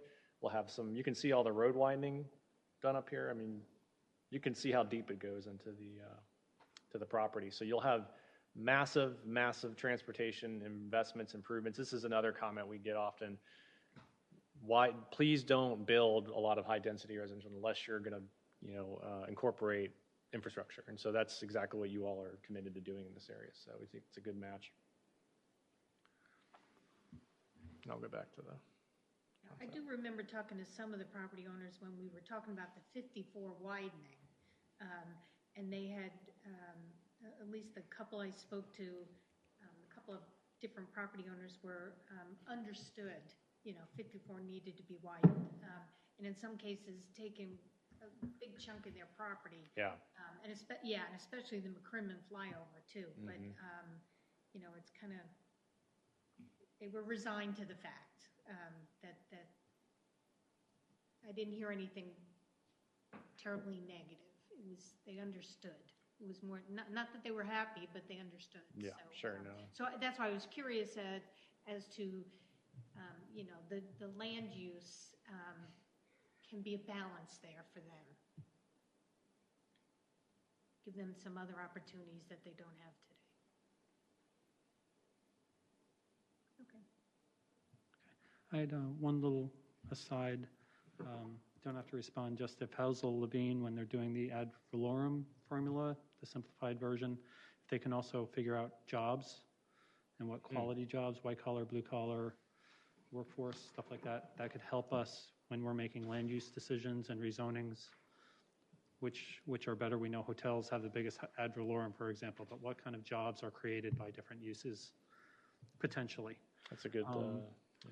So, if no one else has any comments. Good point. Are hotels allowed in this district? So we don't show hotels, but I think that would be, perfectly fine. I mean, they operate similar to a lot of these uses. So yeah, that's especially multifamily. So we have the preferred uses in that very first slide I showed you, the page with the TOD land use designation description and the pictures of the Charlotte TOD. By the way, every picture in this plan, good or bad, if it's a bad example, it's all from North Carolina, every single picture. So it's all, we're just trying to ensure that's doable in this state. And so just wanted to throw that out there. But yeah, the TOD pictures, I think next to those, we do have preferred uses listed. Can't remember off the top of my head if hotels is called out, but we could add that if it's not in there, because that makes sense, especially if we're near the airport, and that's the airport stop. It doesn't have hotels. Yeah, we should add that then. Not in the preferred uses list. That's a good observation. So we'll certainly look into adding. I'll ask Hazeline if we could add that. Is structured parking one of the preferred uses? So we consider the structured parking as integrated to the development. We can call it out as a preferred use, but I guess you could have a technically a standalone deck. So yeah, I'll ask him, I'll clarify it. I want to commit to that. We'd probably like to encourage that, because if it's going to be a commuter rail station, that means park and ride. Yeah, so Go Triangle does envision some sort of parking facility. They don't know if it's going to be TOD West, TOD East, wherever, but yes, somewhere there would be a parking structure. So that's also a good point. Thank you. Yeah, we could be the stop where people stop driving and go into Raleigh. But we need to park them somewhere. Okay. Good suggestions. Any remote comments at this time before we let him move on to the next item? Okay. Mr. West? All right, great. So moving right along. So we're going to kind of pretend we don't see McCrimmon Extension for a second. Just ignore that. Yeah, I have a question. Brad, do we know how much time this will take, because it's kind of very late in the... The good news is that Eric did a lot of my job for me, talking about the town center with DFI. So really what I was going to do is just recap kind of what Eric said. This is envisioned to be the living room for Morrisville. It's near the historic crossroads that this whole town initially started at least the Morrisville portion. And then we know that Shiloh was another community up north.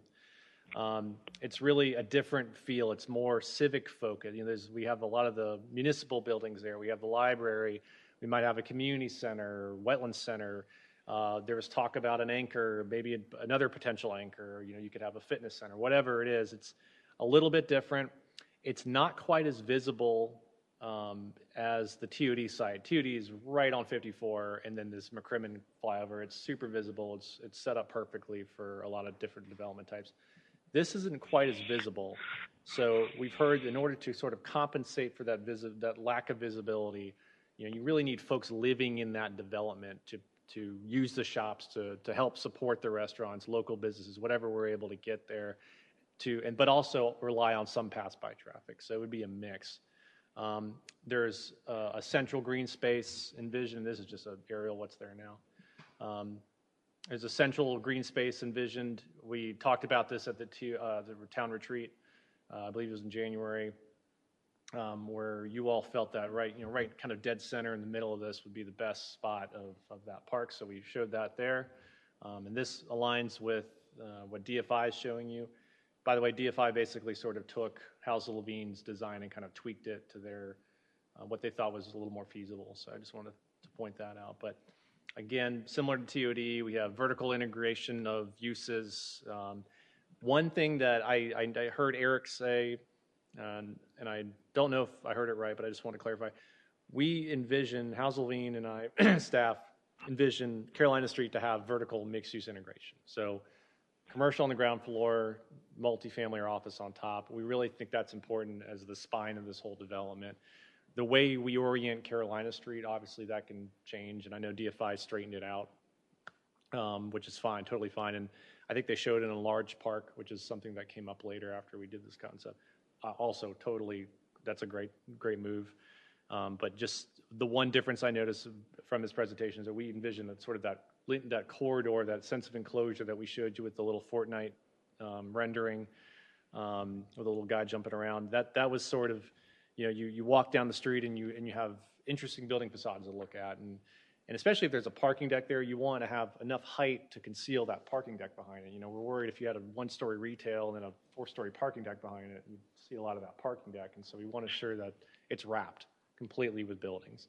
And we've heard concerns during our Q&A from some of the folks in Downing Glen. Just wanted to point that out. There's a couple of residents on one of our Q&A sessions that just wanted to ensure that we're thinking about the interface of that apartment use at the corner near the library in relation to the Downing Glen neighborhood. I mentioned that there's some design solutions that could definitely address a lot of that. You know, one I brought up is if you want to step down a story or whatever to make the less visually impacting, perhaps you could add that story further in to the spine of the road, like Carolina Street, so you're not seeing it as much. Or you can design the facades of those buildings to look like row homes, even though they're actually an apartment building. North Hills does this near Park and Market, or at Park and Market, where the Harris Theater is. They look like little townhomes, but they're actually part of the apartment building. So also something to consider. So certain.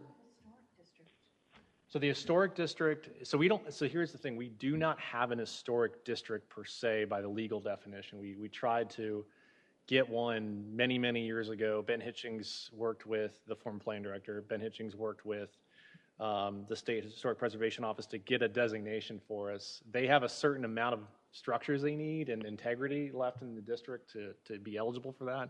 Unfortunately, we fell short with the number of structures that were still unmodified or undamaged or existing.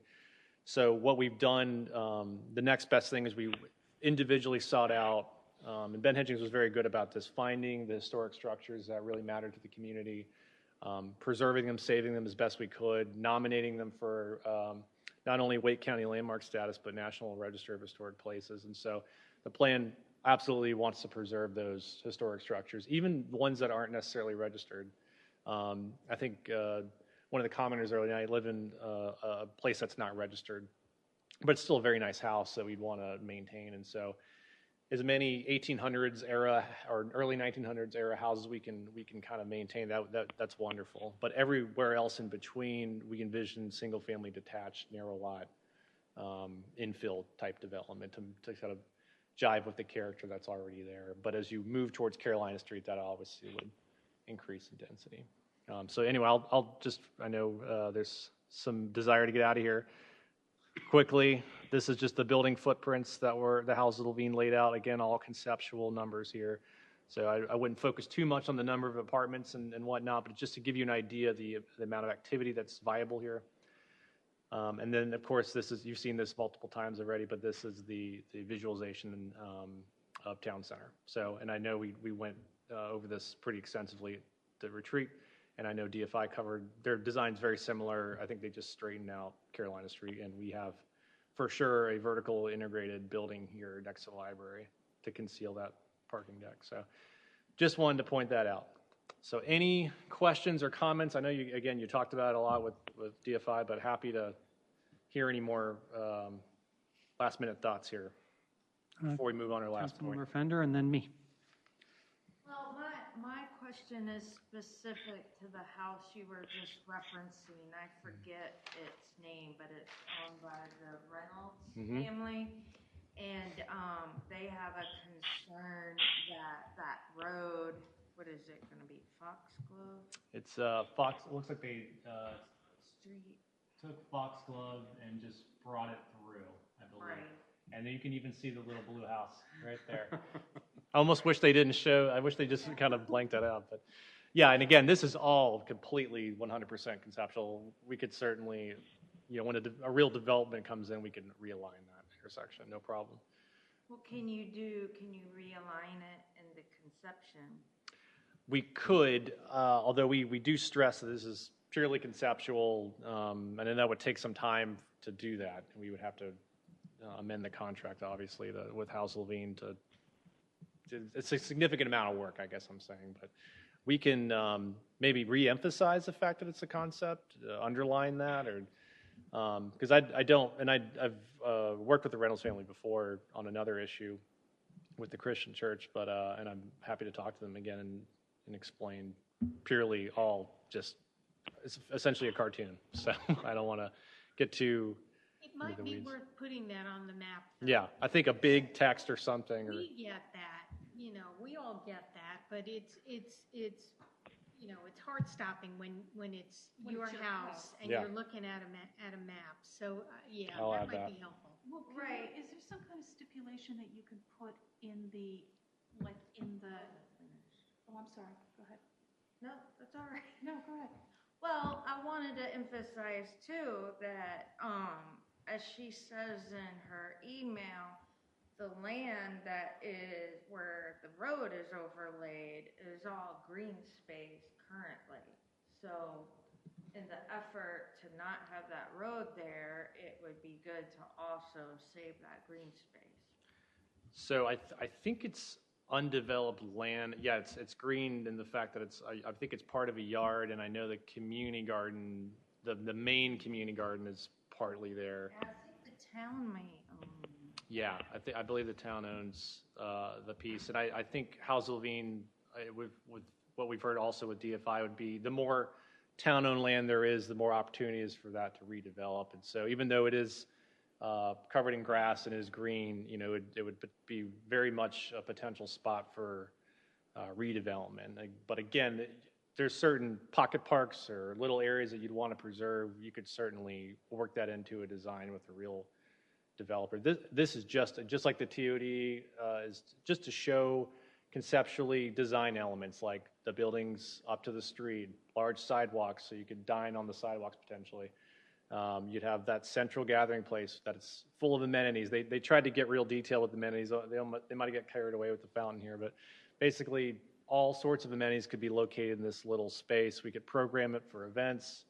I know you all saw a large version of this park with DFI's concept. We could certainly support that. I mean, absolutely. It makes sense. So, And I was thinking too, it'd be cool to move, if you were going to move the road, move it over so it puts you out right in front of the historic church. yeah, potentially. No, I mean, we're, again, totally open to that. We showed this to you a couple of times before to try to get that design locked in, because there's a tremendous amount of work and time that goes into it. It's very expensive, I should also emphasize, to do these things. So I think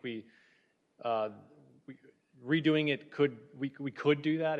We'd really, maybe another solution, if you're open to it, would be to just reemphasize that this could all change when you and then just emphasize that in text, like it's purely a concept. And I could even reach out to the Reynolds family and let them know that when a real developer comes and proposes something, council will have the opportunity to negotiate where that specific intersection goes. And I know there's some design criticism I'm thinking of that I maybe disagree with Nick when he did this layout that I would do differently myself. But giving them full creative license is part of our agreement with them. So.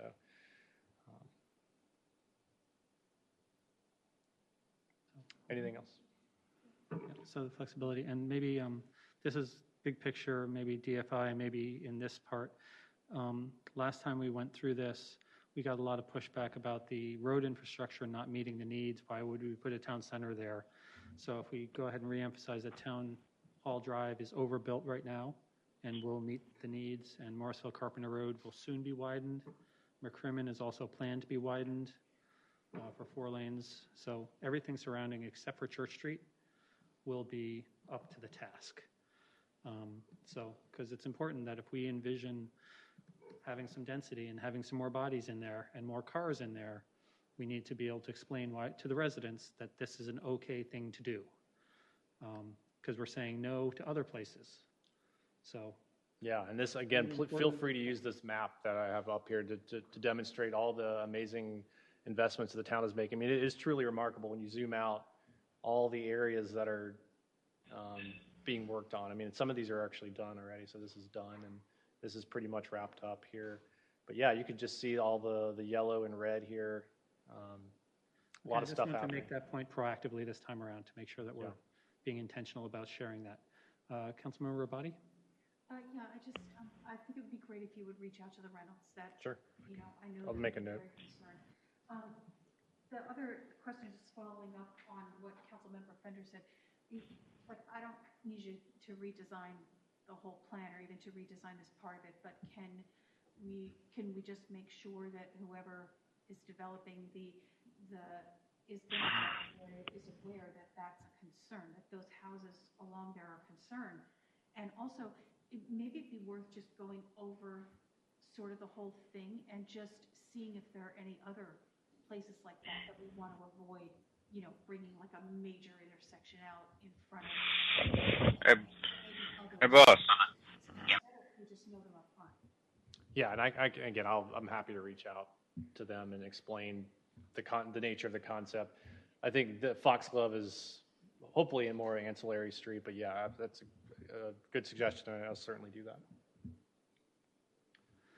Any remote participants want to share thoughts about Town Center at this time? Okay. All right, great, thank you. So last one, just give you seeds, and we won't get into it because we can wait for the next work session, but McCrimmon Extension area and airport noise overlay, we're going to kind of talk about them simultaneously because one can't really happen without the other. So just want to quickly browse over this. This is sort of what it looks like now. There's Weight Competition Center. We have the land use programming. Just encourage you all to look at that over the next couple of weeks. Notice that we show this as multifamily in the legend here. It's really, it could be interchanged with office. The changing nature of the market over there is fluid. So what's shown here could be swapped out. So the brown could be swapped out with blue and vice versa. But it's all conceptual at this point. And one thing I just want to point out, we've worked very, very, very closely with the property owners, or at least the 3 largest property owners in this area, to try to get to a point where we're at, where they're comfortable with what we're proposing, development community is comfortable, and also the community can be comfortable. We do make the sin of putting a park somewhere in this concept. I know we try to avoid doing that on specific parcels in the map, but again, we do show some sort of trailhead park or a small community park. So if we're going to add more people to this area, we really need to monetize it somehow. We can't just add private uses. We really need to have a nice park space somewhere. Doesn't have to be there. We just thought it was nice to have it near the trailhead because there's a trail planned for that area. But just food for thought, something to think about. Also notice that the Weight Competition Center is dead center in this whole corridor. So a lot of these uses we would envision to kind of feed into that energy and really boost up that great amenity that we have in town now. So just wanted to throw that out there as well. And we don't have to discuss it tonight because I know there's a lot to talk about with those 2 items, but just something to think about. And then, of course, the airport noise overlay, just please refer back to, if you want to go back and listen to Ellis, Caton with RDU shows the chart, the FAA's chart. We have it as well. We can email it to you of what's compatible in certain decibel areas. And so, as you know, the contours have shifted dramatically since the new contour study was done. He showed you that chart that said basically everything's fine with underneath 65. We're now under 65, so it's a decision needs to be made whether or not we capitalize on that or keep things exactly the way they are. And from your earlier comments, council looked like they're fairly unanimous on moving with something more diverse than status quo industrial uses in the corridor. So just think about specifics, how you want to see that and how you envision that corridor looking. So I'll wrap it up because I know you want to go home, but any final thoughts, any closing thoughts before I leave? I have a question. Yes. Councilmember Fender, please. On your drawing there, where is the solid waste transfer facility? I think, let me see if I can, oops, I think it's on there. I don't know if it's on the concept itself because I think it's where you're showing a bunch of trees. I think it's this thing. Yeah, but what's it? Where is it? So that would be, it's just like kind of out. Oh yeah, they show it as. I think when the earlier they're using didn't have anything on it, so I think they showed it as trees. And this, keep in mind, I should mention they worked on this concept with an older aerial. So, but I can see if they can put a little gray square or something over that to emphasize the new waste center. Yeah, I think it needs to be updated. Yeah. Yeah, apologies for that. I don't think they realized it was even there. Is that it? Also, in regards to the airport overlay, if we could also get a copy of the 2018 retreat presentation that Courtney did. That's when we were first introduced to it. Okay, I will see if we can, you got, okay, perfect. So that would be helpful. Also, any information about navigation easements as a possible thing to look into in regards to the airport overlay.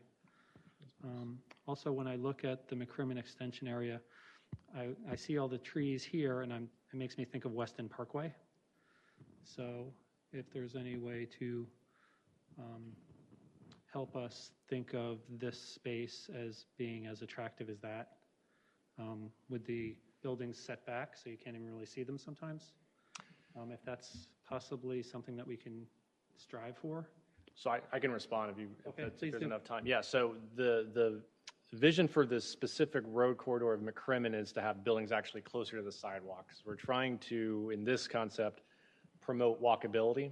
And so in order to do that, you really need, and we have a design section in our plan that talks about this. If you have a large, even though it's sometimes nice to look at and it's well landscaped, it kind of creates a void when you pull a building really far off from the sidewalk. And so you'll notice with places like Park West Village or Grace Park, the buildings are really close to the sidewalk. We don't probably envision it to be that close, but the closer you pull it, the more psychologically you'd want to walk. So probably wouldn't make a difference with one building, but when you have a whole string of buildings designed that way, and you can think of other places in the country, or even not even in the state really, where the more buildings you have along that corridor, you create a district, and people psychologically go, oh, this is a place I can walk. Versus, let's say Davis Drive, for instance, most uses are pulled really far off. There's giant berms in between the buildings and the sidewalk. Not many folks walking along Davis Drive. We do have sidewalks there, but you just don't see it very often. So we're trying to remedy that with this corridor. But we do absolutely, in terms of greenery, we want to emphasize street trees, landscaping, things that are really lush in this area, especially with the parking lots. We show a ton of trees in this rendering because we really want to, that's something that folks really want to emphasize when we did our community outreach, that there needs to be, the standards need to be tweaked or whatever needs to be done to get more trees in these developments. And we know clear cutting is kind of an issue that we struggle to deal with state regulations and certain uses, but a lot of this is commercial. So you have to, we do still have control about the clear cutting with a lot of commercial development. So I just wanted to clarify that because we're really trying to promote the walkability, the buildings up to the street, parking behind and to the side. And I'm happy if outside of this you want me to email you other examples of where this is done. Huntersville, North Carolina, great example, by the way, if you ever on Google Maps, where it's done successfully. Happy to do that. Yeah, if you could, that'd be helpful. We're going to talk about McCrimmon Extension on the 10th. We can, yeah. I mean, Oh, no, I think yeah, we have to. Yeah, absolutely, definitely. So that's what I was going to say. Let's So I talk wanted to about do that it now. tonight, but I feel like everyone needs to get their sleep. So I'm happy to stick around and do it now. But I know you all. I don't think yeah. so. But People are fading. if you could go to the other map that shows the brown, which is the multifamily, just the other map of this one. Yeah. Just because I'll I'm make it not this sure one, if our concept is matching what that is now in regards to multifamily and stuff. So other Yes. ideas, like if that was all blue, would you still be promoting the walkability? Yes, still building. So that you made a good point about overlay district. I think earlier you talked about could we do something similar to this? We could very quickly after the plan's adopted apply an overlay that has certain design characteristics that you want to see in this corridor, no matter what the use is. So if it's an office, if it's a hotel, if it's a shopping center, whatever, the buildings are up to the street, it's walkable, there's enhanced pedestrian facilities. These are all things that are on top of what is required of the base district. So you'd have a nice, beautiful gateway corridor, whatever you want to call it, that's separate from other areas. You make it more unique and you kind of tailor make it. So yeah, that's certainly an option. So in advance of the 10th, if you shoot us some prompting questions in advance, make sure we're thinking about the right things. Yes. So we're focusing our prep. I will do that. To certain areas of this very well-prepared draft land use plan. Thank you. Book. We'd appreciate that. Of course. And keep the FAQ coming if it keeps on changing. Yes. And updating that, we appreciate that as sure. well. Thank you. Are you finished, sir? Yes, I am done. Okay. Town Manager Page, anything for the good of the order before we, okay? Anything from the remote group? Okay, seeing nothing here, I'd entertain a motion to adjourn. I'll make a motion to adjourn. I have a motion from Mayor Pro Tem Johnson, a second from Councilmember Rabati. Town Clerk Smith, if you could please do a roll call vote on the motion to adjourn, sir. Councilmember Fender, Aye. Councilmember Garamella, Councilmember Garamella, Councilmember Rao, Aye. Yes. Councilmember Robati, Aye. Councilmember Scroggins Johnson, Aye. Pro Tem Johnson, Aye. Mayor Colley. Aye. The motion to adjourn passes. It is 11 p.m. Thank you all very much. We are adjourned.